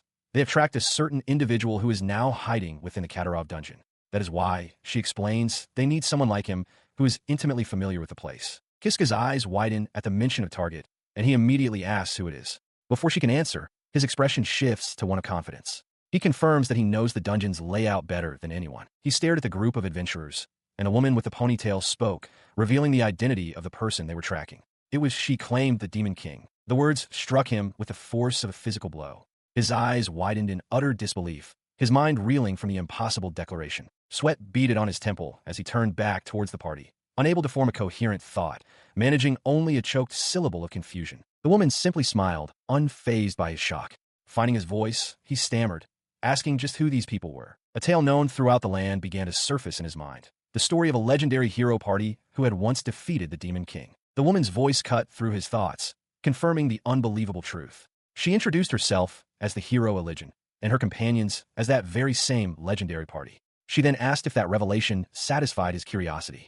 Kiska stares, wide-eyed and sweating, at the group of armored warriors standing before him. A wave of recognition and disbelief washes over him as he stammers, realizing just who these people are. His unspoken question is answered by the party's leader, a woman with long, light-toned hair. She confirms his suspicion. They are the legendary heroes party. She explains that their forces are currently locked in a fierce battle with the Demon Lord's army in the Western Aryan region. She continues, her expression hardening as she clenches a gauntlet fist. While they currently have the upper hand, she stresses the need to completely wipe out the enemy. If the Demon Lord escapes into the dungeon, she warns, there is no telling when his army might rise again. Having established the gravity of the situation, she turns her full attention to Kiska. Addressing him directly by name, she makes a simple, powerful request. They need his strength. He is stunned into silence. The hero, Elijah, is asking for his help. The idea seems almost impossible to him, while Elijah herself watches him with a confident, knowing smile. Before responding to her plea, Kiska finds his own voice, asking if he might pose a question first. Elijah readily agrees, assuring him that he can ask her anything. He looks at her earnestly, his own quest taking precedence. He asks if she knows a girl by the name of Ajiha Tsubaki. He then reveals his motivation, explaining that the entire reason he became an adventurer was to find Ajiha. Elijah listens intently, repeating the name thoughtfully as she processes his words. In response, she turns to her companions, a stout warrior in horned armor, a hooded figure, and another armored woman. She asks if any of them have heard the name, but the second woman confirms they have not. She turns back to Kiska, her expression softening with apology. She delivers the disappointing news. It doesn't look like anyone in her party knows the person he is searching for. She considers his dilemma, then proposes a new arrangement to Kiska. He listens, his expression thoughtful as he murmurs his understanding. She then clarifies her offer with a confident smile, promising that if he agrees to lend them his strength, they will help him search for the person he seeks after the Demon Lord is defeated. The weight of her promise settles upon him. He realizes that the hero's party, one of the most influential forces in the world, is offering to help him find Ajiha. The magnitude of the opportunity leaves him momentarily stunned. He makes his decision, agreeing to her terms if his power is sufficient. Elijah's face breaks into a wide, welcoming grin, delighted by his acceptance. She formally welcomes him aboard once more. With the agreement sealed, they clasp hands, their handshake marking a pivotal moment. A destiny that began a century ago is now set in motion once again. Now officially a member of the party, Kiska stands in new gear, still processing the unbelievable turn of events. Elijah suggests they all do a round of introductions and asks him to go first. He hesitantly agrees. He begins, stating his name is Kiska and that his class is a swordsman and adventurer. He adds that he also possesses a skill called taunt. Elijah's interest is piqued, and she remarks that it sounds like a nice skill to have. She elaborates on her thought process, noting that she heard he was ranked platinum and that they are counting on him. With his taunt skill, she believes he would make a good evasion tank, a role focused on dodging attacks and drawing enemy attention. Kiska confirms his understanding, and Elijah announces she will introduce herself next. She stands proudly, placing a hand over her heart as she introduces herself as the current hero, Elijah Rastarna. She adds that her rank is master and her position in the hierarchy is 7th. The name resonates with Kiska. Even in the world he came from 100 years in the future, the name of the hero Elijin was well known. His mind recalls the history associated with that legendary name. Elijin is the first prince of the kingdom of Fustarna, which includes Kataroy village. It is foretold that in the battle for Ariane, he will defeat the demon lord and become a legendary hero. As Kiska processed the staggering fact that his new leader was the 7th strongest person in the world, Elijin turned to the next party member. She prompted the armored woman, Kinaria, for her introduction, acknowledging that the situation was rather nerve-wracking. She responded with a clipped, formal statement, Kinaria Glycis, a holy knight of diamond rank. Her introduction was so brief that Kiska commented on its speed, which drew a laugh from Elijin, who teased that Kinaria was terrible at communication. Following her terse introduction, the stout warrior with the horned helmet stepped forward with a hearty laugh. He introduced himself as Gorgon, expressing his honor and excitement to work with Kiska. He admitted they were a quirky bunch, but assured Kiska that each of them had a solid backbone. His boisterous welcome concluded, and attention shifted to the silent, hooded figure. Elijin called out his name, Knock, but was met with only a silent stare, the individual's face remaining completely obscured by shadow. He offered no response at all. Kiska thought to himself that while Gorgon had mentioned weirdos, this person was far too mysterious. Believing that was everyone, he prepared to move on. Just then, however, his eyes fell upon a small, childlike girl with elven ears who had been standing quietly amongst the party the entire time. He hadn't even noticed her. He leaned down with a friendly smile, patting her gently on the head as if she were a lost child. Hey, little girl, he asked kindly, where's your mom? The girl's face immediately contorted with flushed, furious indignation. His innocent question was met with a sudden burst of uproarious laughter from Elijin. She doubled over, pointing and shouting about how Kiska had just treated Niao like a little kid. Still laughing, she explained to the bewildered Kiska that, believe it or not, the girl was actually far older than any of them. He stared in shock as he learned she was an elven mage named Niao. The realization struck him. He'd heard that elves live for ages, which explained her youthful appearance. As Kiska stammered an apology, Niao pointed her staff at him, her cheeks still puffed with annoyance. She declared that she wouldn't forgive him if he treated her like a child again. With the introductions finally complete, Elijin announced it was time to proceed. With introductions complete, the heroes' party sets off with a unified cry. Their destination, the Katarov dungeon. As they make their way across the rooftops, Kiska strides ahead, taking a different path from the rest. Elijin calls out, asking where he is going and reminding him that the main entrance is in the opposite direction. He leads them not to the main gate, but to a secluded chamber within the structure. Apologizing for the wait, Kiska presents a glowing pedestal, explaining that it is the second entrance, a teleportation circle leading deeper into the dungeon. His words catch the others by surprise. Elijin repeats the term teleportation circle with a hint of confusion, while Kinaria exclaims that she has heard of this place before. Her memory proves correct. She recalls that this specific circle was used to banish criminals. As she speaks, a dark shadow falls over Kiska's face, his expression unreadable. He confirms her suspicion, stating plainly that this is where he entered the dungeon and managed to survive. The revelation stuns Kinaria, who stares at him and breathlessly asks just who he truly is. Before she can press him for more details, Elijin calmly places a hand on her shoulder, silencing her inquiry with a steady gaze. The hero then turns her attention to Kiska, asking if the monsters beyond this point are strong. With a confident grin, Kiska replies that his former self would have died hundreds of times against them, implying that for their current party, it will be a different story. With that assessment, the entire party gathers on the glowing teleportation circle. Elijin declares that the monsters ahead should be perfect for a warm-up. As the circle prepares to activate, Kiska looks at the hero beside him. He reflects on Elijin's kindness, noting that she didn't even try to question him about his painful past. He stood with his new companions, his resolve hardening. This was his second time challenging this dungeon, and this time, he would see it through to defeat the Demon King. The teleportation magic swirled and then settled. He found himself kneeling on a cold stone floor, the transfer seemingly a success. But as he looked up, a flicker of unease crossed his face. Something was wrong. Rising to his feet, he took in his surroundings. He was in a long, torchlit corridor made of rough-hewn stone, and he was completely alone. A quick scan of the empty hallway confirmed his fears. He wondered where he was, realizing with a jolt that the rest of the party was nowhere to be seen. It seemed they had all been separated during the teleportation. He quickly assessed the situation. This wasn't the same place he had been sent to on his first trip. For now, he decided his priority had to be regrouping with the others. With a new objective in mind, he began to walk down the corridor. He recalled that during his first time here, he had been far too weak to explore this floor in any detail. The corridor stretched on, confirming his memory that this level was quite vast. As he walked, a faint sound reached his ears, and a grim smile touched his lips. He knew what was coming. From the shadows ahead, a hulking figure emerged, blocking his path. It was a massive, fur-covered beast with a brutish face tusks, a prominent mohawk, and muscular arms ending in clenched fists. The creature let out a deafening roar that echoed through the stone passage. Kiska, however, remained perfectly calm, a single, dry thought crossing his mind about the enduring popularity of mohawks. Deep within the dungeon, Kiska comes face to face with a hulking, mohawked bugbear. A smirk plays on his lips as he recognizes the beast. It has been a while, but he recalls fighting this very creature over 500 times. His body remembers the patterns, the flow of combat. He knows that the first step is to dodge its opening strike by crouching forward. He executes the maneuver perfectly. As the bugbear's massive fist whistles through the air where his head just was, Alk is already in position, sword drawn and glowing with power, ready to deliver a single, decisive killing blow. With the creature dispatched, he glances back at its fallen form, a bead of sweat on his brow. It was a close call. His muscle memory almost compelled him to fight barehanded, just as he had been forced to in the past. Putting the thought aside, he resolves to deal with the rest of the bugbears quickly. He breaks into a run down the stone corridor, determined to catch up with Elijah and the others as soon as possible. His advance comes to a sudden halt before a deep pit lined with countless sharp spikes. A wave of terror washes over him. He remembers his past self, who would recklessly charge through such deadly traps. The memory is now horrifying. The fear is a stark reminder of his past life. Even with the ability to save and reset, he realizes the trauma of his many deaths still lingers, rushing back at the sight of familiar dangers. He cautiously crawls past the edge of the pit, moving deeper into the dungeon. He enters a small chamber and stops. On a pedestal in the center of the room sits an ornate treasure chest. He recognizes it instantly. This was the source of his second skill acquisition, 100 years ago. A nervous sweat forms as he wonders if he can obtain a skill from again in this new timeline.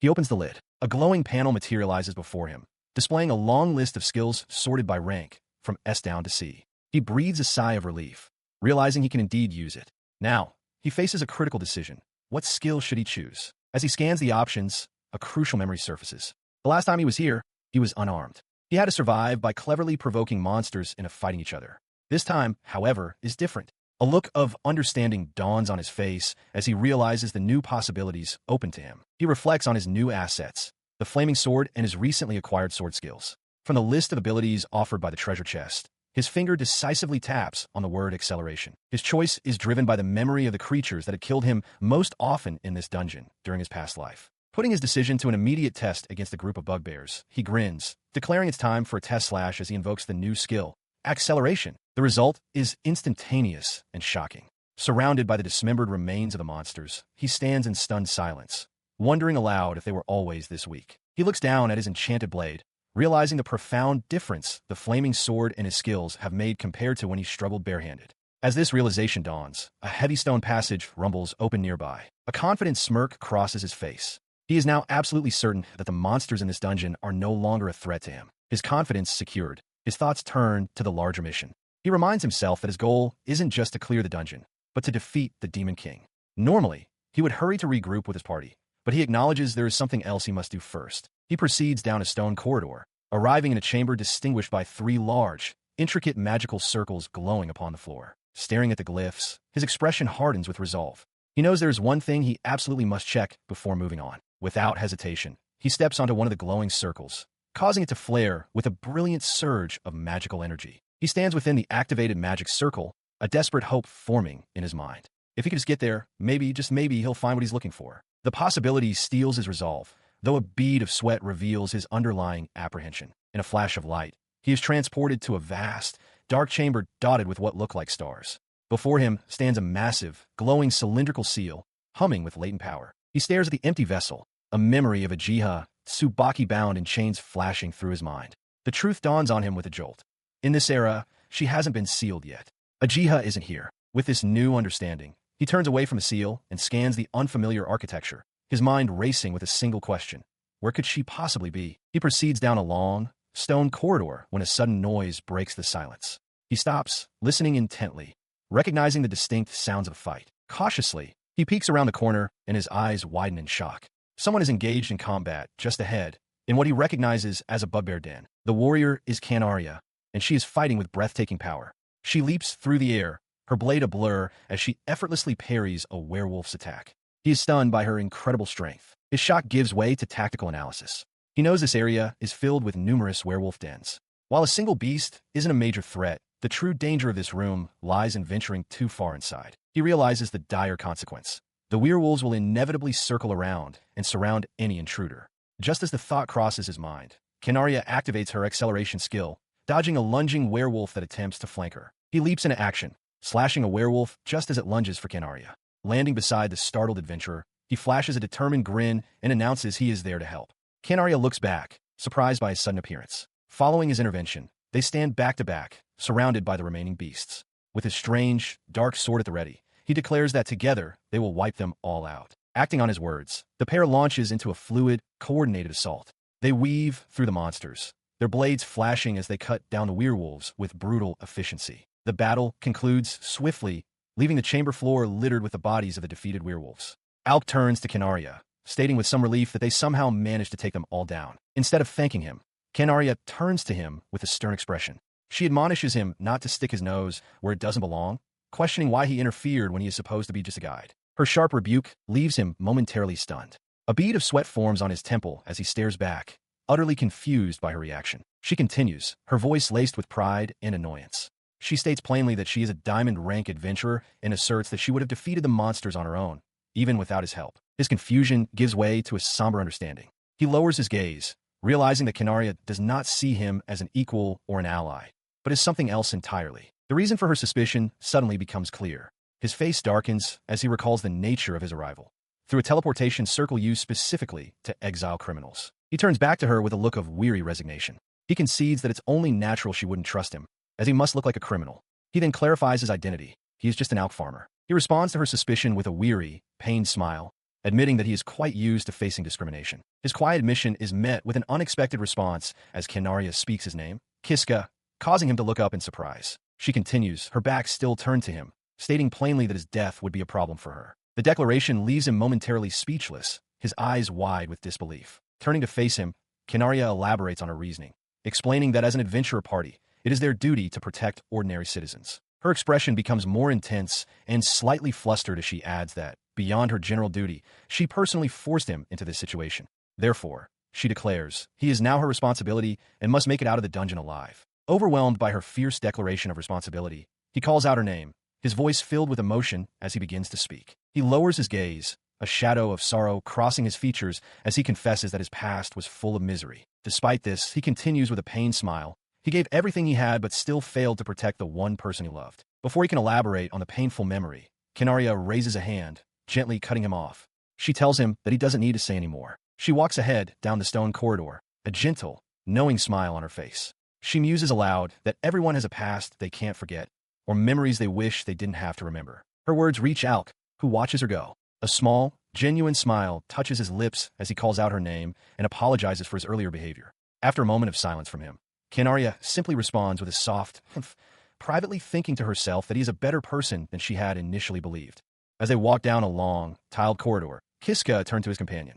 He asked Canaria if she had any idea where Elysian and the others might have gone. Canaria considered this, replying that His Highness would most likely venture off alone in pursuit of the Demon King. She reasoned that if they simply headed toward the Demon King's likely location, they would probably catch up with him quickly. As she spoke, a look of sudden realization dawned on Kiska's face. His eyes then fell upon a large, jagged hole smashed into the side of the corridor wall. With a spark of excitement, he exclaimed that he recognized this place, leaving Canaria to look on in confusion. He announced that it was Lady Judith's second hideout, one she rarely used. The memory of Judith's sinister, smiling face flashed through his mind. He continued wistfully, remarking on how nostalgic it felt and that he used to frequent the place. He added that it was built a century ago, a fact that seemed to catch Canaria by surprise. She peered into the dark opening and asked where the hole led. Kiska, beginning to sweat, explained that it was a passage for vampires. Her expression instantly hardened at the word vampires. A vein throbbed on her temple as she glared, and Kiska realized with a jolt of panic that he had made a terrible mistake. He panicked internally, realizing Canaria's strong sense of justice would compel her to demand they slay the vampires for the good of the people. He quickly tried to backtrack, frantically insisting that it wasn't for vampires and stammering as he searched for another explanation. He blurted out that it was a break room. Canaria looked at him, unconvinced, stating she had never heard of such a thing.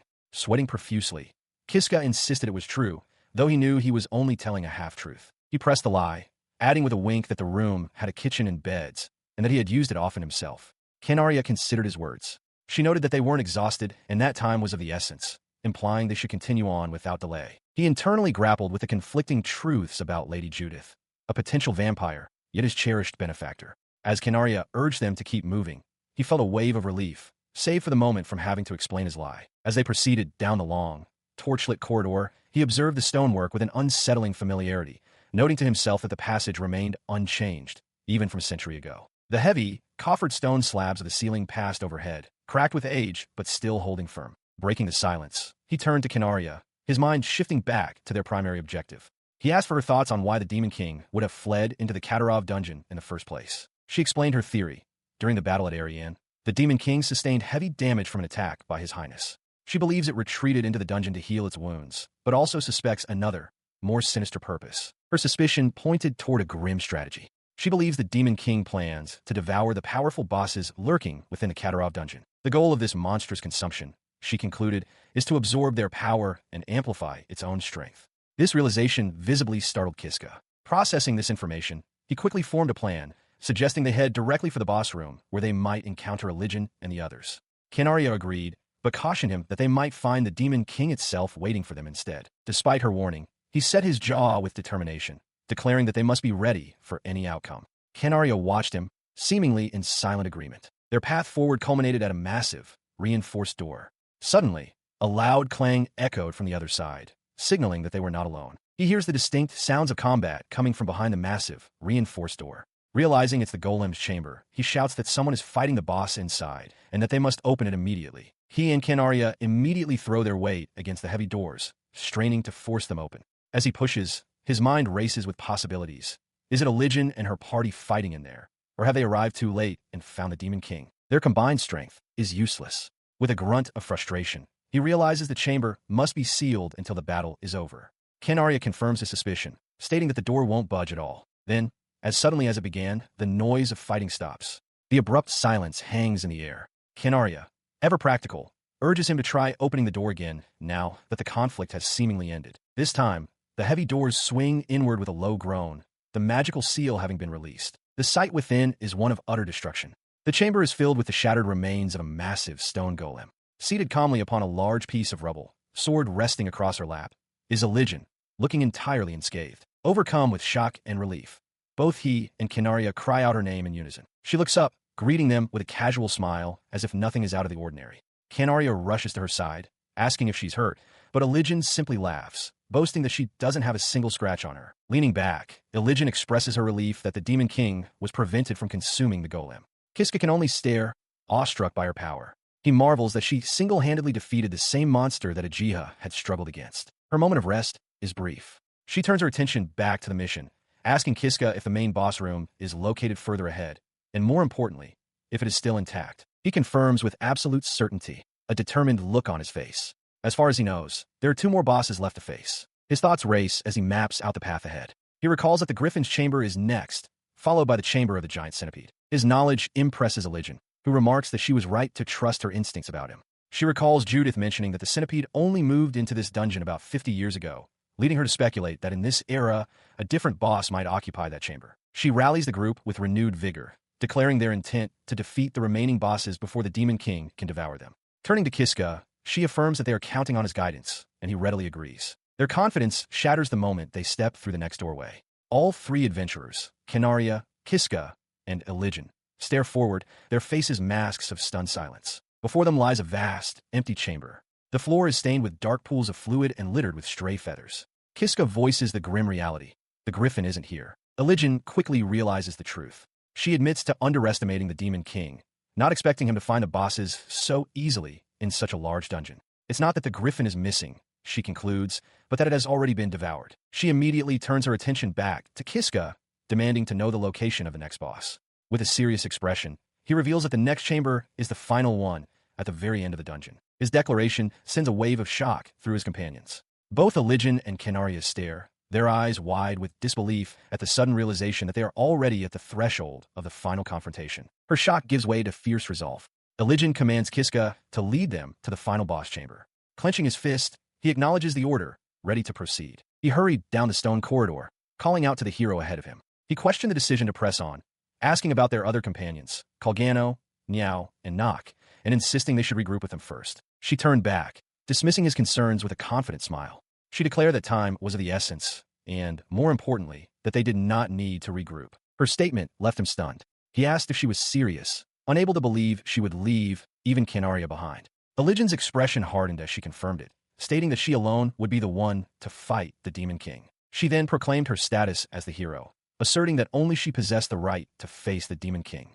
Canaria added a practical reason, explaining that Elijin's powerful attacks might inadvertently strike them all during the battle. With the matter settled, the reduced party of three, Kiska, Elijin, and Canaria, proceeded deeper into the dungeon, their footsteps echoing in the empty hall. They passed by a pedestal where an ornate chest lay open and empty. Kiska noted with concern that the Crystal of Wisdom had already been used. Moving past the empty chest, their focus shifted to the massive, imposing doors that stood at the very end of the corridor, sealing the final chamber. As they stood before the entrance, Kiska nervously announced their arrival. Beside him, Canaria was visibly sweating with anxiety, while Elijin remained resolute and stern. The three adventurers gazed up at the colossal doors, intricately carved with crescent symbols. Kiska breathed out the realization. This was the final boss chamber. His expression tightened with apprehension. He knew that what lay beyond that threshold was either the final boss he remembered from his past life, or the Demon King himself. He stands with his companions, ready for the final confrontation. Elijin gives a quiet affirmation. All right, and Kiska, filled with resolve, urges them forward. Let's go. With their decision made, the heavy doors to the chamber creak open, revealing the throne room beyond. As they step inside, they are met with a shocking sight. Before them sits the Demon King, a being of immense size and power, casually chewing on the remains of what appears to be the dungeon's final boss. The adventurers freeze, stunned by the unexpected scene. His eyes widen in disbelief. Kiska stammers, his mind struggling to process the grotesque display. He realizes with dawning horror that the Demon King is consuming the very creature they came to defeat. In stark contrast to her companion's shock, Elijin wears a confident, almost mocking smirk. She addresses the colossal figure directly, asking how the final boss tasted. The Demon King pauses his meal, looks towards her, and replies with utter nonchalance that the flavor was merely average. Inside a grand throne room, the hero Elijin confronts the seated Demon King, Zorga. With a confident smile, she gathers light in her palm, preparing her glowing sword and declaring her intent to settle their conflict. Beside her, Kiska and Canaria stand ready. The Demon King rises to his full, colossal height, towering over the adventurers. He flexes his clawed hand, remarking that his recent meal wasn't particularly tasty, but he can feel an immense power surging through his body. He turns his gaze to Kiska, a low chuckle rumbling in his chest as he acknowledges the boy's arrival. Kiska stares back, aghast at the Demon King's sheer size, and silently questions if even Elijin has the strength to defeat such a monster. The Demon King continues, stating that Kiska's presence saves him the trouble of having to hunt him down. With that, he begins to raise his massive, dark-bladed weapon. With a menacing grin, he lunges forward, expressing his gratitude for the convenience. As the colossal figure charges, Elijin shouts a warning to Kiska, and Canaria urgently tells him to stay sharp. In response to the charge, Elijin unleashes a powerful technique from her holy sword style, the cruciform slash. The Demon King meets her attack with his own profane slash, noting with a smirk that she is going all out from the very beginning. The two opposing sword arts, one of holy light, the other of dark energy, speed across the chamber and collide with tremendous force, erupting in a blinding flash of power. Watching from a safe distance, Kiska realizes with shock that the two immense attacks have completely neutralized one another, leaving both combatants unharmed. The combatants clash again. The Demon King snarls, calling Elijin a little pest, but she meets his ferocity with a determined grin, retorting that she is just getting started. Their blades meet in another shower of sparks. As they trade blows, one of the Demon King's powerful slashes goes wide, hurtling directly toward Kiska. Canaria sees the danger and screams for him to watch out. He throws himself aside just as the force of the attack explodes where he stood. Canaria cries out his name, asking if he is okay. Catching his breath, Kiska confirms that he managed to dodge in time. As the two combatants re-engage, she warns Kiska that if either of their attacks were to hit them, they would be killed instantly. Their only course of action, she insists, is to focus entirely on avoiding the crossfire. He quickly agrees. Watching the battle rage, Canaria provides crucial intelligence. She identifies their foe as the Demon King, Zorga, a mutated species of man-eating giant. She explains that in a recent battle at Ariane, he suffered a critical blow from his highness and fled into this dungeon. Elijin, parrying a heavy blow, adds to the grim assessment. She reveals that while his highness is ranked 7th among the master class, the Demon King Zorga is ranked even higher, at 5th. The terrible implication of this information dawns on Kiska. He realizes that since Zorga has now devoured the dungeon bosses, his power must have increased. Canaria confirms his fear, stating that the Demon King is now most likely stronger than Elijin. His conclusion is proven true on the battlefield. The sheer force of Zorga's assault drives Elijin back, her face a mask of strain as she struggles to hold her ground. Kiska and Canaria watch in horror. Sensing his overwhelming advantage, the demon king sneers. He gives the human credit for pushing him this far, but declares that this is the end. He raises his massive weapon, roaring the word annihilation. As the final blow descends, Kiska shouts Elijin's name and surges forward to help. Kinaria quickly grabs his arm, stopping him. She tells him to wait, her eyes fixed on the fight. Her faith is rewarded. Elijin slides low beneath the massive swing, dodging the attack completely. She declares that the outcome of a battle is not decided by strength alone, renewing the hope of her onlookers. As the hero prepares her counter, Kinaria explains the source of her power. His Highness possesses not only superhuman strength and swordsmanship, but has also added enhanced physical ability to her arsenal. This combination, she reveals, is the ultimate technique of the Holy Sword style. She unleashes her ultimate technique, the Celestial Grace Slash, a blinding arc of holy energy aimed directly at the Demon King. The force of the blow sends her soaring past him, the attack powerful enough to knock his helmet from his head and his sword from his grasp. Yet the Demon King himself remains standing. He turns with a cruel smirk, mocking her failure. Kiska and Kinaria watch in horror, while Elijin herself is stunned, unable to believe her ultimate attack missed its mark. Before she can recover her footing, the Demon King closes the distance in an instant, his fist crashing into her side with devastating force. The blow sends her hurtling across the chamber, where she collapses against the far wall, gasping in pain. Struggling to her knees, blood trickling from her lips, she realizes with dawning dread that this is a completely different being from the one she faced at Ariane. Seeing her wounded, Kiska rushes forward, determined to help. Kinaria cries out his title, but it is Elijin who shouts the loudest, ordering them both to stay back. She clarifies her desperate warning, explaining that anyone who gets too close will be caught in the crossfire of her attack and will surely die. Kiska freezes, stunned by the revelation. As the hero holds her allies at bay, the Demon King retrieves his weapon. He calmly states that while he had planned to slowly torture her to death, his plans have now changed, leaving Kiska to wonder what he means. He reveals his new intention with a terrifying declaration, channeling immense dark power into his blade. He announces he will use the unorthodox sword style to burn her to ash, leaving the onlookers frozen in shock. The Demon King brought his blade down, unleashing the full force of his phantom holy annihilation. Watching from the sidelines, Kinaria knew this was it. One mistake and Elijin would be finished. With no other choice, the hero steeled herself for the blow. But just as the devastating energy was about to strike the downed hero, a single word cut through the chaos. Save.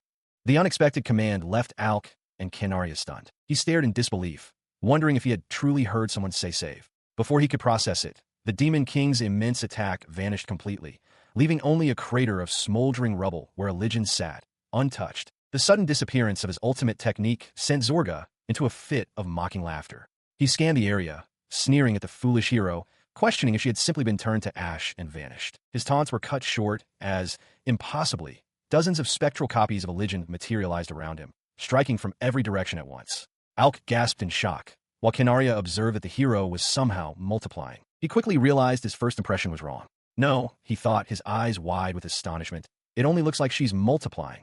He understood that her movements were simply too fast for the eye to follow, creating a blur of afterimages. Kinaria confirmed his suspicion, explaining that while it appeared as if Elijin had split into multiple copies, she was in fact using her unique save ability. She was using it to rewind time, repeating the same moments over and over again to create the illusion of a simultaneous, multi-pronged assault. The revelation struck Alk with force. He remembered Elijin's save ability and the reset power used by the Dark Uchiha. He possessed both save and reset himself. Yet he understood with a sinking feeling that he was completely incapable of replicating such a feat. His thoughts returned to the battlefield, where the true nature of the conflict was laid bare. With this incredible power, the hero Elijin stood against Demon King Zorga, marking the beginning of the fourth hero versus Demon King war. Her final, time-woven strike found its mark. With a triumphant smirk, she declared that his reign had come to an end as the Demon King's body began to shatter under the overwhelming assault. The colossal form crumbled, its dark armor and flesh dissolving into nothingness until only a heap of remains lay on the stone floor. As the dust settled, Kinaria cried out in relief, addressing her as Your Highness. Alk, equally relieved, simply called out her name. Elijin turned towards them, a weary but satisfied smile on her face. She chuckled lightly, asking if she had made them worry. Just then, a massive set of doors behind them began to creak open with a deafening groan. The rest of her party, Gorgon and Niao, rushed past her towards the newly opened passage. The dwarf warrior boomed, asking where the Demon King was, while the small elf girl called out to Elijin in excitement. Watching the victorious group prepare to head home, Alk's mind raced. He had just witnessed Elijin defeat the Demon King using save, a feat that cemented her status as the hero. Yet, this only raised a more pressing question. Who, then, was Uchiha? He wondered if they had truly saved the world, as the mystery had only deepened. Unseen, Judith watched from the shadows. Beneath a vast, clear blue sky, a peaceful town rests, its stone church steeple reaching towards the heavens. It is a day of triumphant return. In a flash of brilliant light, a group of adventurers materializes on a high balcony overlooking that very town, their long journey finally at an end. The hero Elijah takes a deep, satisfying breath, a wide grin spreading across her face as she declares that the air on the surface is simply the best. Her sentiment is shared, though for different reasons. The dwarf Gorgon bellows with laughter, urging Elijah to find food, reminding her they haven't had a decent meal in days. The young elf Niao agrees, clutching her stomach and admitting that it's grumbling loudly. As the party shares a light-hearted moment, an elderly man in a butler's uniform rushes towards them, his voice choked with emotion as he cries out that His Highness has returned. He reaches the group, his face a mask of overwhelming relief. This is Frat, Elijah's butler. He thanks the heavens that she is safe. Elijah winks, casually greeting him and confirming she's back. She apologizes for making him worry, but Frat, wiping tears from his eyes, explains that he was sick with worry after hearing she had entered the dungeon with only a small group for a top-secret mission. Elijah smiles reassuringly, informing him that they managed to defeat the Demon King safely. His eyes widen in amazement. As Frat expresses his awe, Elijah quickly deflects the credit, placing a hand on Kiska's shoulder and declaring it was all thanks to him. Kiska, caught completely off guard, stammers that he didn't really do anything. He tries to downplay his role, but Elijah insists, explaining to her butler that without Kiska, they wouldn't have even known the way through the dungeon. She adds that the Demon King had devoured every other monster, and if left unchecked, could have become a threat beyond anyone's control. He bashfully tries to deflect the praise, insisting he didn't do much, but Elijah is firm. She declares that there is no doubt Kiska was the true MVP of the battle, and the rest of the party voices their sincere gratitude for his help. She continues, admitting that while she was the one who defeated the Demon King, she was panicking when the party was scattered during the teleportation. Kiska looks startled by her candid confession. His surprise gives way to an apologetic smile as he admits that, to be honest, he didn't know about that particular detail either. Elijah confesses she was also in the dark. Meanwhile, Gorgon and Nock discuss the dungeon's mechanics. Gorgon speculates that the hidden teleportation circle was likely designed to prevent exiled party members from entering together, noting that he has seen plenty of other parties use the main gate without issue. Their conversation is cut short when the butler, Frat, suggests they move along. He reminds the heroes that the people are waiting for them and that it is time to head back to the village. Following his lead, the entire party emerges from the dungeon entrance to face a large, expectant crowd of villagers who have gathered to welcome them. The crowd erupts in excited murmurs upon seeing the hero. They recognize Elijah, and a rumor quickly spreads among them that she infiltrated the notorious Katarov dungeon all by herself. Stepping forward, Elijah raises a hand, and a large, ornate chest materializes before her with a flash of light. She calls for the villagers' attention, introducing herself as Elijah, first prince of the kingdom of Rastarna, and announces that she has slain the Demon King. As the chest opens, it reveals the grim proof of her victory, the severed head of the Demon King Zorga, his face locked in a final, monstrous snarl. With the evidence displayed for all to see, Elijah raises a fist in triumph. She declares that peace in their world is at last assured and calls for everyone to celebrate together. The crowd, with Kiska smiling among them, roars its approval. Amidst the joyous crowd, Kiska looks on with a faint, relieved smile, a bead of sweat on his temple. He quietly expresses his gladness at how things have turned out. His relief is shared by the others. Elijah laughs heartily, telling Niao that ever since she came to this era, she felt as though she'd been caught up in something unbelievable. He walks through the village, his earlier apprehension giving way to a genuine smile. He decides that this turn of events isn't so bad after all, turning his attention to Canario walking beside him. She notices his gaze and explains their next move. She informs him that a grand victory parade will be held in the royal capital, Larna, to celebrate the Demon King's defeat, and that they will be heading there tomorrow. Her expression softens slightly as she gives him a piece of advice for the evening's festivities. She warns him not to drink too much tonight, reminding him to be well-rested and ready to move in the morning. The implication of her words suddenly dawns on him. His eyes widen in shock as he points to himself, stammering as he asks if her instructions mean he is also part of the parade. She looks at him, her expression firm and unwavering. She confirms his inclusion without hesitation, stating plainly that of course he is. He is a member of the hero's party. After all, her words, and the way she said them, resonate deeply with him. A warm smile spreads across his face as he realizes she addressed him with a small but significant change. That evening, under a starry sky, the party gathers at a large local inn to celebrate their victory and their final night in the village. Inside, the mood is festive. Gorgon laughs boisterously while a green-faced Niao looks ill from drinking. Kiska, Elijah, Kinaria, Nock, and even Ajiha Tsubaki share a meal, enjoying the hard-won peace. He recalled Elijah's promise, delivered with a confident smile. She had assured him that once all the post-battle duties were concluded, she would begin the search for a jiha, just as she had pledged. This filled him with a renewed sense of hope. He knew Elijin was a prince of the kingdom of Rastarna. With a network that vast, the search would surely be more effective. As night fell over the town, he felt a quiet optimism settle over him. For the first time in a long while, it seemed he was finally one step closer to finding a jiha. The next morning, the entire party gathered by two ornate carriages, preparing for their journey to the capital. Elijin took charge of the arrangements, deciding that she, Canaria, Frat, and Nock would occupy the first carriage, anticipating a relaxing trip. This meant Kiska was grouped with the others. The boisterous dwarf, Gorgon, immediately clapped him on the back, declaring him a big bro, much to the quiet annoyance of the elf, Niao. Niao reflected on her own awkward introduction, feeling a distance had formed between them. Shaking off, she called out for everyone to head for Larna. Inside their carriage, a tense silence hung in the air. Gorgon, ever the extrovert, broke the quiet by once again addressing Kiska as Big Bro. He leaned in, his expression friendly, and asked about Kiska's past accomplishments. He mentioned hearing that Kiska had cleared the Katarov dungeon and questioned how many people had been in his party. Kiska hesitated for a moment before quietly stating that he had cleared it alone. The admission struck Gorgon dumb. He stared, wide-eyed, and exclaimed that such a feat was completely insane. He confirmed that Gorgon had figured it out, explaining that he was exiled through a hidden teleportation circle. The dwarf, a diamond-rank adventurer himself, admitted that the mere thought of soloing a dungeon sent chills down his spine. He continued, clarifying that using the hidden circle meant he couldn't leave until the dungeon was cleared, so he had no choice but to push through to the end. At this, Niao interjected with a confident smile, boasting that if she were around, a return teleportation circle wouldn't even be necessary. She explained that she possesses a return spell, a revelation that caught Kiska completely by surprise. She smugly added that she could have gotten them out just fine, even with the hidden circle's restriction. Kiska then clarified his own escape.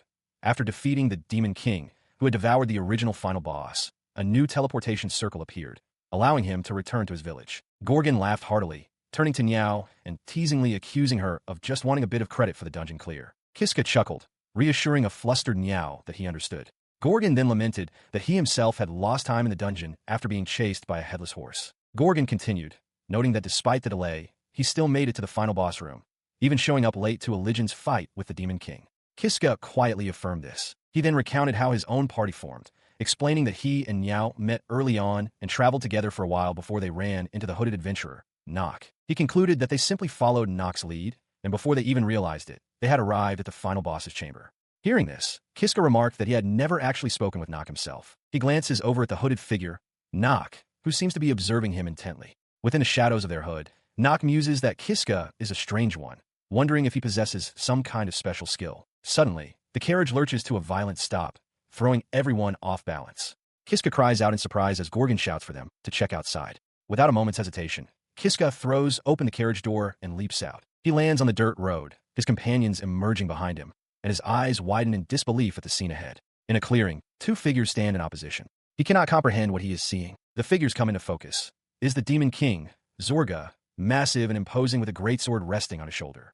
Facing him is the hero, Elijin, her own blades drawn and ready for battle. Kiska stares, his mind reeling with confusion. He questions aloud why the Demon King is here. The Demon King's face twists into a malevolent grin. He confirms his identity, mocking them by stating he is the very same Demon King they believe they had already defeated. A bead of sweat traces a path down Elijin's temple. Her confident facade has shattered, replaced by sheer terror as she glances back at Kiska, her voice trembling as she warns him to stay back. Her warning is punctuated by a horrifying sight, a massive, gaping wound torn through the center of her breastplate. She calls out Kiska's name, her strength clearly failing. He screams her name in horror. In that same instant, a blade of pure darkness slices through the air with impossible speed. The blade finds its mark not in Elijin, but in Kiska. It erupts from his chest in a spray of blood, his face frozen in a silent scream of agony and shock. His eyes widened in disbelief, tears welling as a choked gasp escaped his lips.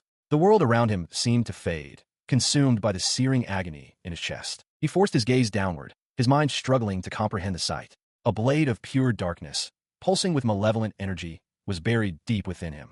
He could only wonder what this horrifying thing was. As his strength failed, a single, frantic thought consumed him. Who was it? Who was the one who had killed him? The question echoed in the fading light of his consciousness, but the answer wouldn't come. His final moments fractured into fleeting images, a wicked, dark scythe, a silent treeline, and his own hand falling lifelessly to the earth. He was unable to see his killer's face as everything went dark. Kneeling in a torch-lit stone corridor, Kiska reflected on his new reality. Ever since he had arrived in this world, 100 years in the past, this moment marked his first death. He understood with grim certainty that this was where it all began. He recalled the legend's solemn words to him. She had explained that his own death was inconsequential, no matter how many times it happened. However, if she were to die, the future a century from now would irrevocably change for the worse. Faced with this stark reality, his resolve hardened. If that was how things stood, then he would stand before her, shielding her from that fate. He and his companions would delve into the dungeon and change destiny itself. His determination was immediately assaulted by a flood of traumatic memories. The legend, a gaping hole in her chest, the triumphant revival of the Demon King, and his own body, pierced by a blade. The most critical detail, however, remained agonizingly out of reach. Who had killed him? He pushed himself to his feet and began walking down the long corridor, the weight of everything that had happened pressing down on him. So many things had occurred all at once. As he walked, his mind focused on the final confrontation. He was certain that at the scene of Elijin's death, the only ones he saw were her and the Demon King.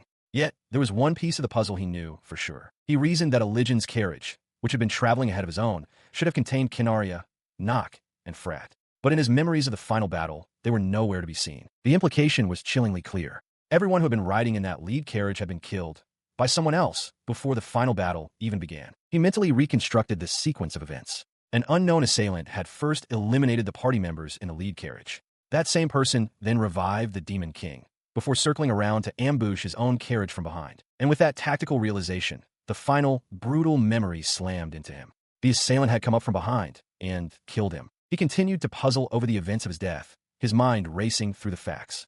Elijin was a master rank adventurer, and Kinaria was diamond rank. It seemed utterly impossible that anyone could have taken them both down in an instant. Furthermore, he recalled that Gorgon and Niao were positioned behind him. If the killer's sole purpose had been to slaughter the entire party, those two should have been the first targets, not the last. His thoughts were interrupted by the hulking forms of a werewolf and another massive, bugbear-like creature blocking his path in the stone corridor. He grit his teeth, knowing he couldn't afford to waste time while the Demon King was still at large. He resolved to keep moving forward, analyzing the past as he fought through the present. A flood of memories washed over him. His party fighting together, the list of his own hard-won skills, and the sight of a spike-filled pit below. All of it felt distant, yet critically important. As he walked, his focus narrowed, pushing aside the immediate threats to pinpoint the most crucial memory of all, the moment he was killed. The memory struck with the force of a physical blow, a dark, jagged blade erupting from his chest in a spray of black. He recalled the final moments, his gaze fixed on the weapon that ended his life. Just before he died, he caught a glimpse of the blade and saw veins like the ones he had seen on the puppet sword. A new thought crystallized. The shape was slightly different from his own sword, but could it have been one of the Parasite series weapons that Judith had mentioned? He understood then. If the person who killed them was a wielder of a Parasite series weapon, they were facing a truly dangerous opponent. He needed to come up with a plan. He moves deeper into the dungeon, the sounds of combat echoing from the corridor ahead. He recognizes the telltale signs of a battle with werewolves and recalls that last time, Kinaria was fighting in this very den. To clear the dungeon as he had before, he decides his first step must be to rendezvous with her. But as he enters the chamber, his plan is immediately upended. It is not Kinaria fighting the werewolves, but the heavily armored dwarf, Gorgon, who swings a massive axe with brutal force. Kiska stops in his tracks, stunned by the unexpected sight. His mind reels with confusion. He remembers clearly that it was Kinaria here before. He wonders aloud why Gorgon has appeared in her place. The only possibility that comes to mind is that his act of rewinding death has somehow changed the route of events. He watches as Gorgon continues his relentless assault, felling werewolves with ease. The dwarf warrior pauses his slaughter, noticing Kiska's arrival. A confident grin spreads across his face as he greets him, calling him Big Bro Kiska. He strides over, his presence formidable. Kiska is taken aback, remarking internally on how impressive it is for one person to wipe out an entire werewolf den alone. Suddenly, Gorgon's expression twists into a ferocious snarl as he swings his axe directly at Kiska's head, shouting his name. Kiska ducks just in time. The axe blade slices through the air where his head was and strikes a werewolf that had been sneaking up behind him. Gorgon smirks, commenting that Kiska still has some life left in him. The young man looks back in shock, realizing the danger he was in. The dwarf calmly states that the situation was dangerous. Still processing the near-death experience, Kiska can only ask what he's talking about, completely bewildered. He found himself on the receiving end of a boast from the dwarf warrior, Gorgon, who questioned how someone claiming to have cleared the dungeon couldn't dodge a simple attack from a slow fighter like himself. His eyes widened in surprise as Gorgon chuckled, adding that running into him worked out perfectly. Kiska could only concede that the warrior's point was true. The armored dwarf then deferred to him, resting his axe on his shoulder and asking which way they should go to find Elijin. He confidently took the lead, explaining that his job was to guide the way. Recalling the layout, he declared that they should be able to move ahead to the right without any trouble, and urged Gorgon to follow. As they walked, he offered an apology, admitting he had no idea the party would be split up. Gorgon asked if he knew anything about it, and Kiska confirmed his ignorance on the matter. He then revealed a startling fact. He had cleared this very dungeon by himself before. The statement elicited a loud cry of disbelief from Gorgon. The warrior found the claim crazy, but Kiska simply agreed. Internally, he recalled the rough truth of redoing it through countless death loops, quickly deciding it was best not to mention that part aloud. Impressed by this revelation, Gorgon remarked that with such strength, Kiska could be a full-fledged party member, not just a guide. Kiska laughed off the compliment as they continued down the stone corridor. He pointed forward, confidently announcing that the boss room, where the golem was located, was just ahead. He voiced his suspicion that a Lijin might be there. His detailed knowledge prompted a wry smile from Gorgon, who commented on just how much the young man seemed to know. He is brought up short when Gorgon turns to him, a grin on his face, and asks if he already knows the future. The question catches Kiska completely off guard. Before he can process the question, Gorgon suddenly shouts a single word, "Go!" Kiska reels back in shock and confusion, calling out the dwarf's name. He stammers, trying to comprehend how Gorgon could possibly know such a thing. A nervous laugh escapes him as he struggles to find an explanation. His laughter dies in his throat as a memory surfaces, the moment of his death. He recalls the person standing behind him then. It was Gorgon. The horrifying thought crystallizes in his mind. The one who killed him in that previous life was none other than the dwarf warrior, now standing beside him. The chilling realization is interrupted as they arrive before a massive, reinforced door. Kiska observes that it sounds like the battle has already begun within. Gorgon confirms if this is the correct location. He pushes against the heavy door, but it doesn't move an inch. Gorgon grunts in frustration, explaining that the door is sealed and won't open until the fight inside concludes. The dwarf turns to Kiska with a knowing grin, remarking again on how knowledgeable he is. The comment only deepens Kiska's unease. He can no longer be certain of anything. He internally wrestles with the new information. If Gorgon was his killer, he must remain vigilant. His thoughts are cut short as he realizes the sounds of combat from beyond the door have ceased. Just as he notes the silence, the heavy doors swing open. Inside, a Lijin stands with a look of surprise, and beside her is Judith, holding a massive, intricately designed sword. Gorgon lets out a booming laugh as they step through the doorway, spotting the others. Kiska, however, stares in wide-eyed shock, mistakenly identifying the woman with a Lijin as Kinaria. His mistake hangs in the air as Judith, the actual woman present, observes the scene with a grave expression. She realizes that the future has shifted once more, noting to herself that Kinaria has appeared in this timeline. Unaware of the temporal complexities, Elijin offers a bright smile, welcoming Kiska and Gorgon and expressing her relief that they arrived safely. In response to her greeting, Gorgon boasts loudly, declaring that common monsters are no match for his strength. Kiska, still processing the situation, simply addresses Elijin by name. As he looks at her, a chilling premonition grips him. In his mind, Elijin's cheerful expression remains, but her words are a death sentence. She tells him he is going to die tomorrow. The vision leaves him reeling, his mind racing with the question of what he could possibly do to save her. In the present moment, however, Elijin simply asks him to guide their party forward. Lost in his dark thoughts, Kiska can only manage a weak agreement. Despite his internal turmoil, the group's progression through the rest of the dungeon proceeds without incident.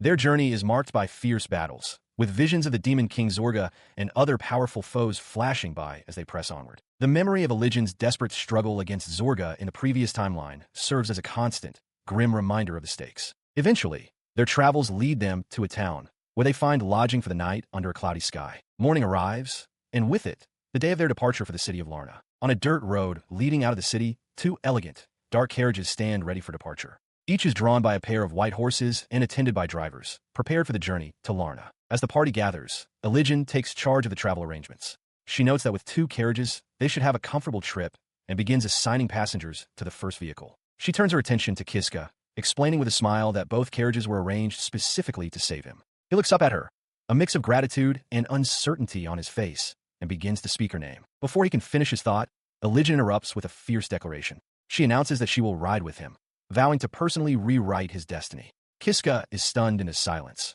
only able to question if she truly means to ride with him. Having made her decision, Elijin begins to organize the rest of the party. Her plan is immediately met with enthusiasm from Niao, who excitedly asks to join them. Elijin smiles and agrees, suggesting they all ride together.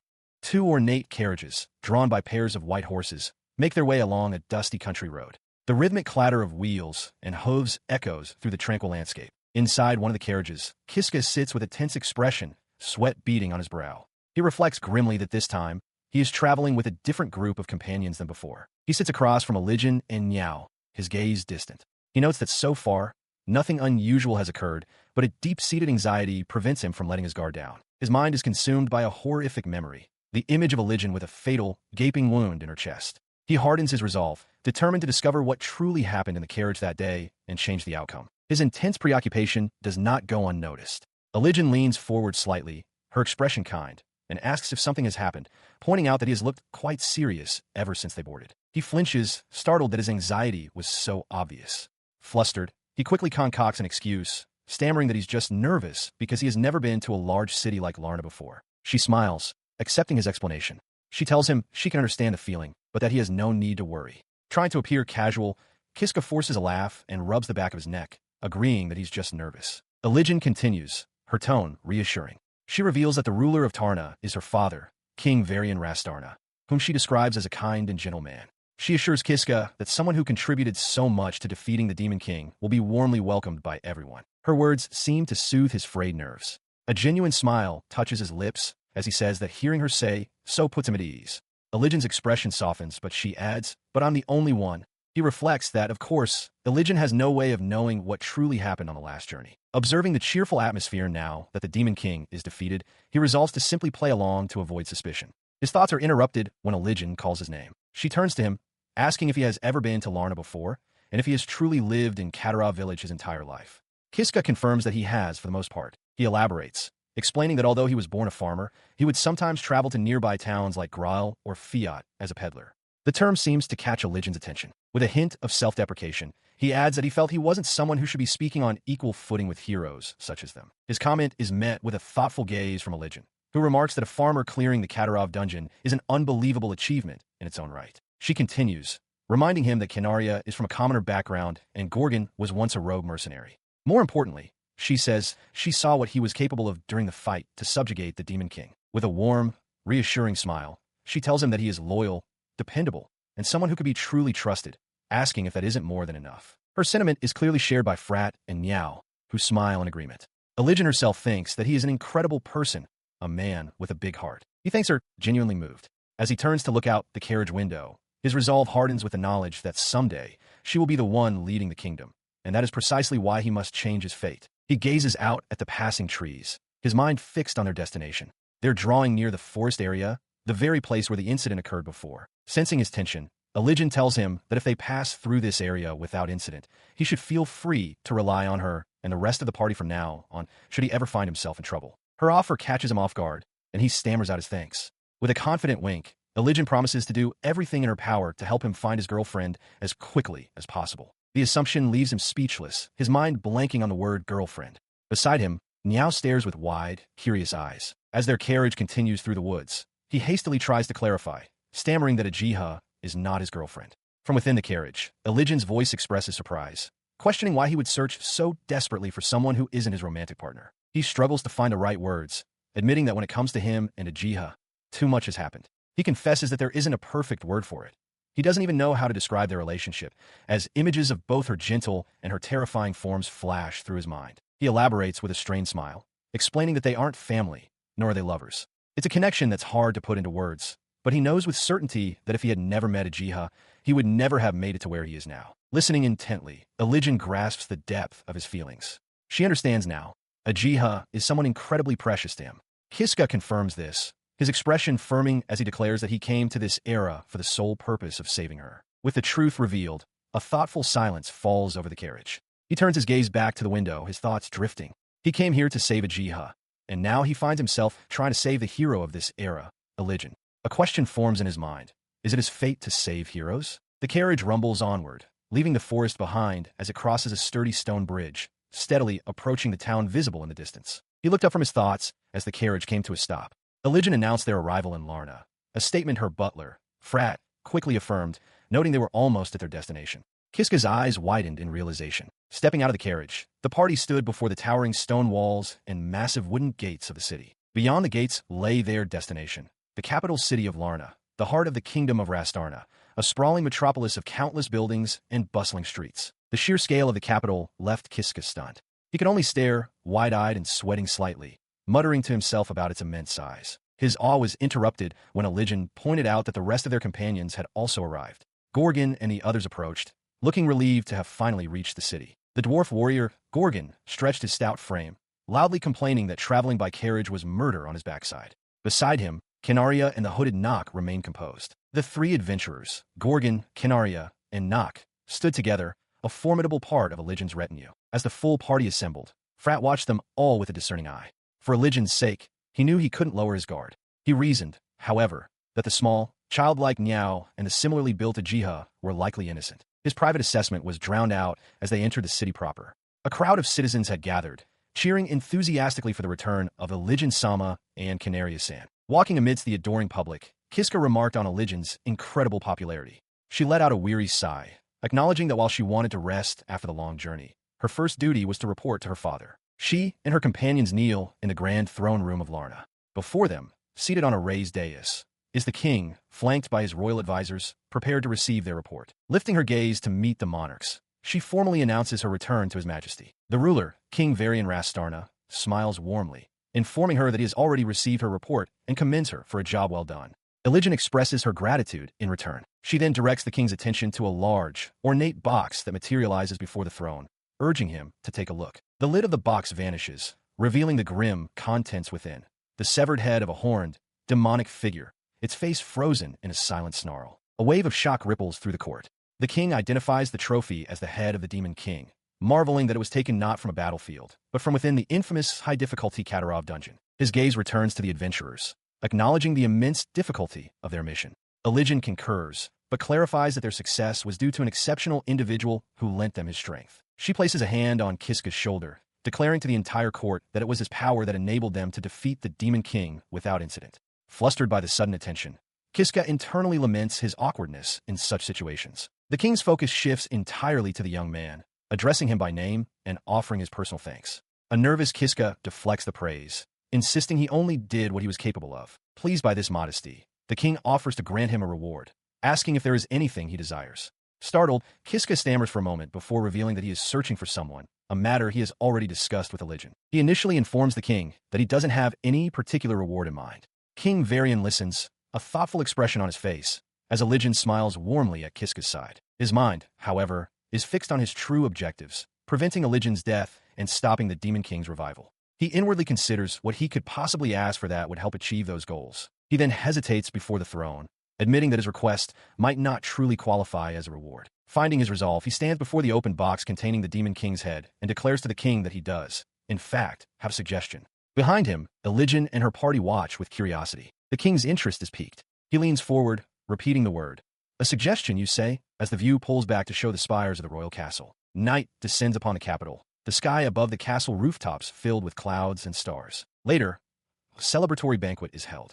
Kiska sits among the heroes, Elijin's party, Ajiha, and Canaria, at a long, lavishly set table, attended by servants. While eating, he breaks the silence, stating that there is one thing he has been wondering about. His thoughts turn inward, focusing on the central mystery. He recalls the original timeline, questioning how the one who killed them was able to interfere with the Demon King's head when it should have been secured inside Elijin's item box. He connects this puzzle to the suggestion he made earlier. It seems impossible that someone could have simply taken the head from a carriage. The crucial question remains, how did their killer manage to slay Elijin and revive the Demon King? He had achieved his first objective, to isolate the Demon King's head. The ornate chest now rests upon a grand altar, a solitary and silent sentinel within a hallowed chamber. He had successfully separated Elijin from the artifact, but the core questions still plagued his mind. Would Elijin still be killed? Would the Demon King still find a way to revive? As night fell over the city, his resolve hardened. He vowed that he would figure it out, that he would uncover the identity of the one who had killed them in the other timeline. He sat alone in his modest room, the weight of his mission settling upon him. He would put an end to this threat once and for all. The Demon King's head was now secured within the sacred walls of the Temple of Larna. Deep inside the temple, the chest rested upon its altar, the only light coming from two flickering candles. A figure emerges from the shadows, their footsteps silent on the stone floor. Ajiha Tsubaki approaches the altar with quiet purpose. Meanwhile, in another location, Elijin's expression shifts from composure to one of wide-eyed, utter shock. She slips an ornate, silver ring onto her gauntlet finger, a faint, knowing smile gracing her lips as she does so. Her face breaks into a wide, ecstatic grin. At last, she exclaims, holding up her hand to display the new ring. The moment I have been waiting for. Nearby, Kiska watches as Canaria stares, her face a mask of stunned disbelief. The armored knight found herself face to face with Kiska, who stood in a nearby doorway. A bead of sweat traced its way down his temple as he forced a smile, his eyes betraying a deep unease. "What are you doing here, Canarius-san?" he asked, the question hanging in the air. In that moment, a terrible suspicion took root in his mind. Was she the culprit? Within a grand, ornate hall, Kiska stands before religion, his mind racing with a single, dreadful question. Is she the traitor? She explains calmly that she was merely making her rounds, checking for any suspicious individuals who might try to misuse the Demon King's head. Kiska, feigning innocence, asks her to clarify what she means by suspicious. He presses the point, asking directly if she is referring to someone attempting to revive the Demon King. His question strikes a nerve. A dark shadow falls over Religion's face, her features contorting with unspoken fury. She quickly masks her anger with a dismissive smile, questioning if such a person even exists. Kiska, sweating slightly, plays along, claiming he wouldn't know. He continues, suggesting that even if someone tried to revive the Demon King, it's reassuring that the head is secure. With that, he declares his intention to press forward. His parting words, however, are a direct warning. Religion won't be killed. The statement shatters her composure, her eyes widening in pure shock. His friendly demeanor vanishes, replaced by a hard, knowing gaze. He points out that she is present, implying she understands the situation better than anyone. Flustered and enraged, Religion demands to know what he is planning. He drops all pretense. "So it was you," he says, admitting he never expected her to be the traitor. With a venomous smile, she retorts that she always disliked him and demands to know the extent of his knowledge. The two now stand separated by the length of the hall. Religion scoffs, but Kiska stands firm, declaring that unfortunately for her, he will not allow her to revive the Demon King or to kill Religion. He stood his ground as Religion declared it was too late. She raised a gauntlet hand, displaying a ring of chaos bestowed by her master. With this ring, she boasted, she could tear open space in time to resurrect the Demon King. With a wild grin, she reached for the ornate chest containing the Demon King's head, proclaiming that this very moment would mark the first step of their ambition. Her hand hovered over the chest, but nothing happened. The ring remained inert. A flicker of confusion crossed her face. She pulled her hand back, muttering that it was strange. The ring had failed to react as expected. A sense of unease growing. She threw open the lid of the chest. Kiska watched her, his expression calm and knowing. Her eyes widened in shock. The chest was completely empty. From behind her, Kiska offered a disingenuous apology, admitting that he had hidden the head away. Religion whirled around, her face contorted with rage, demanding to know what he had done. He explained that her suggestion to the king, to display the Demon King's head publicly to announce the subjugation, had felled off. That was when he realized her true intentions. Her shock was palpable, her fury boiling over. Religion drew her sword, its point inches from his throat. She demanded he tell her where the head was, threatening that his life would end right there if he refused. Unfazed, Kiska's hand rested on the hilt of his own weapon. He drew his blade, which flared with a faint, powerful energy, and challenged her to try. Religion scoffed at his foolishness, questioning if a mere platinum rank adventurer truly believed he could defeat a diamond rank like herself. Kiska simply smirked, ready for the fight. Religion stands ready, acknowledging Kiska's awareness of the vast power gap between a platinum and a diamond rank adventurer. She notes that Canaria is incredibly strong, then invites him to fight just as he wishes. Following her words, she lunges forward with blinding speed, her sword raised high as she vows to cut him down. Kiska, his own blade flaring with a strange energy, braces for the attack while Canaria watches intently. Their blades meet in a furious shower of sparks. The two warriors become a blur of motion, steel clashing against steel in a rapid exchange of blows. Canaria's eyes widen slightly, surprised by the ferocity of the duel. He grits his teeth, the force of her strike rattling his arms. That was a close call. He realizes that in terms of raw strength, combat ability, power, or speed, he is completely outmatched. But he has a way to even the odds. With a determined grin, he activates his skill, shouting its name, Acceleration. He moves in a flash, the sudden burst of speed leaving a stunned Religion behind. As he repositions himself, he explains that his platinum rank was assigned before he ever obtained the acceleration skill. Religion dismisses it as a mere sneaky trick. Kiska, however, holds his glowing sword with renewed confidence, declaring that with acceleration, he can now match her in speed. She counters with a wild grin, arguing that even if their speeds are equal, it doesn't change the fact that she still surpasses Canaria in raw power. With that, she launches another ferocious attack. He meets her blade, the impact jarring them both. Despite the clear power disparity, he roars that he will not lose. Annoyed, Religion clicks her tongue and demands to know the reason for his confidence. He begins to explain. After 100 years in this world and witnessing countless battles, he has realized one thing. All warriors, no matter how powerful, fight to protect their own lives.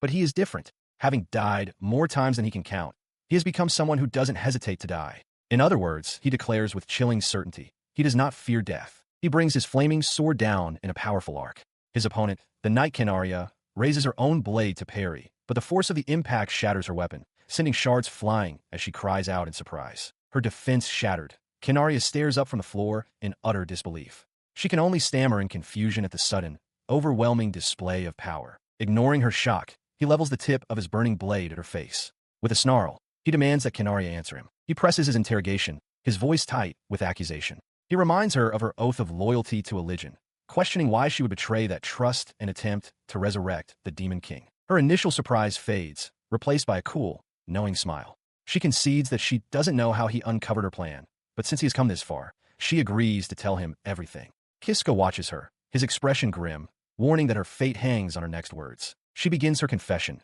confirming that she did indeed swear loyalty to His Highness. With a blush dusting her cheeks, she reveals that her feelings ran much deeper than mere loyalty. She loved him. Her declaration stuns him. He stammers, unable to reconcile her professed love with her actions, demanding to know why she would then betray the one she loved. Kinaria's face falls into shadow as she prepares to explain. She poses a chilling hypothetical question. She asks him to imagine hating someone more than anyone else in the world, a person who also happens to be a prince, possessing immense status and power.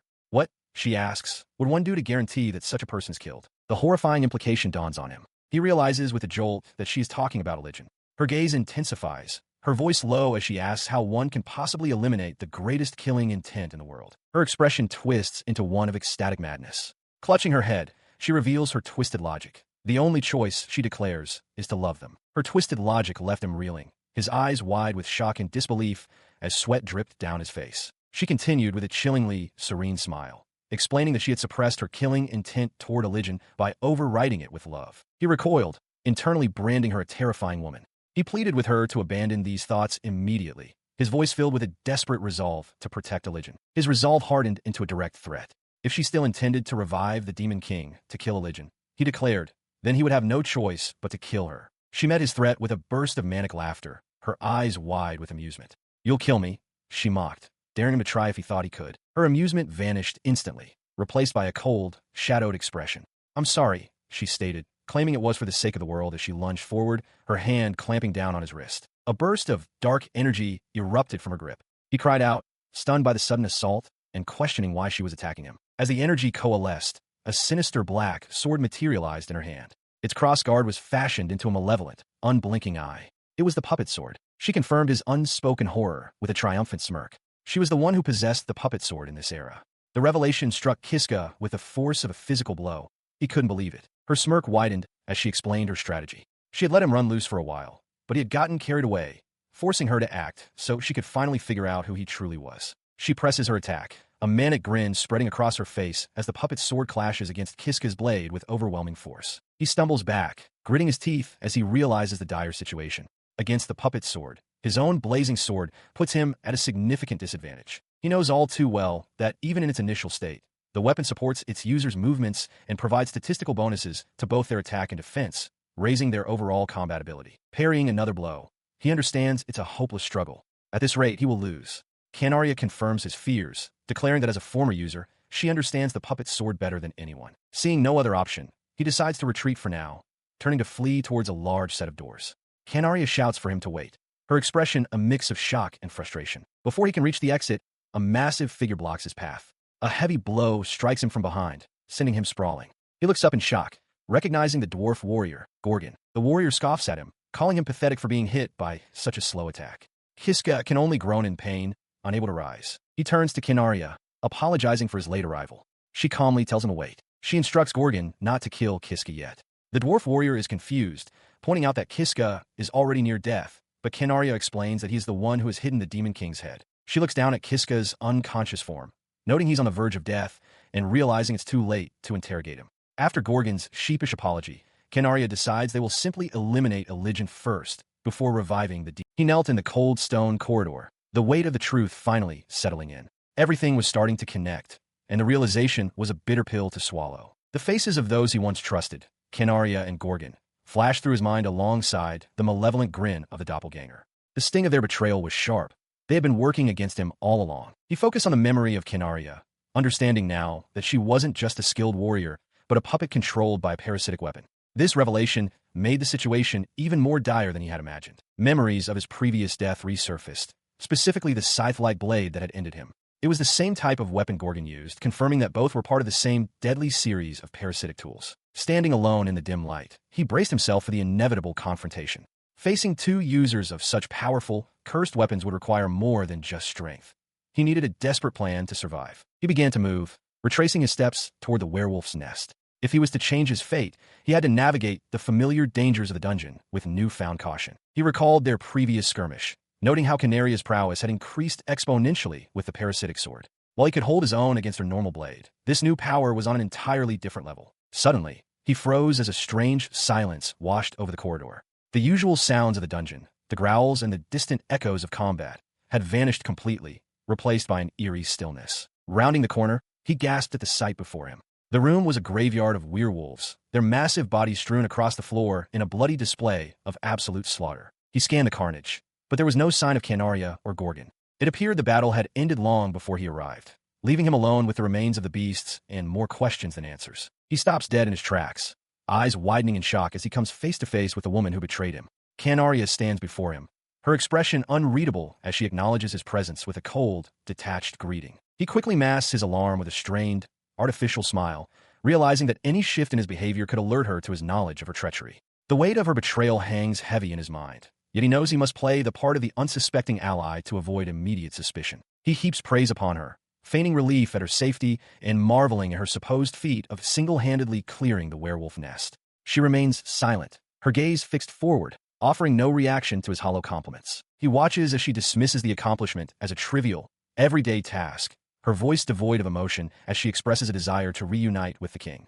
Turning the conversation toward their next move, she asks if he knows the path ahead, while he marvels internally at her chilling composure. She listens as he points down the long, stone corridor, explaining that following it directly will lead them to the chamber where Elijah San is likely waiting. She accepts the information with a curt nod, her focus already shifting toward their destination. He follows as she commands that they proceed, and the silence between them grows thick with unspoken tension. She leads the way as they walk in tandem, the rhythmic clicking of their boots echoing against the cold walls of the dungeon. The young man stares at her exposed back, the dark realization dawning on him that, in this moment of perceived vulnerability, he has the opportunity to strike her down. He hesitates, his grip tightening on his weapon as he grapples with the internal conflict of whether he can truly bring himself to kill her. The fear of her retaliation and the potential consequences from the hero, who might view him as the true traitor, stay his hand. He knows he must find the truth, yet the doubt gnaws at him, leaving him to wonder if he possesses the strength or the resolve to actually put an end to her schemes. He steeled his resolve,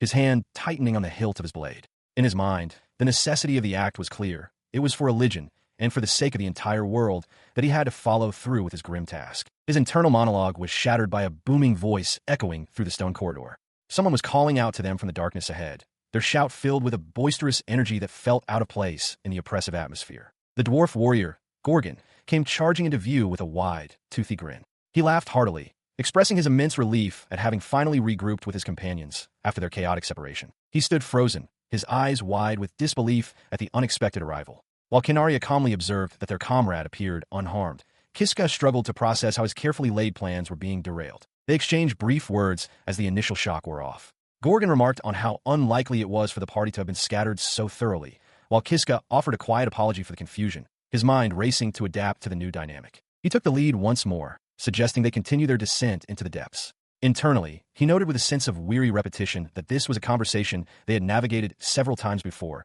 yet the weight of his secret remained. His gaze shifted between his two companions, the realization sinking in that his window of opportunity had closed. With Gorgon now present, a direct strike against Canaria was impossible. He would have to bide his time and wait for the next opening. The warrior's jovial demeanor suddenly vanished, replaced by a sharp, knowing look. He suggested, with a chilling bluntness, that it was time they stopped playing these games and ended the charade they were all maintaining. He could only stare in stunned silence, the air leaving his lungs as the dwarf's words struck home. Beside him, Canaria remained perfectly still, her face a mask of cold indifference as the tension in the room reached a breaking point.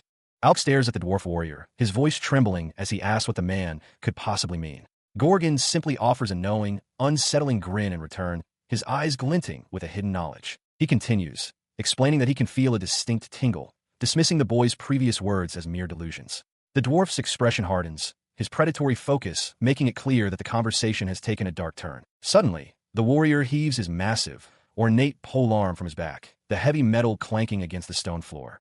The sudden movement catches the others off guard, their eyes widening in realization as he speaks of records and parasites that shouldn't exist. He stands firm, his grip tightening on the shaft of his weapon as he declares that the boy is far too dangerous to be left unchecked. The air in the corridor grows heavy with his murderous intent, leaving no room for negotiation. This declaration sends a jolt of fear through the young man, who wonders if his very thoughts have been laid bare. He grits his teeth, realizing that his hidden intentions might have been sensed by the veteran warrior's uncanny intuition. Seeing the tension escalate, the knight in the high ponytail draws her own blade with a fluid, practiced motion.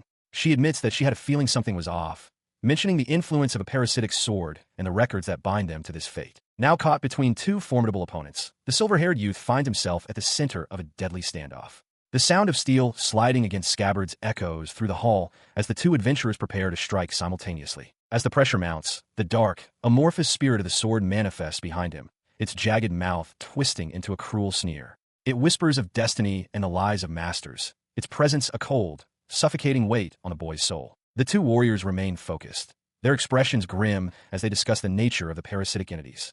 They recognize that the boy exists outside the normal cycle of life and death, a variable that must be eliminated to maintain the order of their world. He realizes then that a surprise attack is no longer an option against such perceptive foes. Even if he were to fall and return, these warriors possess an uncanny ability to read the hearts of others, making them his most dangerous adversaries yet. He stares in disbelief as the armored dwarf looms over him, demanding to know his true identity and what he is truly after. In response, he attempts to maintain his facade, claiming to be nothing more than a simple villager named Kiska, but the warrior scoffs at the obvious deception. The dwarf tightens his grip on his massive, iron-crusted mace, growling a question about whether he stands against the chaosists. As the weight of the term chaosism sinks in, he realizes the true nature of the threat standing before him and the gravity of his situation. The female knight steps forward to join her companion, revealing that they and Kanaria are members of this cult, and their goal is to sacrifice a legend to resurrect the Demon King. Despite the chilling revelation, he continues to feign ignorance,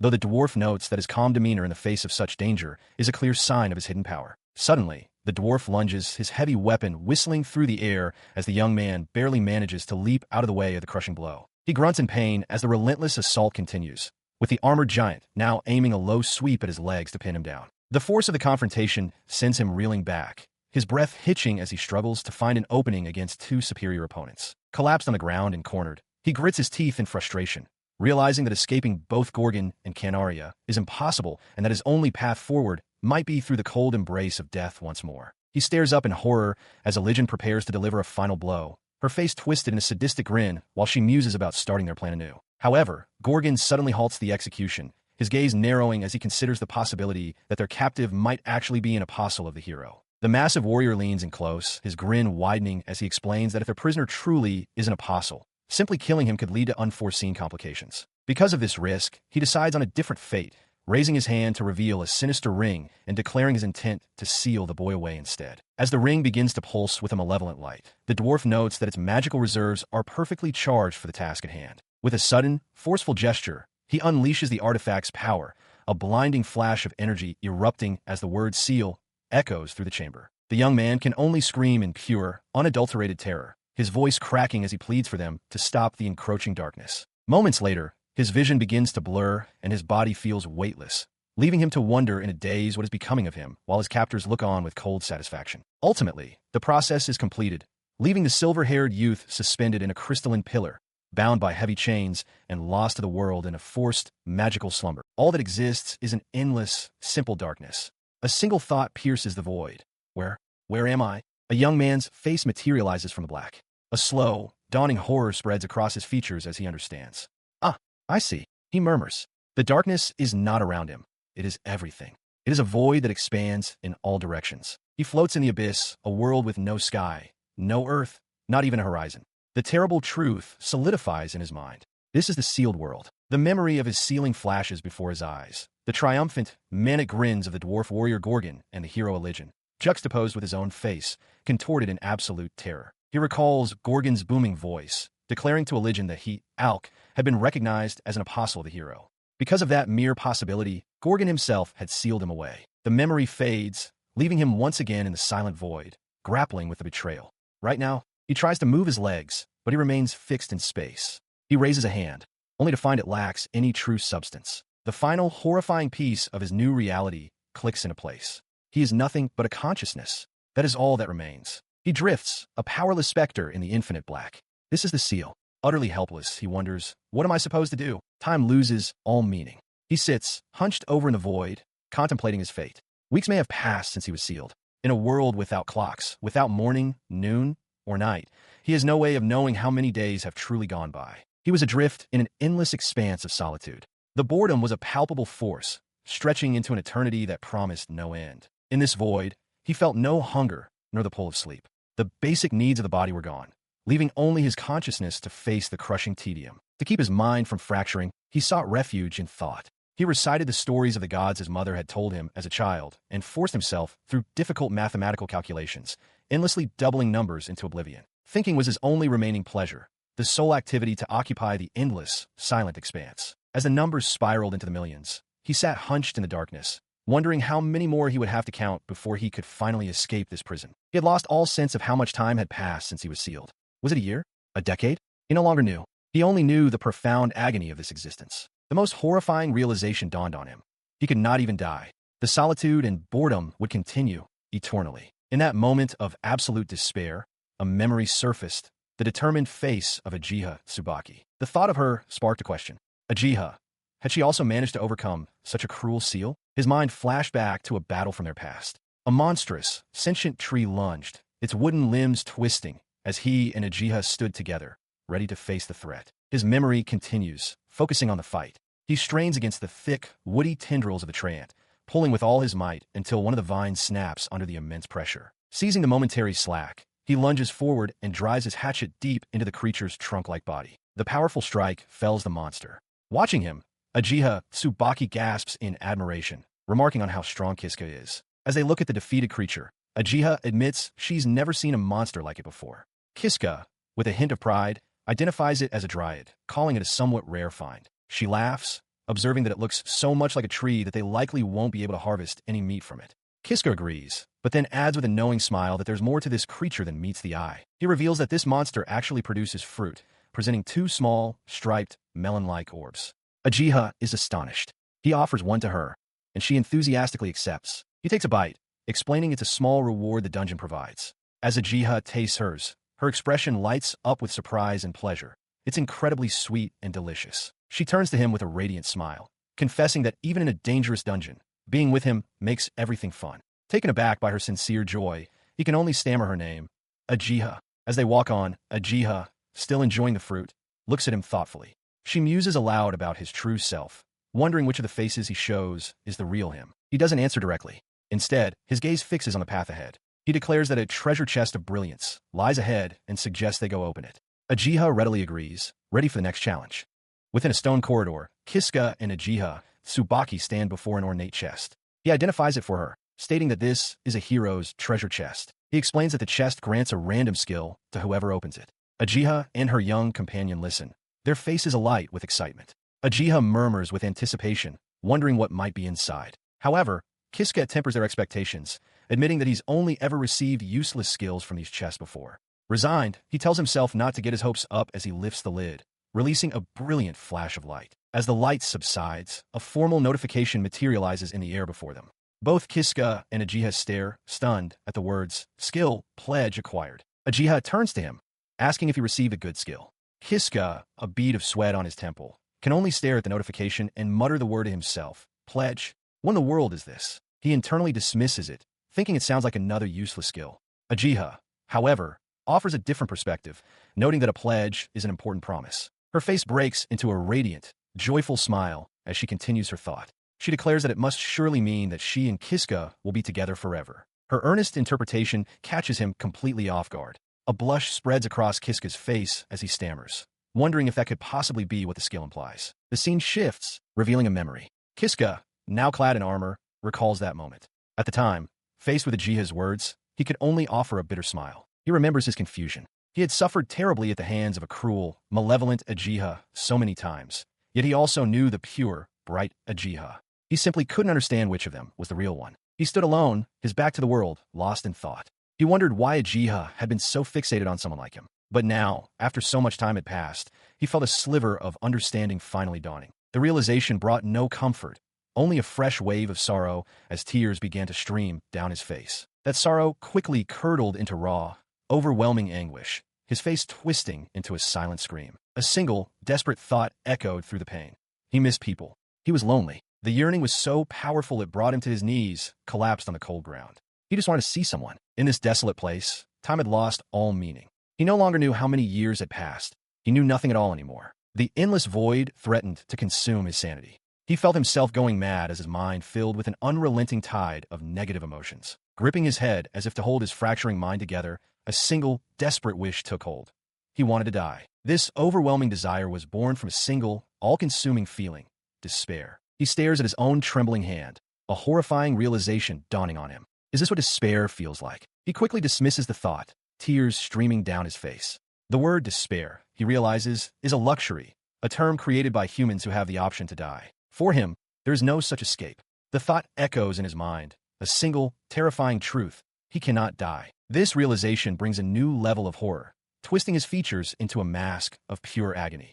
This isn't despair. It's something far worse. He will never see another person, never speak to another soul. His suffering is eternal. Crushed by this absolute certainty, he curls into himself, a tiny, insignificant figure lost in an endless, chaotic void. He is so far beyond hope that even the concept of despair has become an unattainable state. The only thought left is a desperate, primal plea, repeated over and over as tears and anguish rack his body. He begs for an end, for the release of death. His silent scream echoes into the void, a final, desperate cry for oblivion.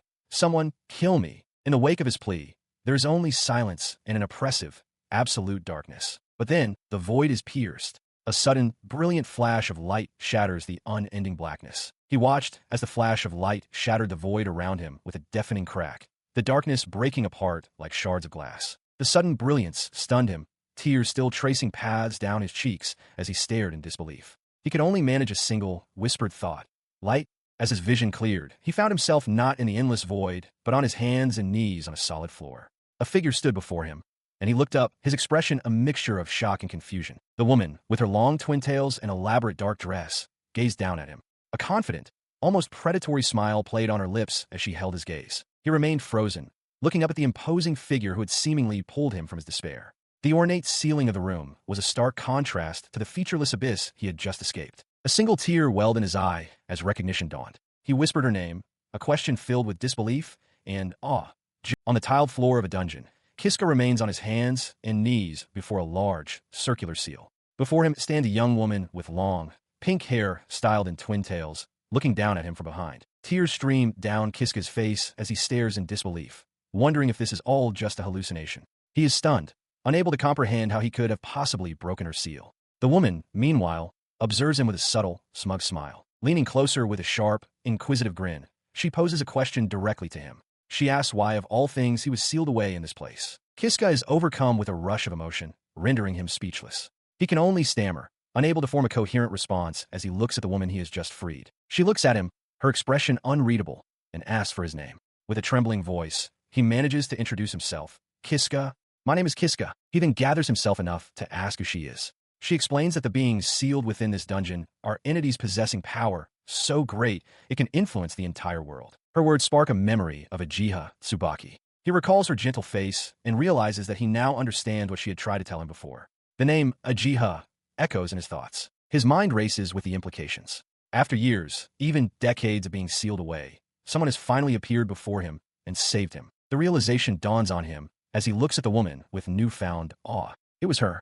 The one who saved him was Judith Sama. He clung to the woman, tears of pure relief streaming down his face as he sobbed that he didn't care what happened to him now. Just being held by her was enough. She, in turn, was overwhelmed by the embrace, her face flushing as she realized she couldn't help but hug him back. Her eyes were wide with shock and confusion as she stammered, barely able to speak his name. He pressed his face against her, weeping with gratitude and addressing her as Lady Judith. She averted her gaze, murmuring that his actions were impertinent. Suddenly, his expression of joy contorted into one of agony. Dark, sharp tendrils erupted from Judith's body, piercing straight through his chest. As he stared down in disbelief, her face twisted into a wide, manic grin as she declared she would not forgive his rudeness. The tendrils plunged deeper.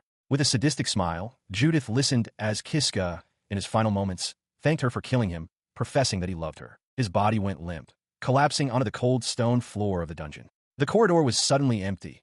Judith had vanished, leaving only the light of a flickering torch. He lay there, tears still marking his cheeks, but a look of serene contentment settled on his face. He was smiling. Moments later, he stirred and pushed himself to his feet. A look of utter confusion crossed his face as he realized he was completely unharmed.